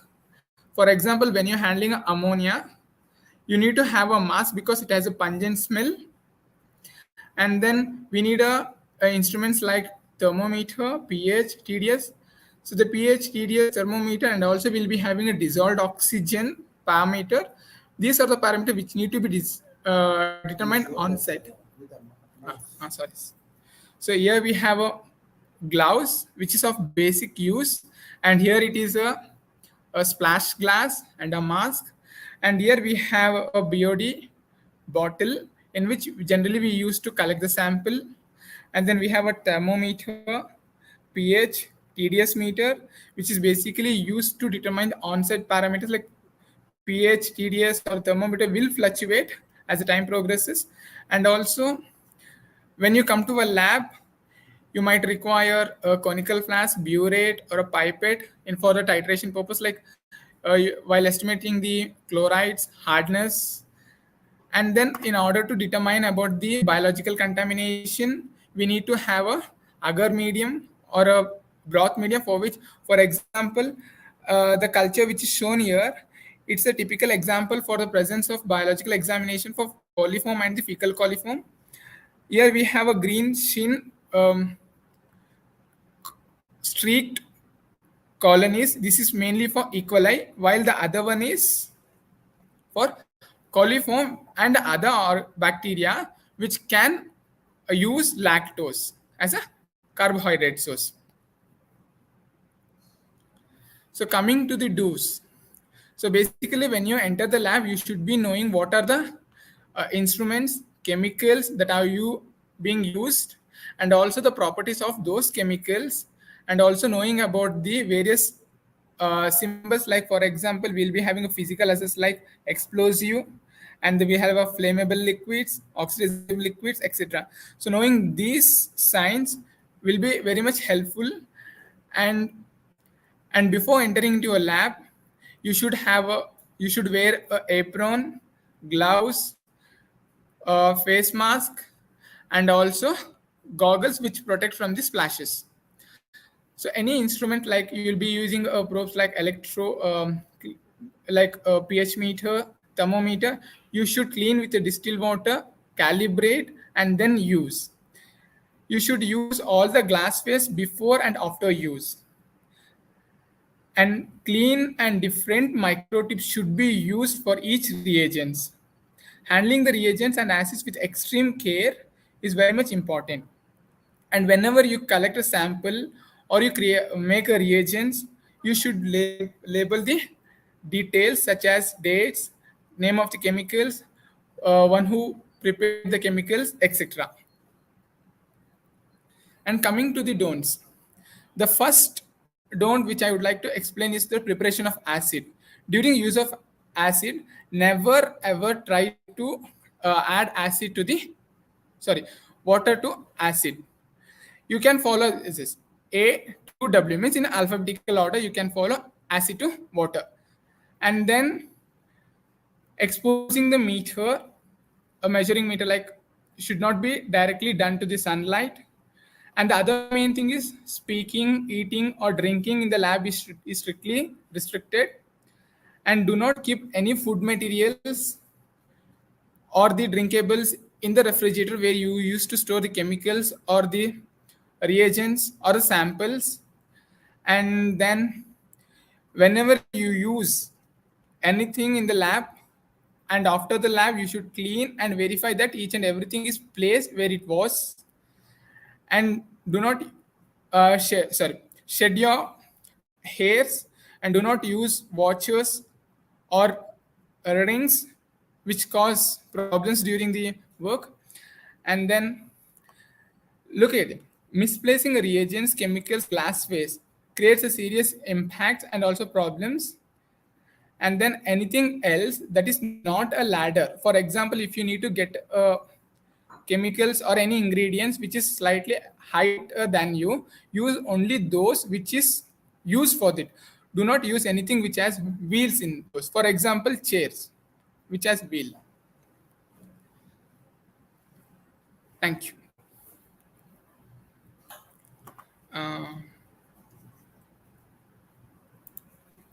Any doubts? Students, if you have any doubts, please post in the chat box.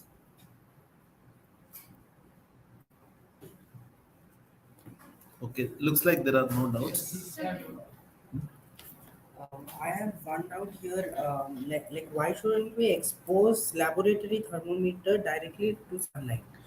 Because we need to yes, sir. Because the electrode which is there, it's sensitive to the environment, so you need to take care that.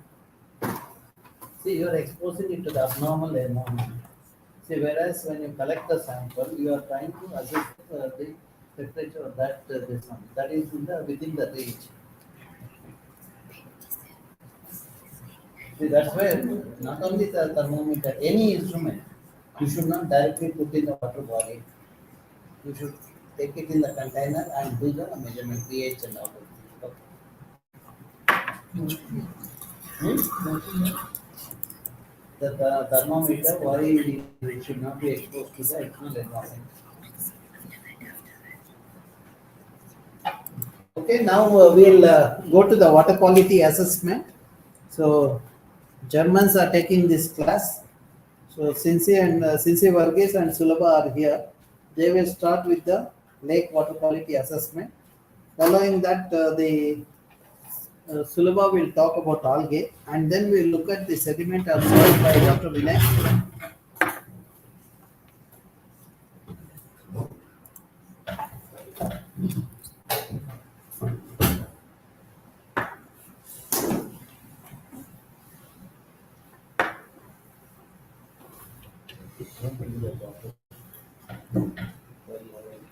Talking, she will drink water. Seminar, monthly seminar. Okay, start.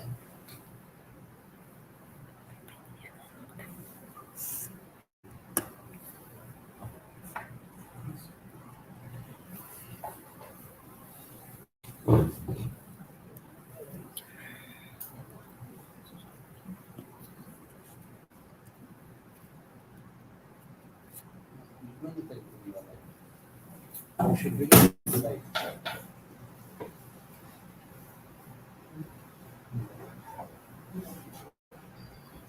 Okay, start. What later? Good afternoon to all. Today, we would like to discuss about the topic that lake water quality assessment. I am Cincy. And I'm Maslaba Case.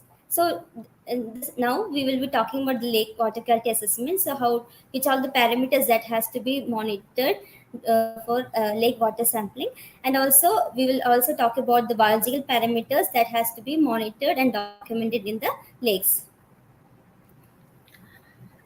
In our freshwater ecosystem, we have different types of streams, lakes, ponds, rivers, etc. The water quality is the physical, chemical, and biological characteristics of water.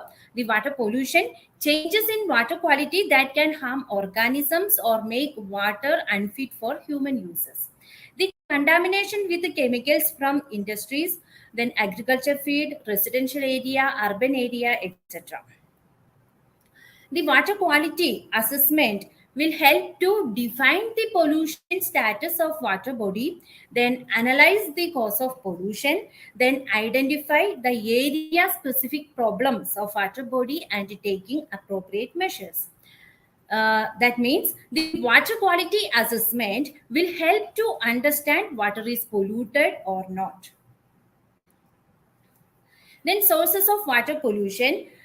We have different types of sources like industrial discharge of chemical waste and byproduct, discharge of untreated sewage, then runoff containing pesticides or fertilizers from agriculture field, then disposals of various solid waste, mining, then household waste, animal waste, etc. This all will pollute our lake. Next is water quality monitoring. For example, this is our the Vidya Niketan Public School Ullal. Near to this school, two lakes are there: Ullal Lake and Malathahalli Lake. Then another example, this is BGS National Public School. Near to this school, the Arekere Lake, Puttenahalli Lake, Hulimau Lake, etc. This blue color indicate the water body or our lake. Then for water sampling, we have to collect water from inlet point, outlet point, and center of the lake. For our field, we need chemicals, then instruments, then GPS, then field book, pen, then the water sample bottles, then buckets, then plankton net, etc. Then we can see that the students are collecting the algae with the help of the plankton net. Then here the students are performing that water quality experiment in the field itself. This is our lake.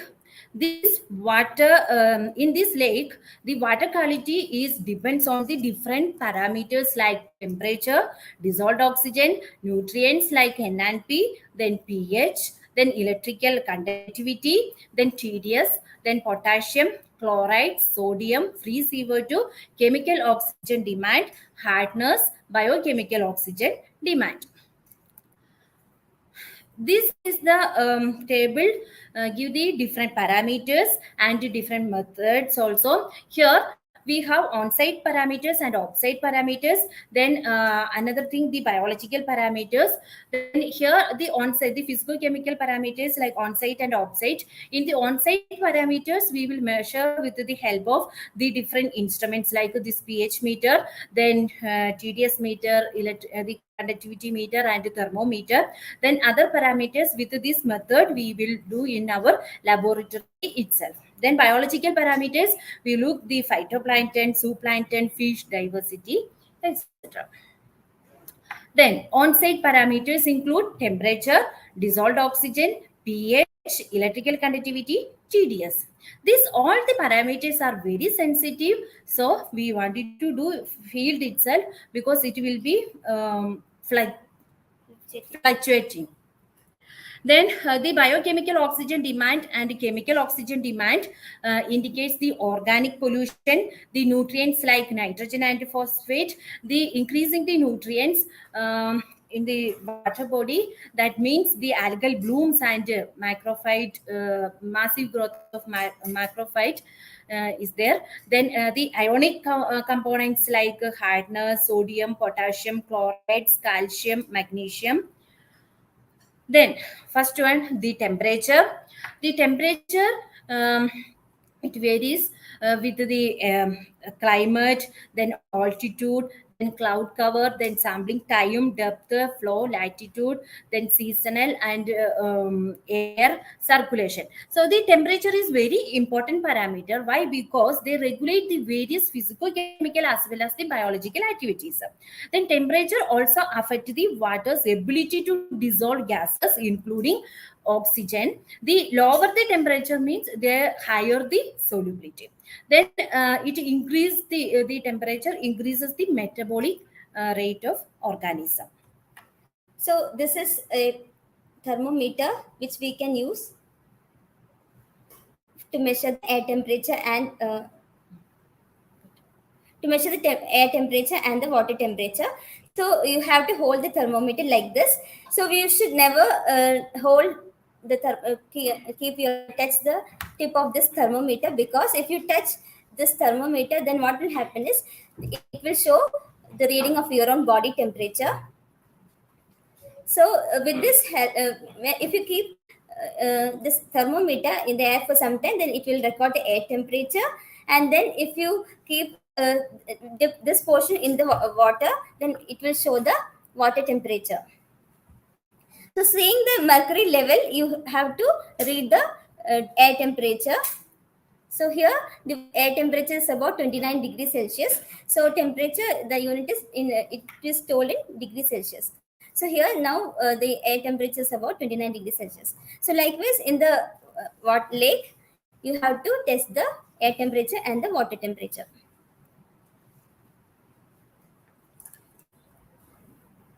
Then next is pH. The intensity of acidity or alkalinity on a scale ranging from 0 to 40. The pH 7 means neutral, the pH is less than 7 means acidic, and the pH is greater than 7 means alkaline. It is governed by the equilibrium between bicarbonates, carbonate, and carbon dioxide. Then the pH increases due to the photosynthetic activity and decreases during night time because of the respiratory activity. So this is a pH meter. So here you can see it's written pH. Okay, so here at the top there's on and off button. So now you can see it's on. Okay, then you have to take the lid of it. Then you have to dip this portion of this pH meter in a beaker wherein we have taken the lake water sample. So it's at 100 ml beaker and I have taken half of it, that is 50 ml. And then we have to dip this meter inside the water. Then we have to wait till a stable value comes. So the pH of this water is 7.55. This is pure water. So pH has come to 7.5. This means that it is near to neutral conditions. It has not gone to the alkaline condition. After that, then we have to off the meter, take out of the beaker, then we have to wash this pH meter, that is to the portion till we have dipped. So this portion we have to wash with distilled water, and then we have to wipe with tissue paper. So you need to carry a bottle separately which has distilled water, and also you have to carry tissue paper for the field work. Then we have to wipe the meter well, and then keep back the lid. So this we have to do for each and every samples. Why? Because in order to avoid the contamination of water sample.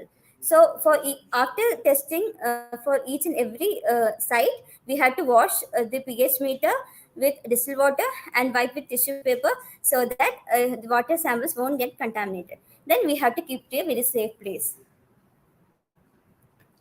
Then next one is total dissolved solids, that means TDS, is the term used to describe the inorganic salts and a small amount of organic matter present in solution in water. In water, the variation in TDS because of the calcium, potassium, bicarbonate, nitrate, magnesium, sulfate, carbonate, then sodium chloride, etc. Then high concentration of TDS means it reduce the water clarity, then decrease in photosynthesis and increase in water temperature. So this is a TDS meter.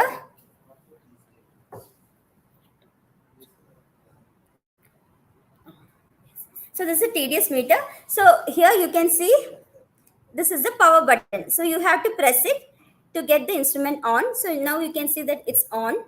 Okay. So at the top you can see the value of the TDS, that is in mg per liter, or it's written ppm at above. So then down it's written the water temperature. So like this, with the same pH meter, you have to take out the lid. Then we have to dip in this lake water taken in a beaker. Then we have to wait till the value stabilizes. Then we have to read the reading. So here the water has 704 mg per liter. Then we have to off the, we have to again press this power button, then it will get off.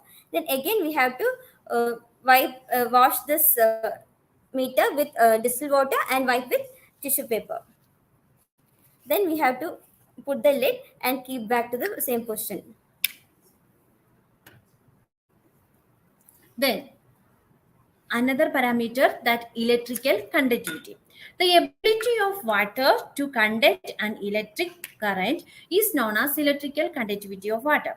It directly depends on the concentration of ions present in water, like chlorides, carbonates, alkalis and sulfide compounds and dissolved salts.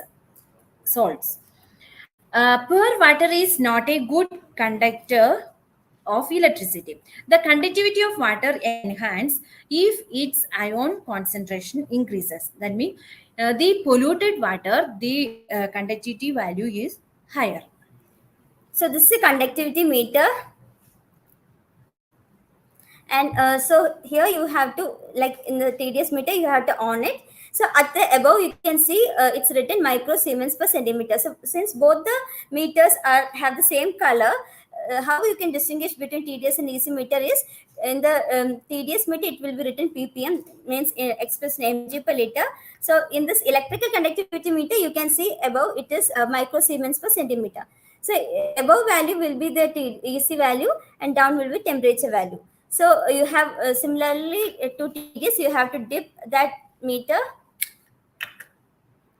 in the water and then wait for a stable value to come, and then you have to read the value and then write in your field notebook. So the EC of this water has come to 1621 microsiemens per centimeter. Again, this has to be properly washed and wiped with tissue paper.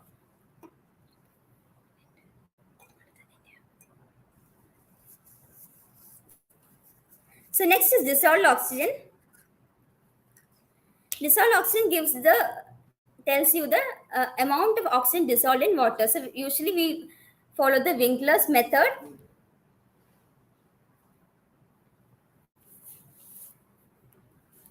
So for doing the dissolved oxygen, we need a BOD bottle, then a conical flask. So this is a conical flask, and we need a measuring cylinder. So we had to take about, so this BOD bottle is about 125 ml. It's written 125 ml. So we have to fill this bottle completely with the lake water without air bubbles. So what we have to do is, when we go to for lake sampling, we have to just slightly slant this bottle and allow the water of the lake flush into this, go inside this BOD bottle, and we have to collect water in such a way that there's no air bubbles in the water. Then we have to, so we will collect like this. We have to keep in a slanting position. We will fill the bottle. Then we have to put the lid of this BOD bottle. Then we have to, some water will be up above. So we have to pour that outside. And then after that, we have to take the lid out. And then we have to add about 1 ml of MnSO4 and potassium iodide solution to it. Then what we have to do is, again we have to put this lid to this reagent, then mix. We have to shake it thoroughly. We have to do like this. We have to shake upside and down so that all the precipitate will get settled. So we can see that a brown color precipitate is found, and then we have to allow it to settle down. For that, we have to keep in a dark place. So when all this precipitate gets settled down, we have to add sulfuric acid. Then we will get a yellow precipitate, yellow colored clear solution. Then from that BOD bottle, with the help of a measuring cylinder, this is 25 ml measuring cylinder. We have to take that yellow colored solution in the BOD bottle, about 25 ml, and then pour to this conical flask. Okay. Then next step is, we have to add about 3 drops of starch solution. So then we will have to shake well. Then we will get a blue colored or dark blue colored solution. Then we have to titrate this with sodium thiosulfate solution. Then, so that this blue color will turn to colorless. So colorless is the end point. Then we have to note down the titrated value. Then we have to calculate. So you have to insert this titrated value to this equation.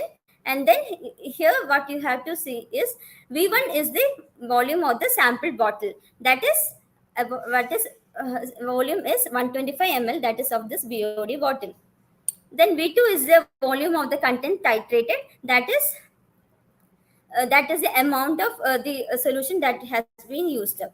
And then V is the volume of MnSO4 and Ka added. So we have added about 1 ml of MnSO4, and we have added 1 ml of potassium iodide. So total 2 ml. So with all this, we have to calculate what is the amount of dissolved oxygen content in the water.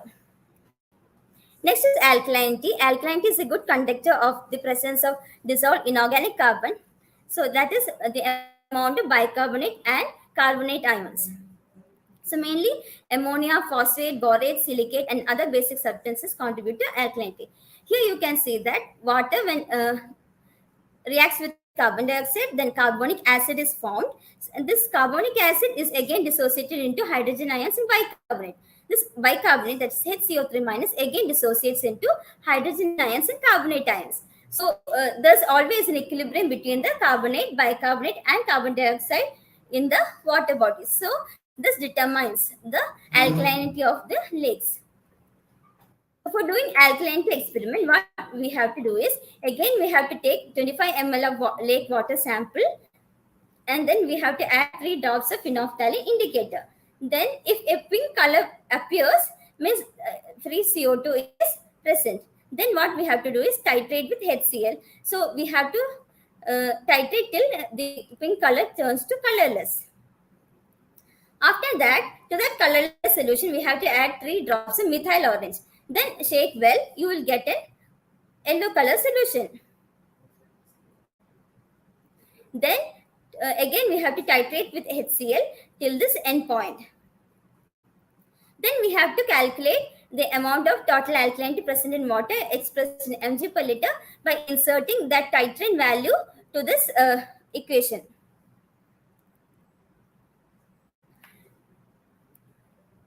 Sometimes for this alkalinity experiment, when we add phenolphthalein indicator, we won't get a pink color. At that time, what we have to do is, we have to skip this titration step, and then we have to directly go to the methyl orange step. Then we have to note down the reading of the titration. So finally, then we will calculate the total alkalinity. Next is chloride. Chloride is present in lake water in the form of, like, sources are dissolution of salt deposits, then discharge of effluent, then sewage discharges. So if there's high pollution, if there's high sewage enters the water body, then chloride will be high. So this chloride imparts salinity to water. So how we usually do is, we have to again take about 25 ml of water, lake water sample in a conical flask. Then here the potassium chromate solution is used as the indicator. So we have to add about 1 ml of potassium chromate to this lake water. Then we will get a yellow colored solution. Then we have to titrate with silver nitrate solution. Always the silver nitrate is stored in dark brown colored bottles. And then we have to titrate with silver nitrate till the end point, that is orange color. Then we will check the titrant value and then insert this into this equation, and then we will get the chloride of the water in mg per liter.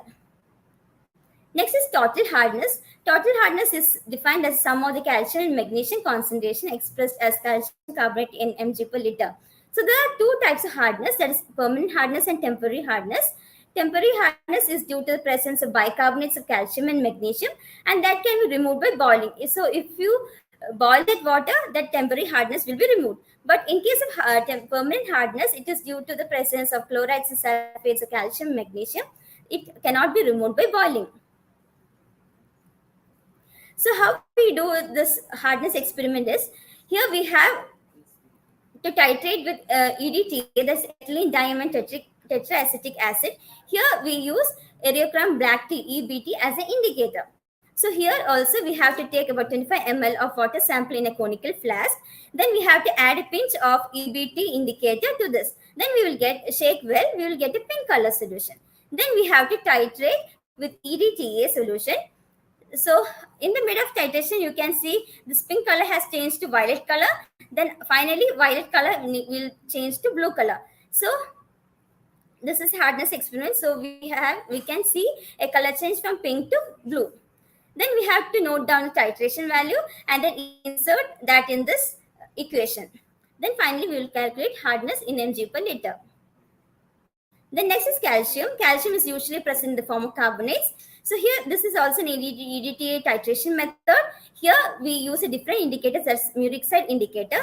So what we do is, we have to add about a pinch of MoEFCC indicator to about 25 ml of lake water sample taken in a conical flask. Shake well, you get a pink color. Then you have to titrate with EDTA from to the end point. End point is pink to purple. So when the color changes to purple, you need to note down the titration value and then insert in this equation, so that you will get the calcium value in mg per liter. Next is magnesium. Magnesium is found in natural waters. Generally, magnesium concentration will be lower than the calcium concentration. Magnesium is very common component in industrial wastewater, and both calcium and magnesium imparts hardness to water. And also you can see that magnesium is an integral part of the chlorophyll content, wherein magnesium occurs at the center of this chlorophyll structure. So if in the lake, if there's a lot of algae, we can see there's an increase in the magnesium content. At those time, we can see that magnesium concentration is higher than the calcium value. Otherwise, always calcium has a higher concentration than magnesium in lake water.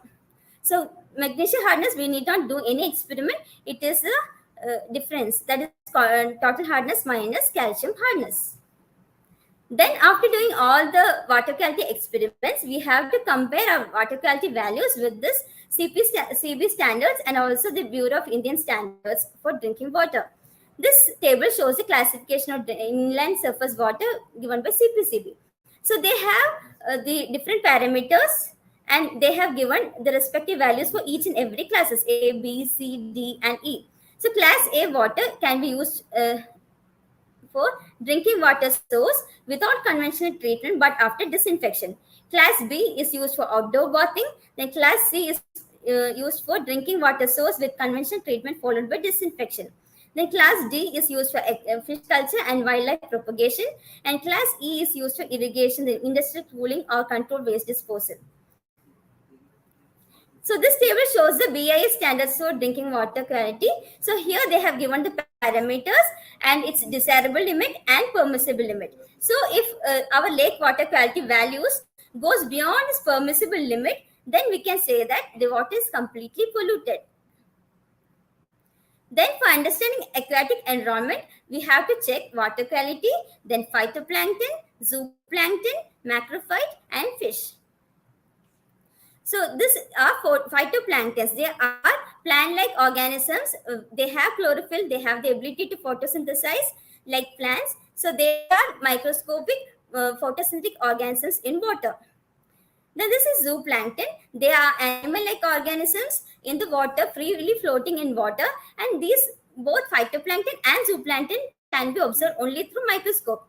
Then in the lake, you can see aquatic plants, that is the macrophytes. So here you can see that Iucn species, that is the common species present in almost all the lakes in Bangalore. And also the species like Colocasia species, which can be used as food, and Alternanthus species is also used as food. Then some plants like this Nelumbo nucifera, that is lotus, it has medicinal value, and Bacopa moneri, that also has medicinal value. Now these are fishes present in the lakes. So after doing all these water quality experiments and the documentation of biodiversity, we can also make a poster. So that here you can see we can map the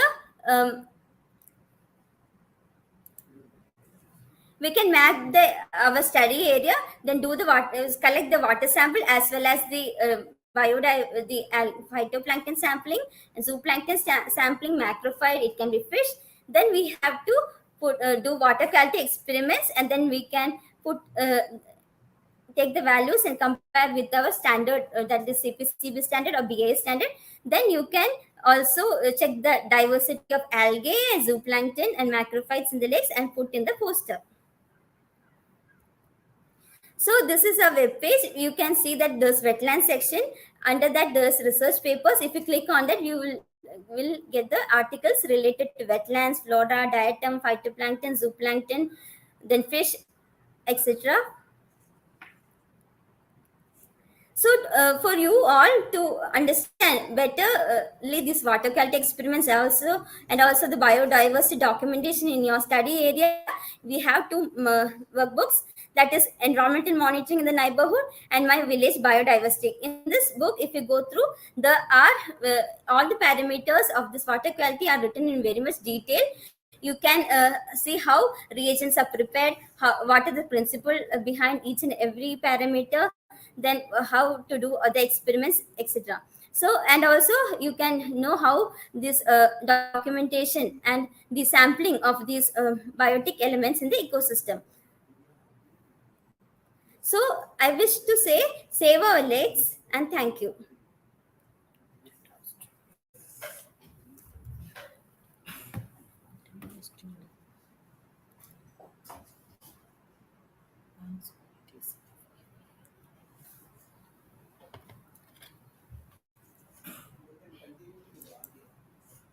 So I saw two questions by Supriti Hegde. So ma'am, so is it enough if we give the reading of TDS rather than going ahead with each of the elements? So TDS will give you the combination. It's a total dissolved solids in water. So it's a combined thing. Like all is as Cincy told, the calcium, magnesium, sodium, potassium, chloride, everything contributes to TDS. But if we do each and every parameter together alone, then we can understand what is the calcium value in the water, so magnesium value, then sodium, potassium. If so, we will get a correct knowledge of the water quality. So TDS is just a vague parameter, but that can be measured on site.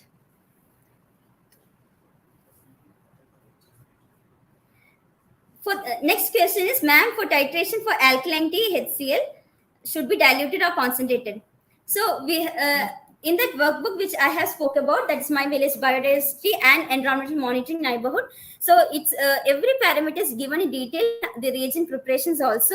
So you can go through that, and with the help of a chemistry teacher, if you have any doubt, with the help of a chemistry teacher, you can aram se do all the experiments, because it is very elaborately written in that workbook. Thank you.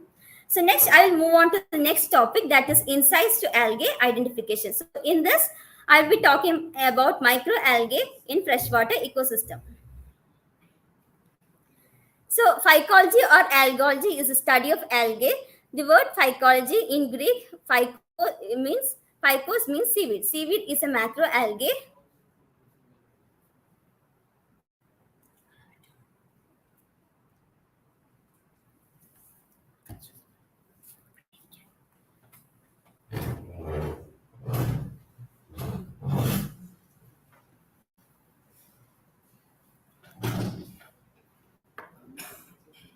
Okay, I will start again once. So I will be talking about insights to algae identification. I will be talking about microalgae in freshwater ecosystems. Phycology or algology is a study of algae. The word phycology is derived from the Greek word phykos, which means seaweed. Seaweed is actually a macroalgae. So mainly here, I will be talking about microalgae. So these are some photographs of microalgae, that is Merismopedia, Anabina, Crucoccus, Anabinopsis, etc. So these are microscopic chlorophyll-bearing photosynthetic organism in the aquatic ecosystem. So why algae are important? Algae produce oxygen as a waste product of photosynthesis. So during photosynthesis, the carbon dioxide is taken up and the oxygen is released as a byproduct. So it was cyanobacteria, that's the most ancient form of life, which contributed oxygen to our reducing atmosphere about 3 billion years ago. And also the algae under cyanobacteria, which can fix atmospheric nitrogen.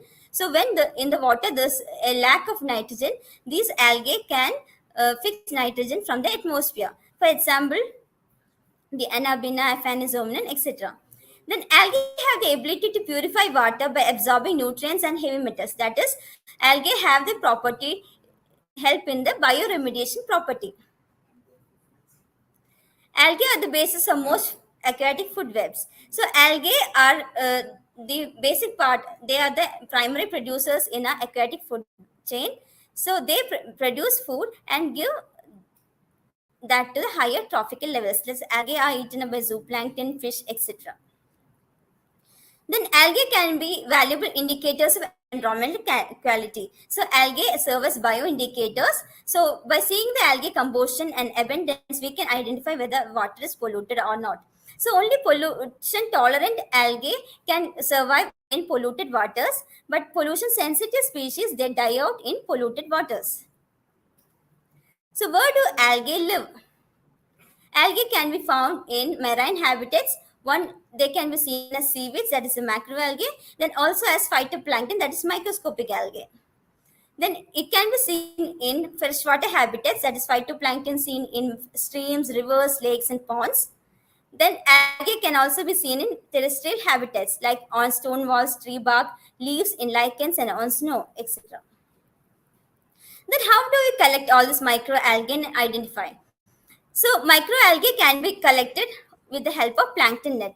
So here, according to Ramchandra et al. 2006, about 50 liters of water should be poured through this plankton net. Then we will get the maximum diverse phytoplankton as well as zooplankton in this sample in the lake. So all this will get concentrated in the tube down, and we have to carefully transfer all the tube contents to a sampling bottle, and then take it to the laboratory and look under the microscope. Only through microscope we can see phytoplankton and zooplankton. So this is a photograph how this microalgae looks under the microscope. So seeing the structure, we can identify each and every algae. Algae can be unicellular, that is, they are single cell algae. So here you can see this Chlamydomonas, one example, that is a unicellular algae, but they have flagella for motility. So the algae, unicellular algae, can be flagellated, as well as some algae don't have flagella. So flagellated or motile algae are Chlamydomonas. The non-motile forms are Chlorella species. This algae can be found in colonies. So they are colonial. These cells are grouped in aggregations called colonies. So we can see that in example Pediastrum and Volvox. Here the cells aggregate together and they form colonies. Then algae or cenobial algae are present. That is, it forms a colony with fixed number of cells. Example Pandorina. Pandorina have always about 16 cells in their cell, and outer there will be mucilage coverage. This is Eudorina. This has 32 cells. Then algae can be filamentous. Filamentous means they are multicellular. You can see different cells. And these filamentous algae can either be simple or branched ones. So unbranched simple ones are Ulothrix species and Spirograss. Here you cannot see any branches. But in example Cytonema and Cladophora, you can see branches. Then there are dendroid forms. So dendroid means tree-like. So they appear like microscopic trees.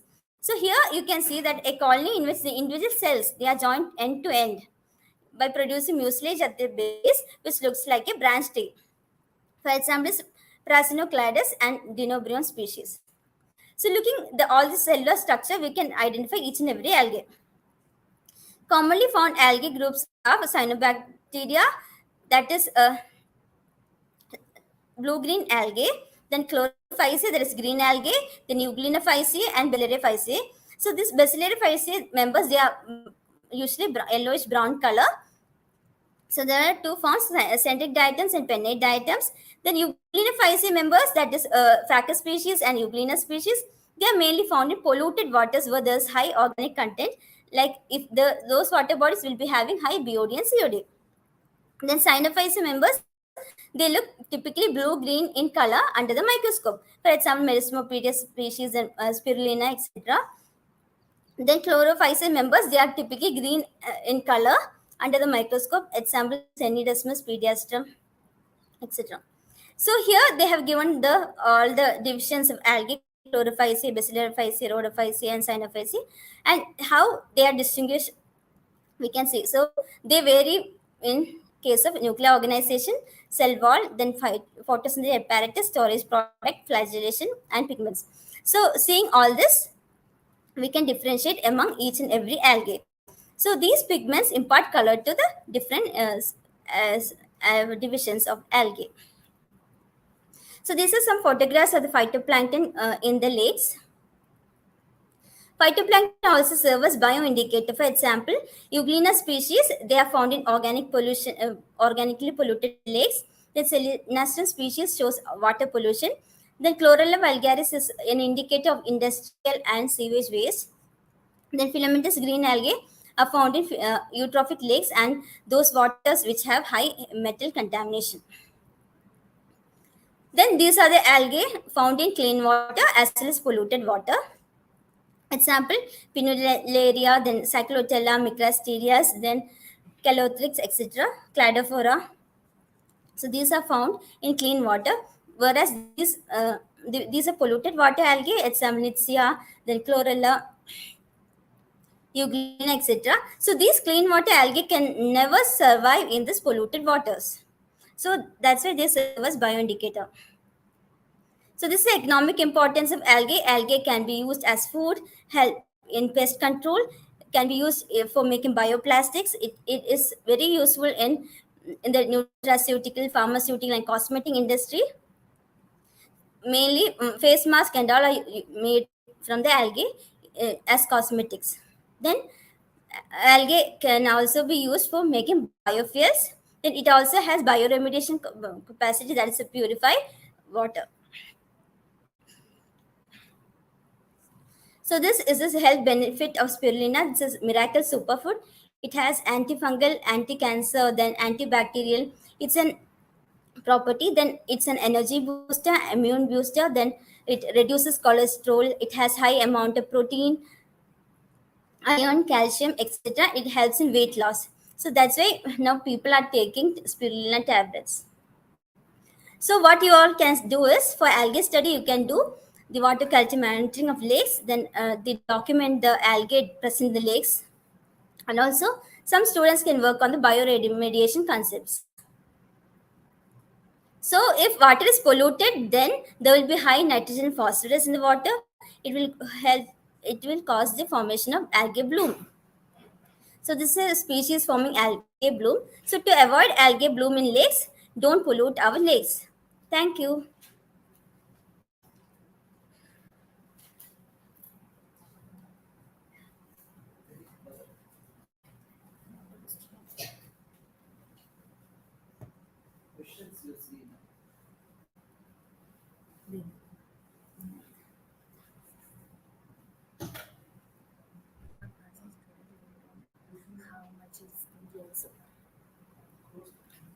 So Supriti has again asked a question, like, ma'am, as students, we don't have much experience with these methods used to find about ionic components in water. So how we go ahead with it? She's from which school? Supriti, you're from which school?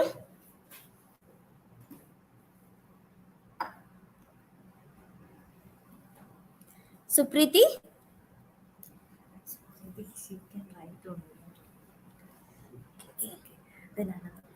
Okay, so I have shown you the workbook. That's environmental monitoring in the neighborhood and the village, my village biodiversity. In those workbook, it's all the parameters are well written. All the experiments, how to do experiments, and how to make all the reagents are available. So if you have a chemistry teacher with you, she will also help you in making all those reagents and go ahead. So if you have any doubts, you can contact us also at any time. Supriti, you are from Vidyaniketan or Vagdevi. Both the schools have a good chemistry lab. You should be able to do this with the help of a chemistry teacher and refer our book also.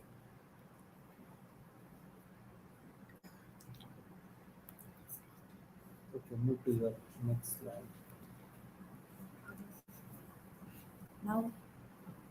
So next question, water bioremediation concept, that is the removal of pollutants from water with the help of algae. So as algae grow, there will be reduction in the ionic and other pollutants in the water. So that's how algae help in bioremediation activities.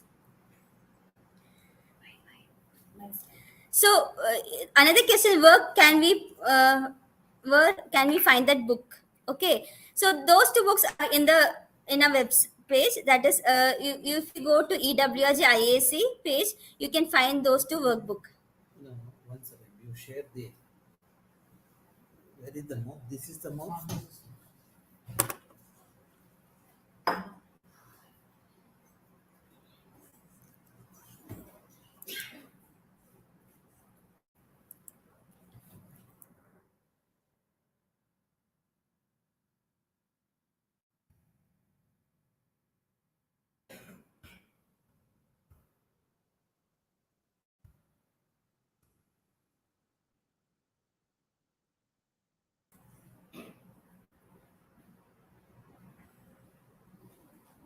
This is visible? Okay.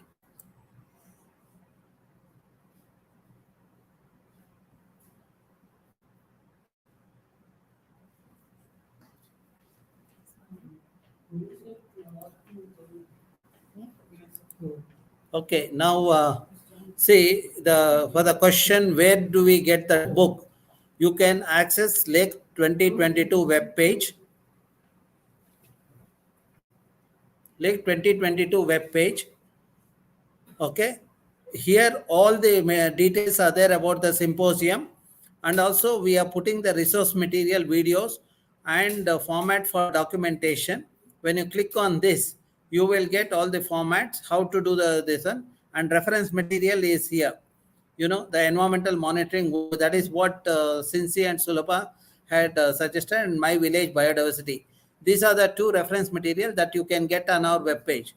To access that, you go to this link, wgbis.ces.ernet.in/energy/lake 2022. When you see that, this is the conference web page where all the details are there about the conference, and also we have put all the reference material and also the format for documentation and resource material videos also. You can see how the birds, butterfly, insect, macrophyte, algae, all these things, how to document that, we have put in this web page. Okay. Yeah. So, okay, Dr. Vinay is there. So I have to do stop screen. No? Huh. I have to say stop screen here. No. So we have to stop here. Vinay, you can share the screen. I will stop the screen sharing here. Okay.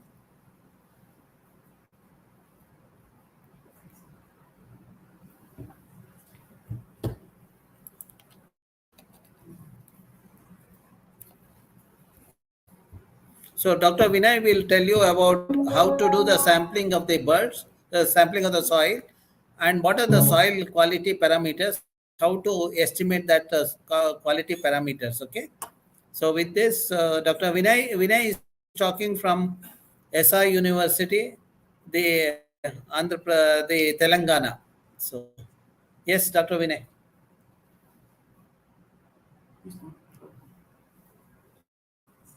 He's audible. Vinay? He's audible, sir. For us only it is not. Hmm? For us it is not, sir. No.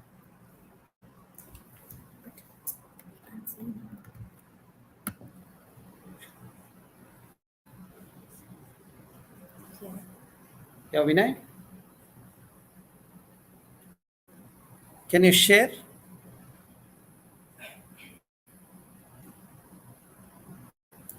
Where is Bharat?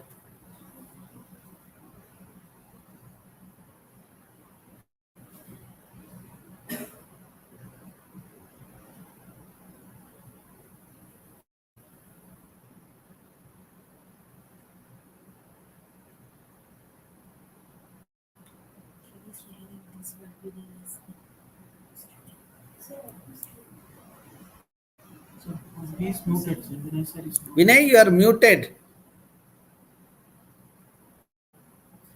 And I can't hear you. And also share your slides.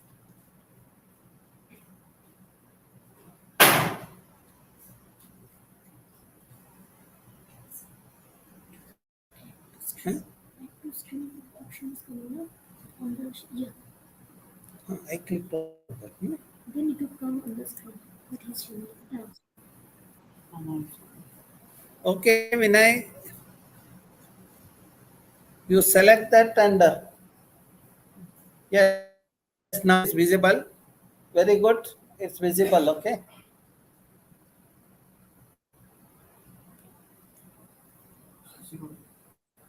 Okay, Vinay. You can talk about soil. Change the slide to soil. Okay, not soils. Soil.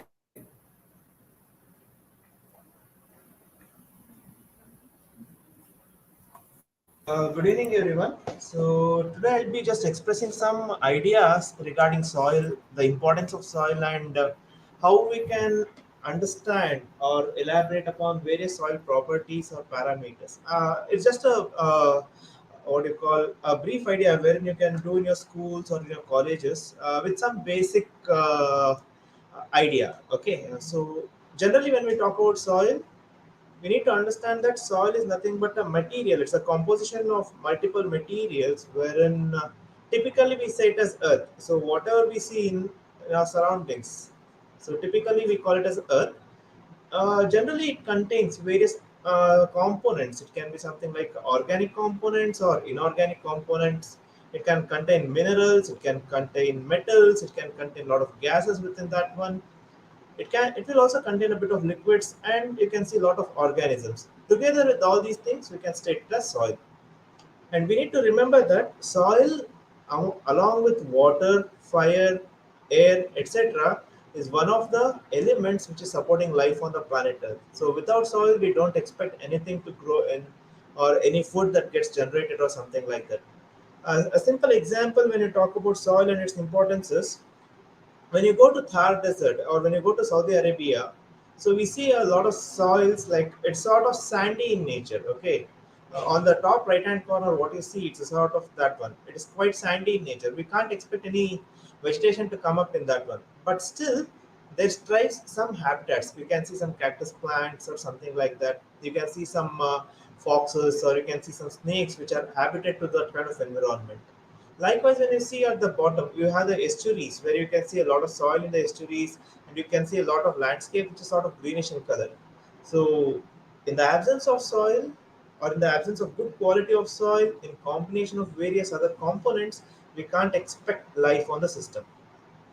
So how do you think soil is formed? Generally, you guys would have learned in school, like the process of erosion. It's something like freezing and thawing of rocks. It creates some aberration forces, wherein the entire rock becomes particles. So a bit of erosion and movement of those particles because of wind or because of water, the dimensionality changes. That's where we have different kinds of soils. So that's what I've tried to put it across here. Now, if I try to understand whether there is any relationship between land and soil or landscape and soil, yes, typically there is a humongous relationship. What do I mean by this? So, whenever, let's say, talk about Bangalore, in the recent past there was floods. I hope you guys remember that one. When you see that, Bangalore, typically earlier it was sort of very good with agriculture areas, and it had good amount of plantations, it had good amount of coconut plantation, it had some orchards, mango orchards, and it had a pretty good amount of green cover with some native forest in the system. But with the transformation of the land, what has happened? The entire surface of the soil, entire surface of the landscape, now we see that it's completely concretized. Concretized, I mean, it is completely built up area, wherein you see the tar roads, you see the what do you call the rocky material or the hard mass of material which does not allow the water to percolate. With this, what happens? Whatever is there on the top, it can easily move away. Whenever there is excess amount of rains or a normal rain, we see that the water does not infiltrate. It will not go down into the system. It goes laterally. When it's going laterally, it has the ability to carry out the minerals. It has the ability to carry out small particles. It can be dust. It can be the waste, whatever the people throw on the roadside, or it can be anything. It is taken off. So that's where a lot of erosion starts to happen in the system. But is it the same when you talk about the forest? So the studies what we have done, even the slides or some of the examples what even sir shared in the morning, if you try to look at those things, wherever you have forest, okay, wherever you have forest in the native condition, I don't mean the forest which are something like acacia or a monoculture plantations. No, I don't mean that one. The natural forest when I talk about, wherever you have the natural forest, we see that there's a large scale control of water. So when I have a higher control of water, I'm minimizing the erosion there. So that's where forests play a crucial role. Just to give a small example of this one, to make you people understand how forests play a crucial role. Uh, let's say there are two people, one is a boy, one is a girl. Okay, let's say girls have long hairs. So when you try to relate that one, these long hairs, it doesn't come up within a year, it takes around 5 to 6 years, right? Likewise for boys, once in few months or few years you have certain height of hair, then you chop it off. So earth system is something like that. If the roots are shorter and the roots are longer based on the age of the plant. Now let's say a rainfall happens. Rainfall in this case, let's say that you guys take a shower. Typically, we see that girls require a larger amount of time to wipe their hairs because of their long hairs, whereas boys require shorter quantum of time when it talks about this one. What I'm trying to quote here is forests basically are eventually like they have a larger life, like they are very mature in the other sense. So with maturity, what happens? The roots try to go deeper and deeper. With the roots trying to go deeper and deeper, what happens? The soil there, it starts to break down. The soil will not go away anywhere. The soil tends to break down there, and these particles of soil gets attached to the roots. That's where you have a lot of pore spaces, and we have a lot of water that gets infiltrated or penetrated down. So the likewise, when you talk about agriculture, let's say you have paddy or you have ragi or you have maize, you see that the roots are somewhere around 15 centimeters deep maximum. So they can't allow more and more water to infiltrate. On the contrary, a forest, it allows more and more water to infiltrate. So what's the relationship there? Let's say if I have more water getting infiltrated, there is no lateral flow or reduction in the lateral flow. With a reduction in the lateral flow, there's nothing but the surface runoff. we have the lesser amount of erosion that is happening in the system. So typically, this erosion that was happening since time immemorial, or this sedimentation of soil at various places, has led to large-scale repository of flora and fauna in the system. So when you see the evolution of life, let's say, when you talk about a river you can see initially it's straight, then with higher amount of soil that is coming and falling because of erosion and any other aspects from the upstream, the river tends to deviate from left to right or right to left based on the topography in the system. So we see that the river course changes, we have a lot of soil deposition there. So these soil depositions along with the micronutrients or the macronutrients supports fishes. So that's what you see in the estuaries. Whenever rainfall happens, the water color is red in the initial phases. Later on, the water color changes to bluish, greenish, or in that shades of color. So initially, what happens? Whatever the organic matter is there, it travels from the upstream to downstream. It settles down in the downstream where you see the riverine systems coming up. You see the estuaries growing in the system. So that's where soil erosion is both important. It is also necessary for us to minimize the soil erosion in the other aspects also. So talking about the soil usages, generally we know these things. Talk about agriculture, typically what are the food crops, what are we consume as on today? Talk about paddy, talk about jowar, talk about millets, talk about pulses. Any food crop we talk about other than the plantations. It, we generally go up with the top 15 centimeters of the soil. Generally if you talk to farmers, they say that around 6 inches is required. It is close to 15 centimeters of soil. So this is the core soil element which gives you a lot of food. Likewise, we have seen the construction, like you have sand, you have bricks that you are using, you have concrete, etc. Wherever you see, we have soils being used extensively. Likewise, when you talk to girls, they talk about beauty products. Typical example is Multani Mitti. Many of them use this one, right?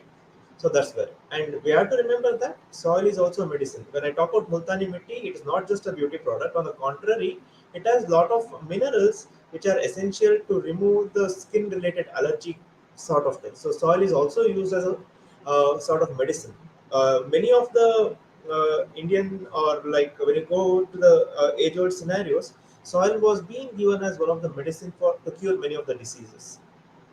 Now, when you talk about the other thing, talk about mining. It can be ores, it can be minerals. Soil is the core component.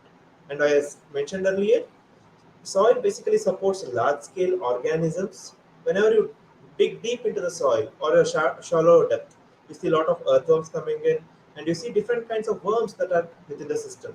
So higher the type of worms, better the soil quality. What worms do? They try to eat the organic component, do the excreta. This excreta is basically nothing but a cut down of the nutrients into micronutrients, which is basically essential for plants. So higher the soil organisms, better the soil quality and better the yield of the crops. But the basic threat towards the soil is extensive extraction. So whenever you see a truck of sand coming to you, it is basically the river sand when you talk about, or the sand that's coming out from the lakes. So everything is get extracted and comes down to your construction site in the recent past. But on the contrary, if you try to look at the age old, or when you go to the villages, this extraction of soil is also necessary. Like whatever the soil is there in the lake, until a certain depth, I'm not talking about too high a depth, until a particular threshold, the soil is being taken off, and this soil is being put in the nearby what you call the horticulture plantations or the agriculture fields because of the high nutrients present in them. So this happens once in a year or once in 2 years in many of the villages. If you guys try to roam around in any of the villages outside Bangalore, you can try to look at these things. And remember, if I try to extract more and more water, or if I try to extract more and more soil, remember, typically the top portion of the soil within the lake system is clay. Below that one is sandy. So whenever I have sand, the water absorption is very high there. Water passes away very easily. I try to speak about those components later. So in the lake, if I meet a level, a bed level where I'm getting the sand, there it is very difficult for us to store water. Everything gets trapped down inside, or what you call infiltrated very fast. On the contrary, if I allow more and more sedimentation to happen within the lake, so the instead of storing water, I'll be storing more and more soil. So what happens?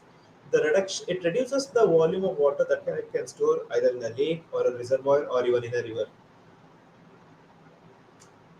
So these are some of the consequences which I already explained.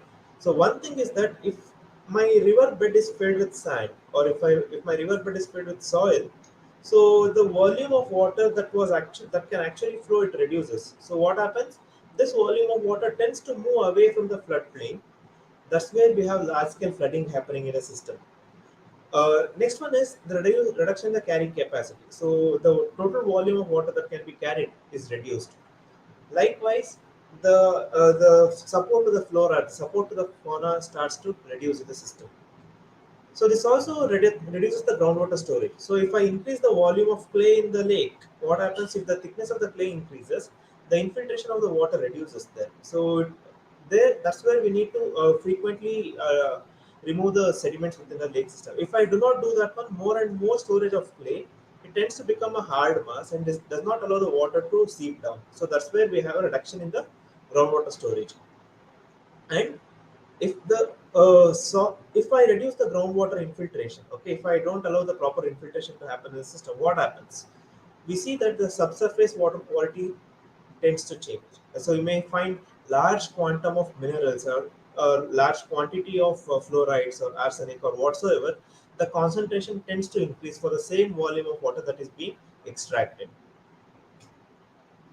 So whenever we talk about soil, we need to understand that any soil particle, it consists of organic matter, it consists of some void spaces, that's nothing but the spaces which is filled with both air and water, and some solids. When you look at the left hand side, when you try to look at the left hand side of the system figure here, whatever you see in the brown color here, whatever you see in the brownish is basically soil. The blackish ones, whatever you see here, and the roots, whatever you see here, is nothing but the organic component. So these organic components decay and it creates void spaces. And likewise, wherever you see these cracks are nothing but void spaces, what you are able to see from the outside. But typically, the roots or these any structures create some macro pores which allow the water to go in and out. So that's where we have large scale air spaces as well as water spaces.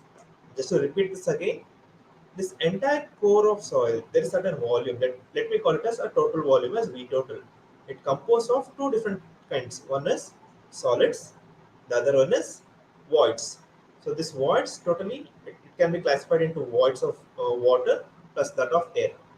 Likewise, you should also remember for certain parameters when you are trying to do analysis, we go with something called as weight to volume ratio. Okay, we go with something called as weight to volume ratio. And for certain parameters, we take volume to volume ratios. So in that case, we need to remember that the weight of air does not come into picture. It's negligible. It is negligible. So the total weight of this soil sample, whatever you see on the left-hand side, is basically because of that of water and that of solids.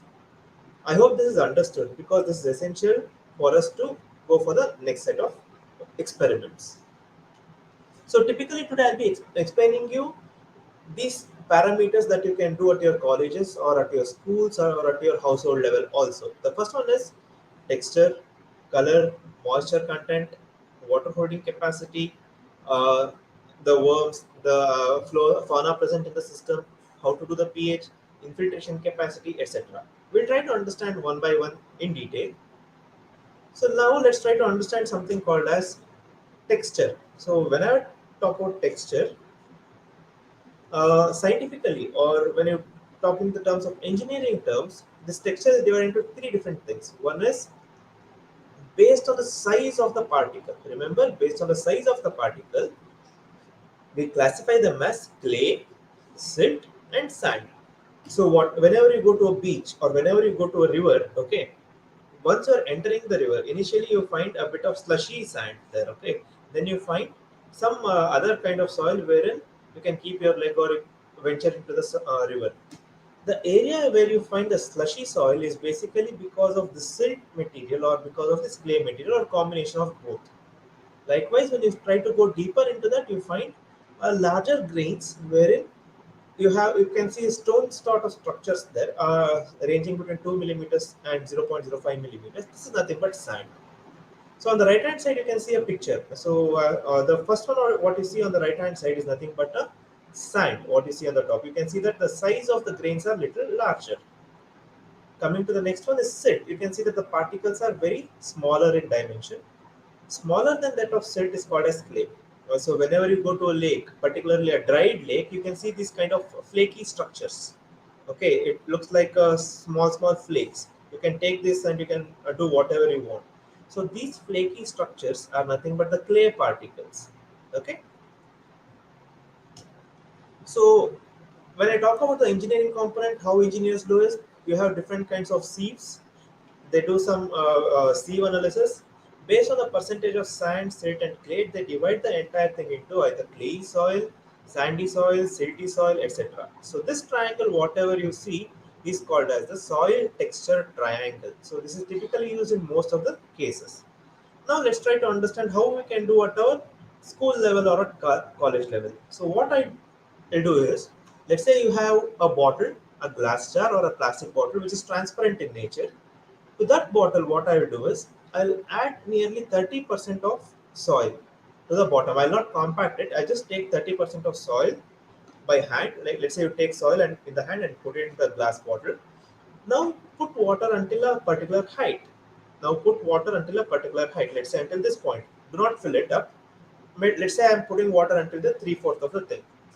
Now what I will do, I will physically and rigorously shake the bottle. I'll rigorously shake the bottle in order to ensure that whatever the particles are there, they break down.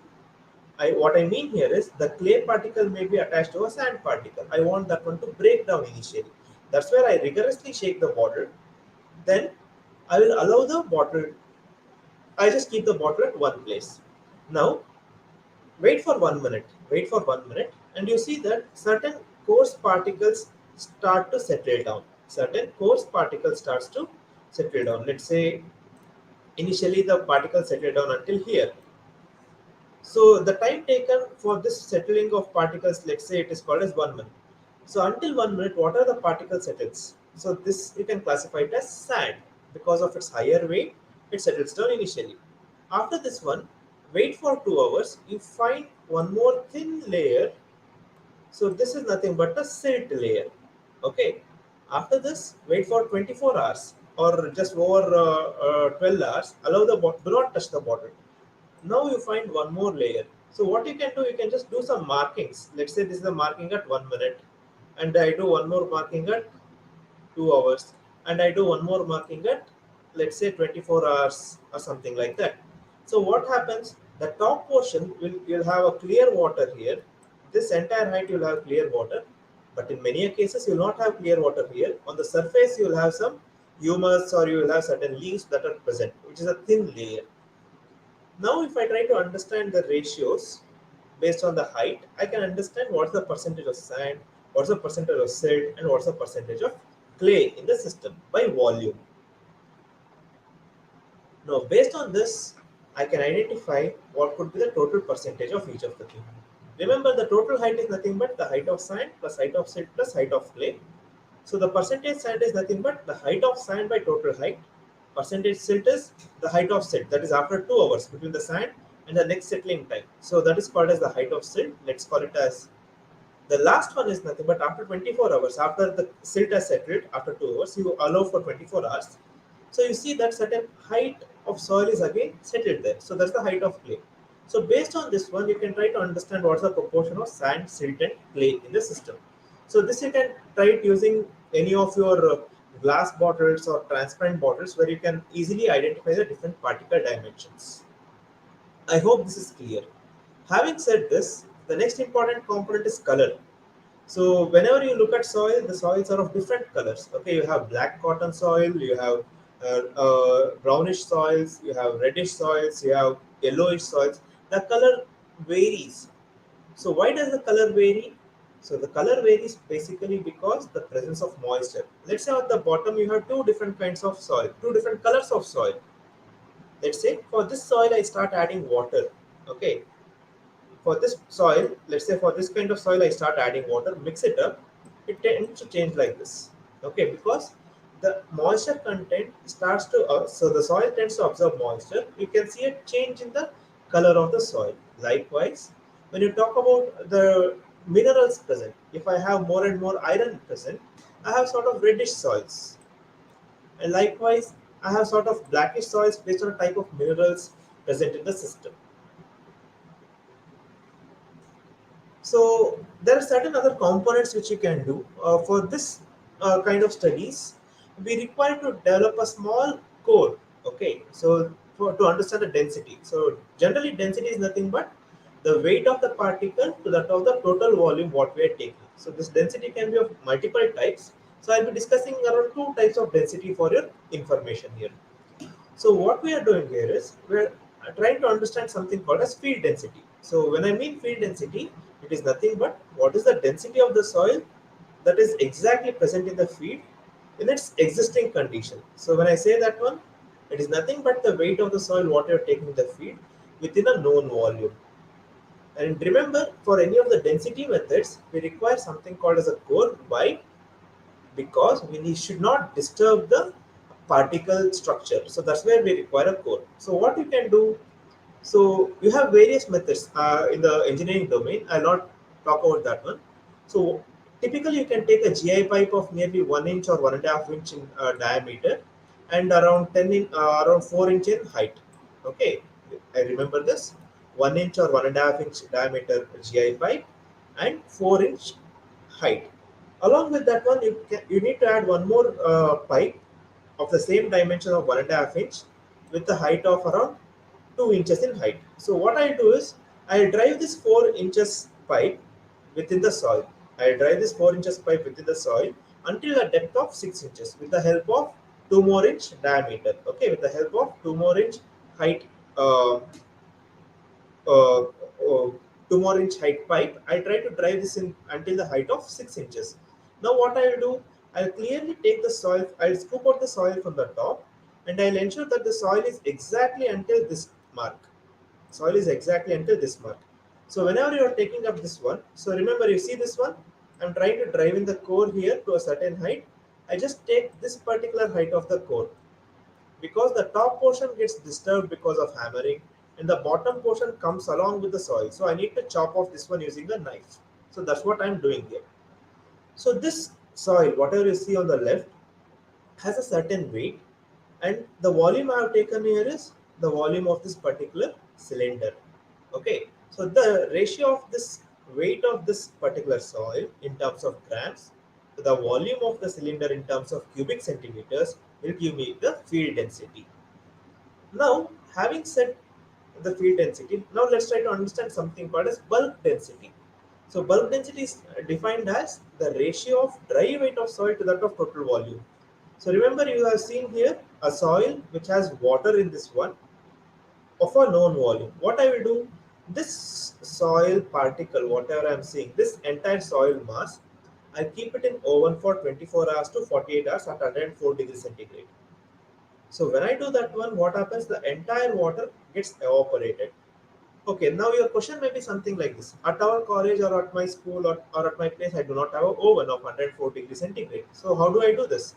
So you can take a pan, you can take a heater and you try to roast it out to ensure that there is no water there in the entire soil mass. I'm not worried about the structure here, but this soil mass, whatever I'm taking, should not have water in this one. So that's what we need to take. So that's what I'm trying here. If I have a field sample I have taken from the core, I use a oven or a hard plate and dry the entire mass. So I know the volume of the core here. I know the dry weight of the sample. The ratio of this dry weight to that of the total volume gives me the field density. The certain numbers I'm trying to emphasize here. This field density typically ranges between 0.5 to 2.2 gram per cc. So generally a sand has a higher bulk density ranging from 1.3 to 1.7. Clay and silt have a lower bulk density because of higher water holding capacity. It ranges between 1.1 to 1.6 gram per cubic centimeter. Now, remember this is not a constant value. Let's say if my organic matter is more, again the density may tend to reduce. Okay, if I take a soil wherein I have minerals such as iron, minerals such as any other minerals or ores, so that time the density may increase. So we need to be extremely cautious when we are trying to define why the density is varying in the system. So just to give the equation for you, field density you are measuring in terms of gram per cubic centimeter. Sorry, bulk density you are measuring in terms of gram per cubic centimeter. So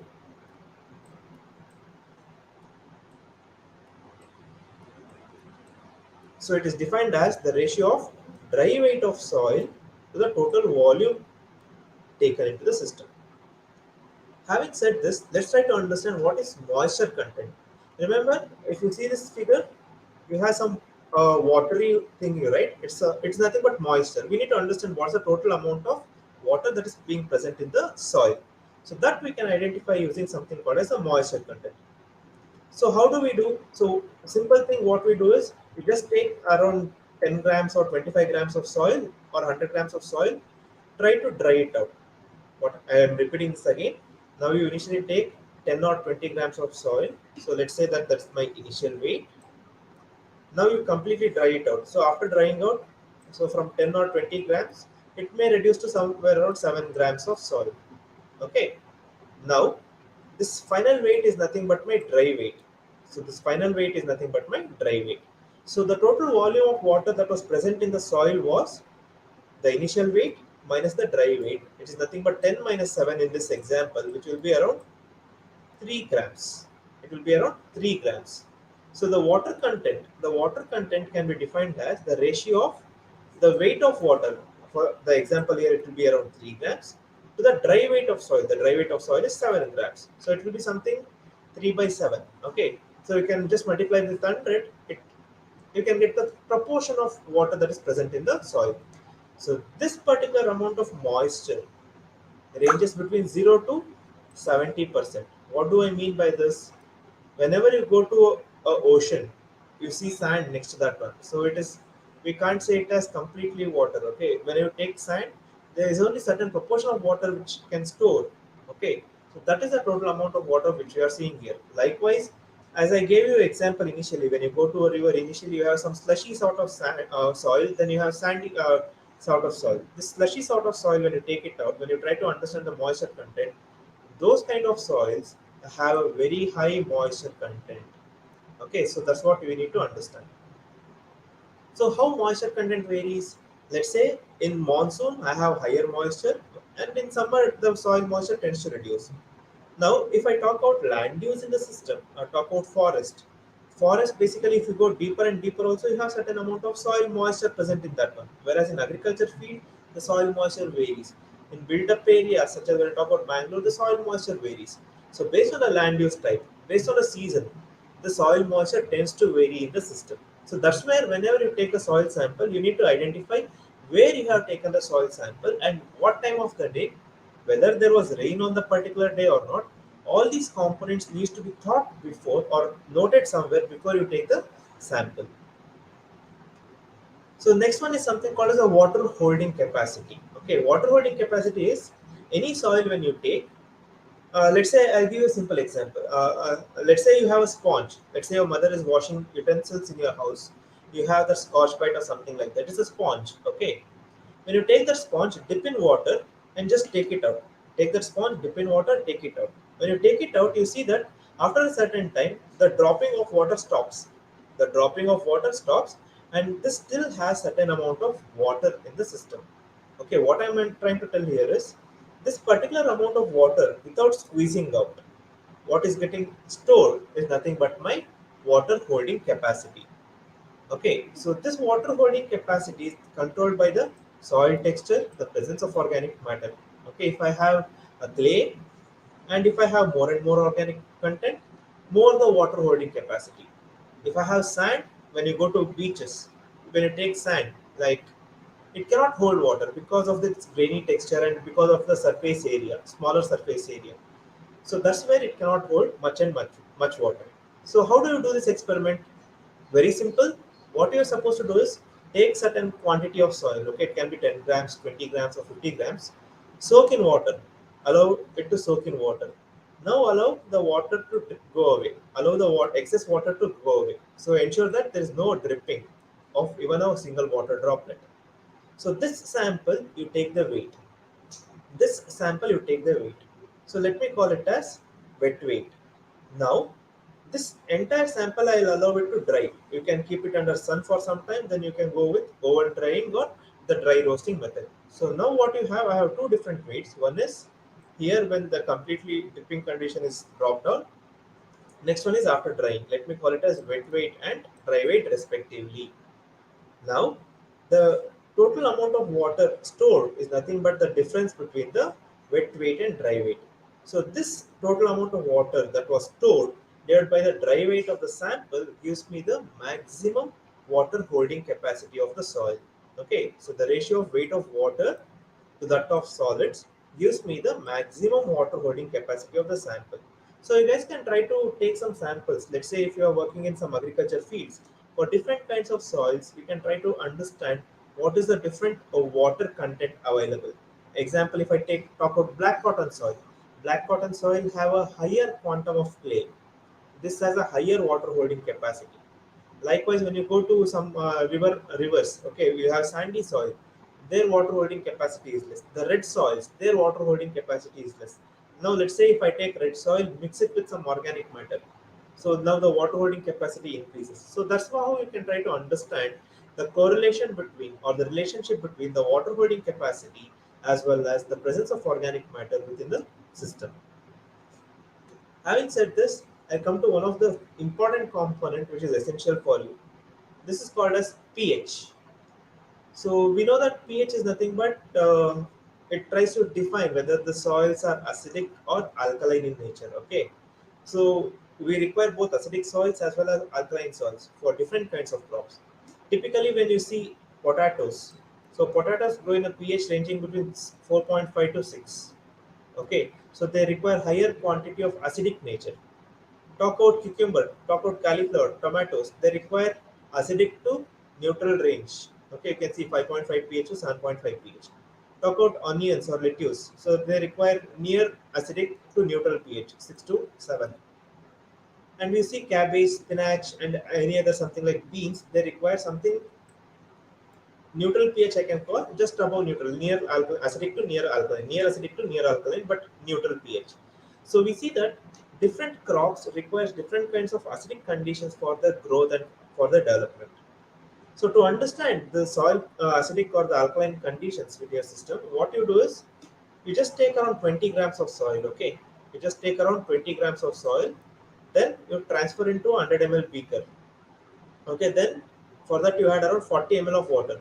For 20 grams, I'm adding 40 ml of water and stir it well. Stir it completely well. Okay, after you stir it, allow the entire solution to settle. What happens? So initially you see that the sandy particles settle down.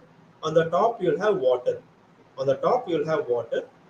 When at this condition, now what I do is I can use your pH probe or I can use the litmus paper. So I just drop the litmus paper or I drop my pH probe, identify the soil pH. Okay, this is also the similar thing. Let's say the last presentation, Sinsi and Asulaba madam both try to explain how you can do the pH by showing your pH meter also there, right?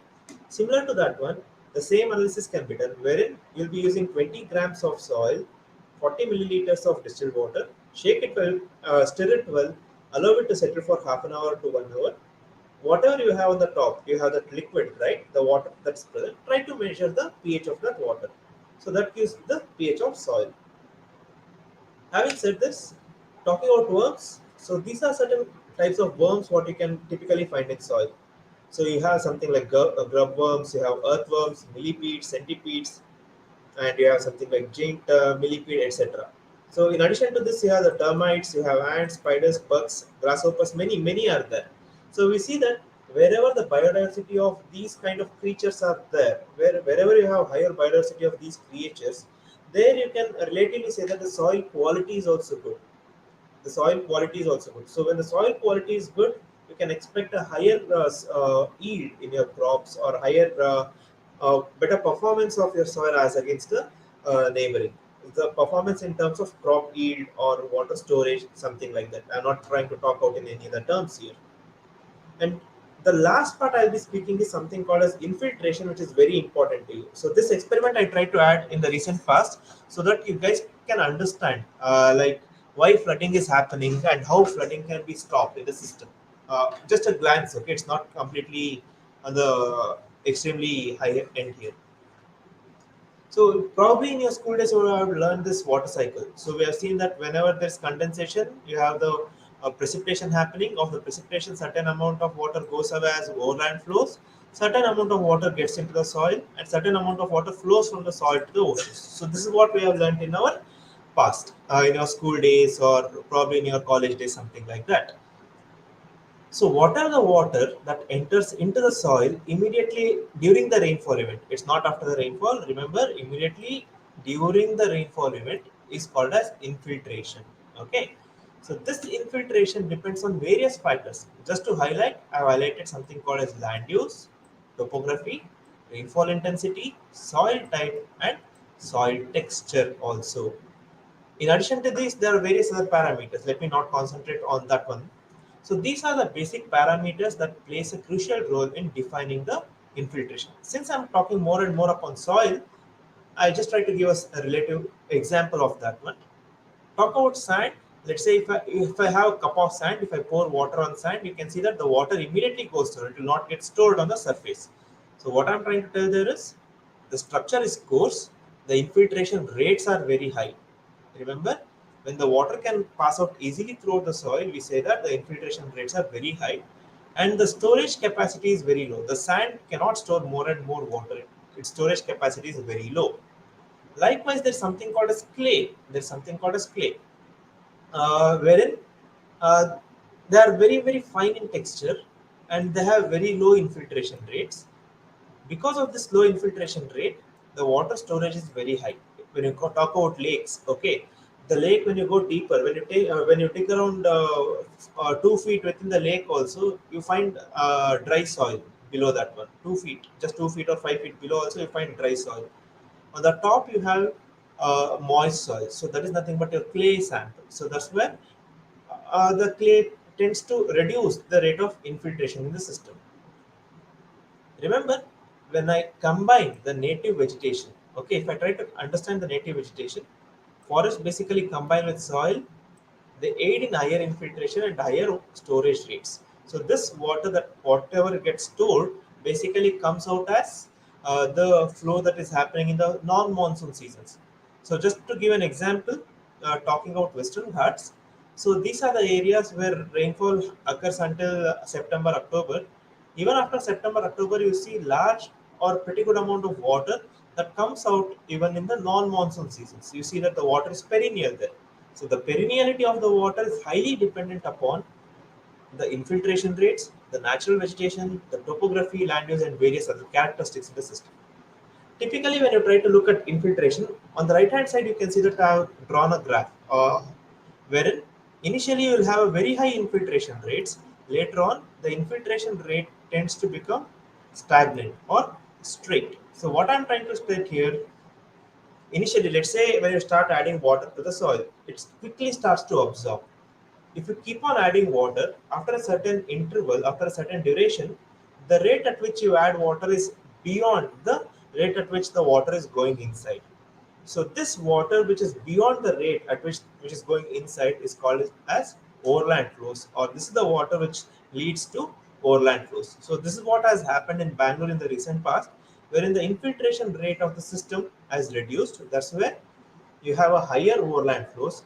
On the contrary, during the summers, we can see that the borewells now in the recent past have crossed more than 1,000 feet or 1,500 feet. So you're going deeper and deeper. Okay, so there is no recharge happening there. So we have a negative end in both the cases. There is no recharge and there is no storage also in the system. So how can I do this experiment? Okay, how to do this experiment? So what you do is take a GI pipe. Okay, you just take a GI pipe of somewhere around 6 inches long, 6 inches long, wherein you'll keep nearly 1 inch on the top, something like this, 1 inch to 2 inch on the top you can keep, and bottom you will drive around 3 inch to 5 to 6 inches. You try to drive in the soil. So why I am driving in the soil is the soil within the core should not get disturbed. The soil within the core will not get disturbed, at least in the center. I'm not talking about the edges of the core, at least in the center, it's not getting disturbed. Now, what I'll do is I'll take a stop clock. I'll add the water until this mark. So until here, I'll add water, okay, from the initial part. Now, I'll wait for 1 minute. I'll see what is the depth the water has gone down. Okay, let's say it has gone down for 2 centimeters or 3 centimeters in 1 minute. Now, again, I'll fill until the top. So that's what I've said. Now add water to the top of the cylinder, allow the water to infiltrate. You note down the time for around 1 minute initially. Then after 1 minute, add water until to the top again. Until to the top, you add water again. Continue the stop clock. Now the time will be around 2.5 minutes. See until what depth the water has gone. Let's say the water now would have gone around 2 centimeters to 5 centimeters. Again, you add water. Now from 2.5 minutes, wait until 5 minutes. Look until the rate of water, how it goes. So once you are done, you note down each and everything. You note down the depth of water that gets infiltrated. For example, I have given you just a rough example. Okay, not necessarily this has to be true. Initially, the observation was in the first minute, nearly 4 centimeters of water got infiltrated. Then after 2.5 minutes, at 2.5th minute, nearly from the top again 4.5 centimeters of water went inside. Now between 2.5 minutes and 5 minutes, nearly 4 centimeters of water has gone inside. So between 5 minutes and 10 minutes, 4 centimeters of water has gone inside. 10 to 15 minutes, 3 centimeter. 15 to 20 minutes, 2 centimeter. 20 to 30 minutes, around 4 centimeter. So if I try to see this, so initially I'm taking the time difference between the observed time and the next time. So this is nothing but initially this is 1 minute. So the difference between these two is nothing but 1.5 minutes. The difference between this is nothing but around 2.5. Likewise, I'm trying to understand what's the time I try to understand the infiltration. Now what I do is I try to estimate the infiltration depth or the infiltration rates. Since I know the infiltration depth in terms of centimeters or millimeters, what I do is I take this number. Okay, 4 centimeters of water has infiltrated in 1 minute. So for 1 hour, how much water can infiltrate? So for 1 hour, 4 centimeters divided by 1 minute into 60 minutes. So that's what I've written here. Infiltration rate is equal to infiltration depth divided by time into 60. 60 minutes, I'm converting into minutes here. So we can see that 4 by 1 into 60 is nothing but 240 centimeters per hour. So initial infiltration rate is nearly 240 centimeters per hour. Later on, so 4.5 centimeters by 1.5 into 60 is nothing but 180. That is nothing but 3 into 60 is 180. Likewise, 4 by 2.5 minutes into 60 is nothing but 96. Likewise, you try to do this. Okay. Likewise, you try to do the analysis, something like this. What you observe here is initially you find a very high infiltration rates. Later on, the infiltration rates tends to become constant. Later on, the infiltration rates tends to become constant. So why is this essential for me? Let's say if my rainfall intensity crosses this intensity, let's say if my rainfall intensity is continuously nearly 96 millimeters per hour, okay, for the first 5 minutes, the soil can absorb water. Later on, what are the difference? 96 minus 48, 96 minus 36, 96 minus 24, 96 minus 24. So this is nothing but the excess water that can go away. Okay, what I'm trying to tell here is your rainfall intensity and your infiltration rates directly define the overland flows, which you can directly correlate with the total amount of water that will cause flooding in the system. Okay, so you can try to draw a graph like this to understand the duration versus infiltration rates, to understand what could be the rate of infiltration, at what time onwards my infiltration becomes constant, what's the duration until which I need to control the water, etc. So this infiltration rate, particularly in the agriculture fields, plays a major role. Let's say when you go with cropping patterns, let's say for coconut you require certain amount of water. If you ask them, they say that we'll allow the water for 20 minutes or 30 minutes until the water gets stagnated on the top. So that is when it reaches this particular infiltration capacity, you are stopping the water to go inside. Okay, you are stopping the motor. So that's where they try to tell in terms of minutes when you try to meet the farmers. This is the last part of my slide. I just try to show you why flooding happens. Remember when I said that you're trying to draw time on the x-axis versus infiltration capacity on the y-axis. So these are nothing but the infiltration bars. So this graph is nothing but my infiltration graph. If I try to build the rainfall graphs and overlay this one, whatever goes above my infiltration curve is nothing but my runoff. Okay. So typically you can see that what's the total quantity of rain that can easily go as overland flows and can cause floods or whatever the future things based on your analysis or based on your interest. Okay, thank you everyone. I hope these things are clear for you. Any doubts will be available to address them.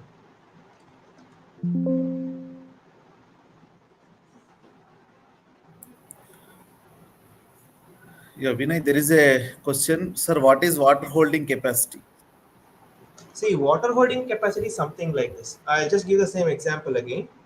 Whenever you take a sponge, okay, when you dip in water, when you take it outside, initially you see that the water tends to drip completely. There is certain amount of water that is stored in the sponge itself. Even before you squeeze the sponge, there's certain amount of water that gets stored. So that is nothing but the water holding capacity. Every forest or every agriculture land have their own water holding capacity. Okay, beyond which it cannot store water. Okay, that is nothing but the maximum water holding capacity in the system. So this water holding capacity essentially plays a major role in defining the crop water requirements or the subsurface storage or the seepage, all those components. Any other questions? Bharat, can you help me out? Yeah, yeah, that's all. Thank you, Vinay. We will Thank you, move Bharat. to the next session. Next session by since identifying the fishes.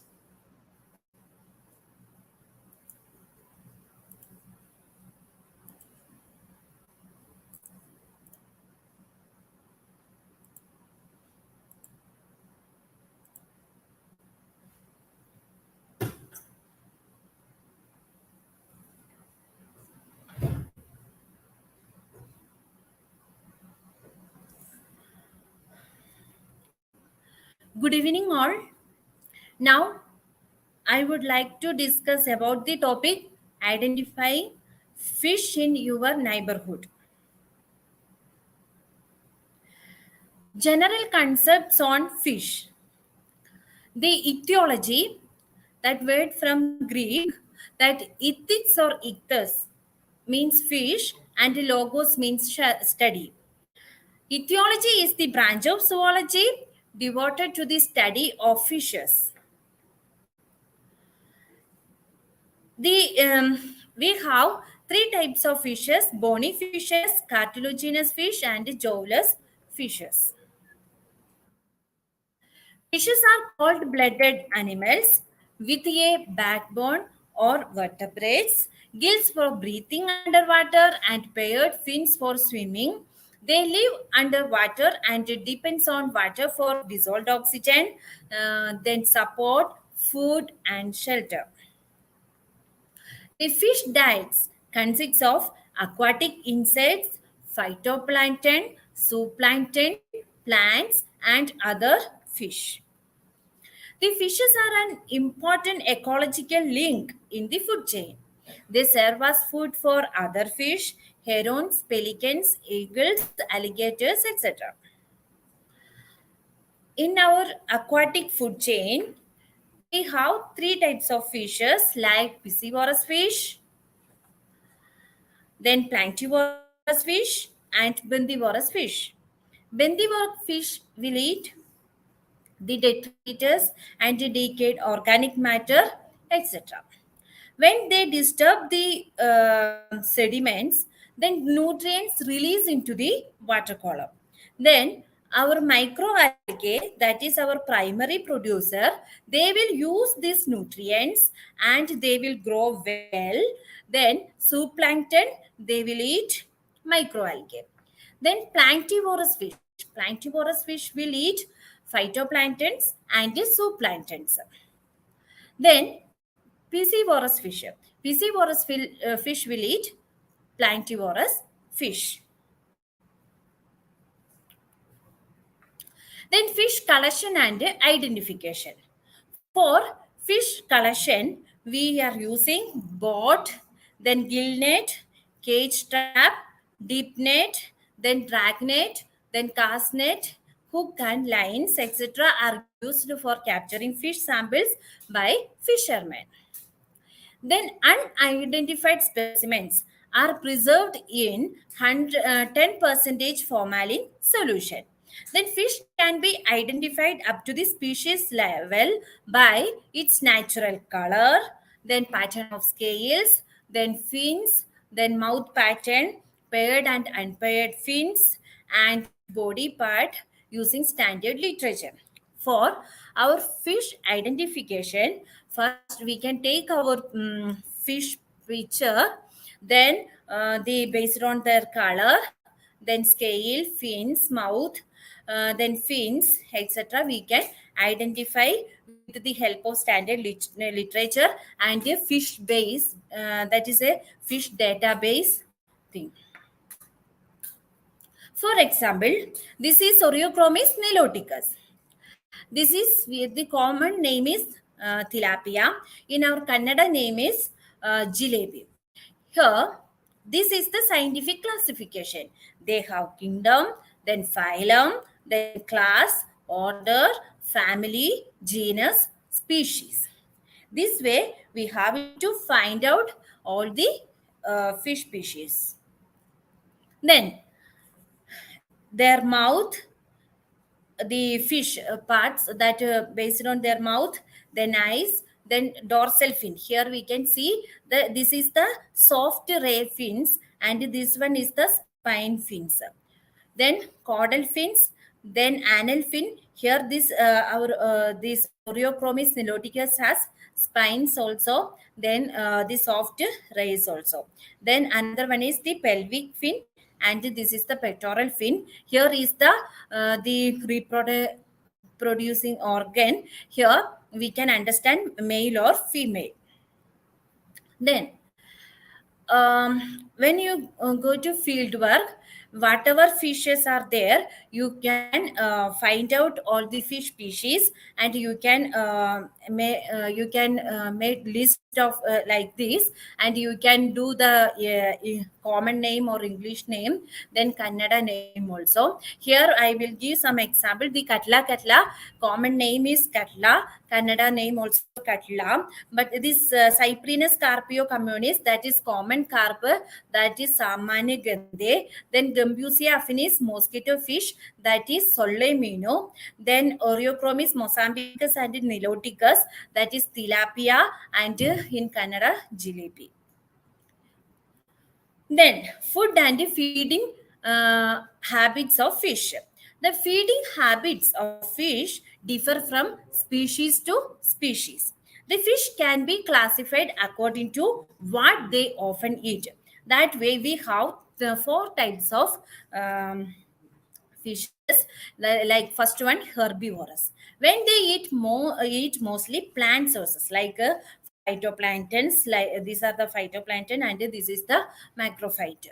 Then the carnivorous fish, if they eat more animals than plant source like small fishes and zooplanktons.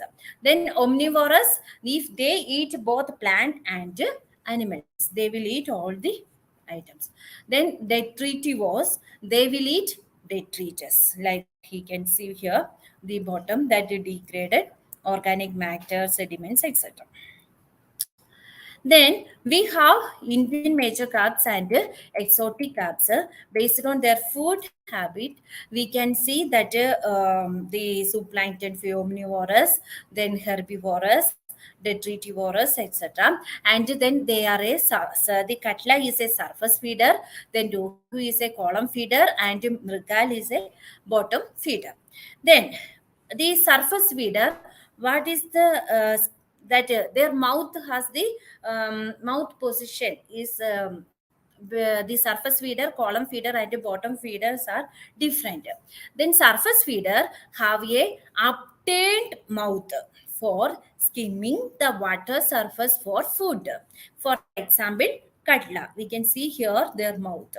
Then column feeder have mouth that appears straight from the face to gather food as it falls through the water. For example, rohu.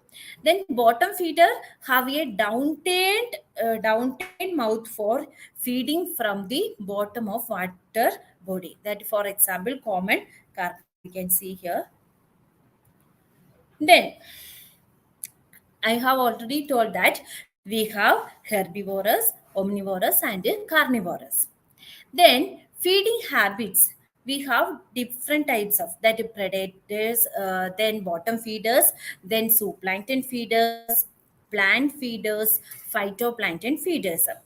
In phytoplankton feeders, that is for example, silver carp, they will eat phytoplanktons like our microalgae and filamentous algae. That means they will eat plants. That then another one is plant feeder. They will that is for example grass carp, they will mainly eat the macrophytes, and then the other algae also.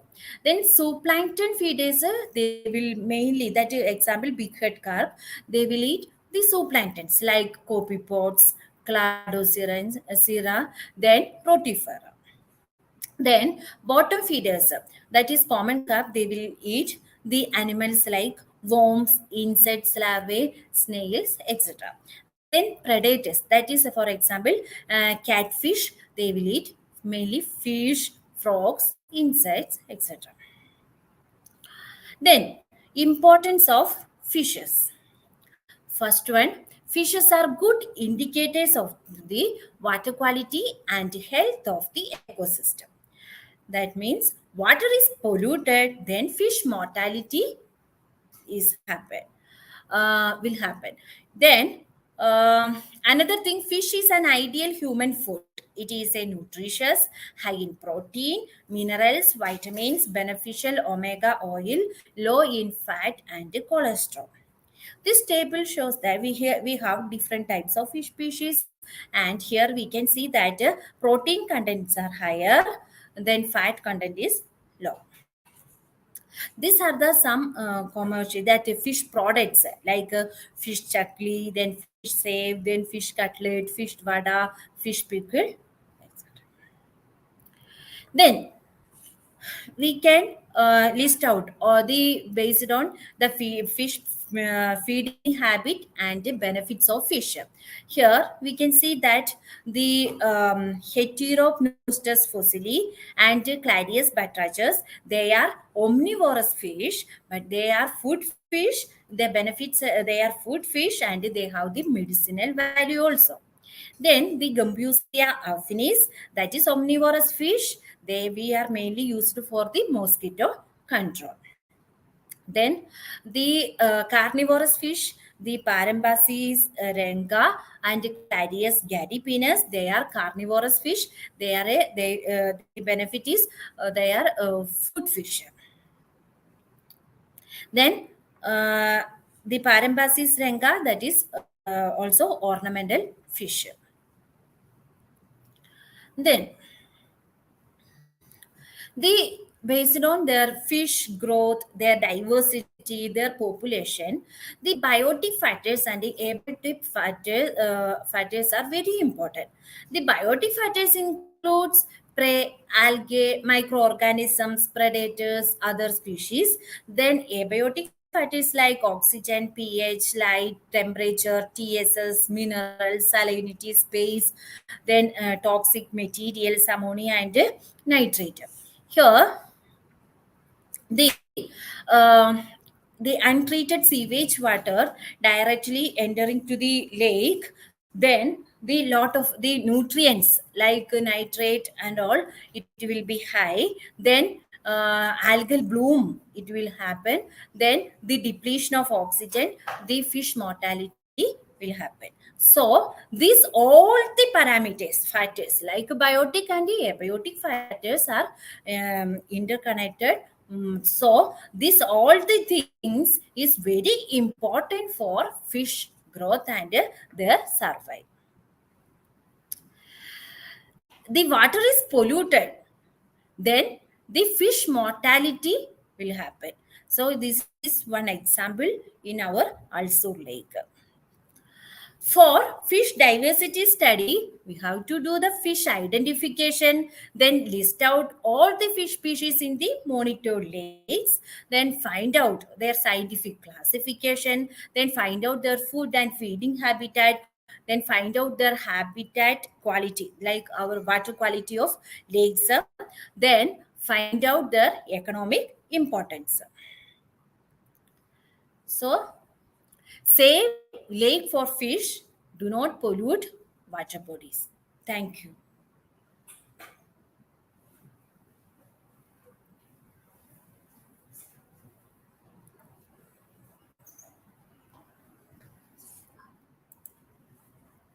Any questions you have to answer? Madam, what is dorsal fin? You show that slide and show that. Where is that? Slide is closed.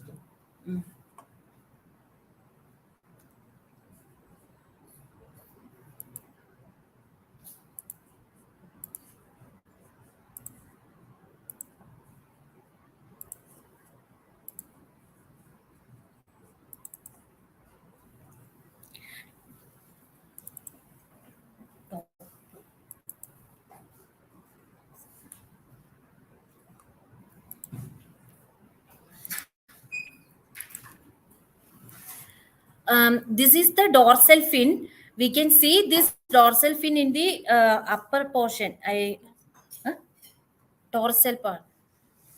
Dorsal part, that is the, we can see this fin. Some fish has the spine also. Other some fish has the only soft rays is there. This is the dorsal fin.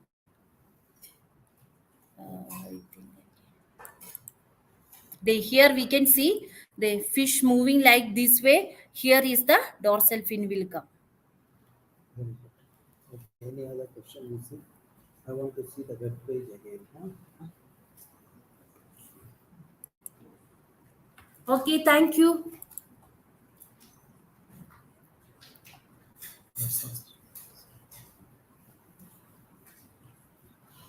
Want to show this?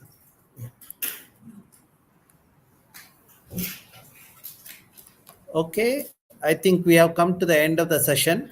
So thank you all for participating. Before we take a break for the next session, which is scheduled sometime during the next month, that will be evaluation of the people, the students who have participated. We are going to evaluate along with the teacher from the respective institution. For your information, the web page for this lake symposium is at this ID wgbis.ces.iaic.ac.in/energy. So if you access this, so you will get the details about the lake symposium. You click on that. All the details of the symposium is here. And more importantly, there is a section for students and teachers. This one. The reference materials are provided here. If you are documenting biodiversity, then for environmental monitoring, where the lake monitoring, etc., integrated watershed management, this is for the college students. You can refer that. Similarly, the format for documenting the biodiversity, what is the format for the water body, etc. We have prepared the template. You can use that. Then we will post all these lecture materials in the form of videos and PPT slides at this location. So you will get some of the earlier things also gives that. You will get the birds, butterfly, etc. And today's presentation also we will post it here. So with this, we are concluding the today's session. If there are any questions, we would be very happy to answer. So myself and my team will answer the thing. So otherwise, we can.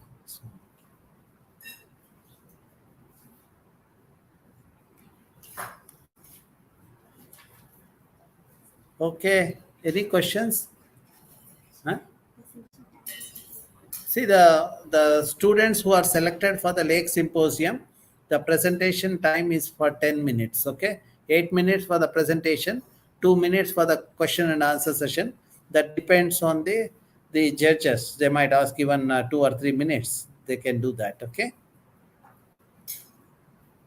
Well, if there are any questions, we would like to answer. Otherwise, so we will conclude the day. Today is we celebrated the birthday of Paras. Okay, with that happy moment, I wish you all the success in your career. Please do the experiment properly, understand the concept, and when you understand the concept, you will be highly successful in your career. So as a youngster, always doing experiment after understanding concept is always a good idea. You should do that. And today, one of the young students from Kendra Vidyalaya is sitting with us. He has attended the entire session from the morning. Devaprata Paul has attended from the KV. So that way, this has gone to the hybrid mode. A student from KV and the virtually you all are attending. So I hope the teachers and students will take this idea forward. So we look forward for the active participation, and more importantly, we are looking for more and more talented youngsters taking up the responsible position in the country. When they take up the responsible position, they should have adequate knowledge. Agenda of our program is to do the capacity building. This is the first stage of our agenda. So you please do the experiment and get back. There will be a first level of the filtering at the school level. Then we will invite you to the lake conference, and you can come and do the presentation. Those who do very well will get the award. There is a Sahyadri Young Ecologist Award would be there, from the Indian Institute of Science. So that can give a kind of a catalyst in your career. I hope you will take advantage for all of this occasion. Okay. Wish you all the success, and we are concluding the session. Thank you.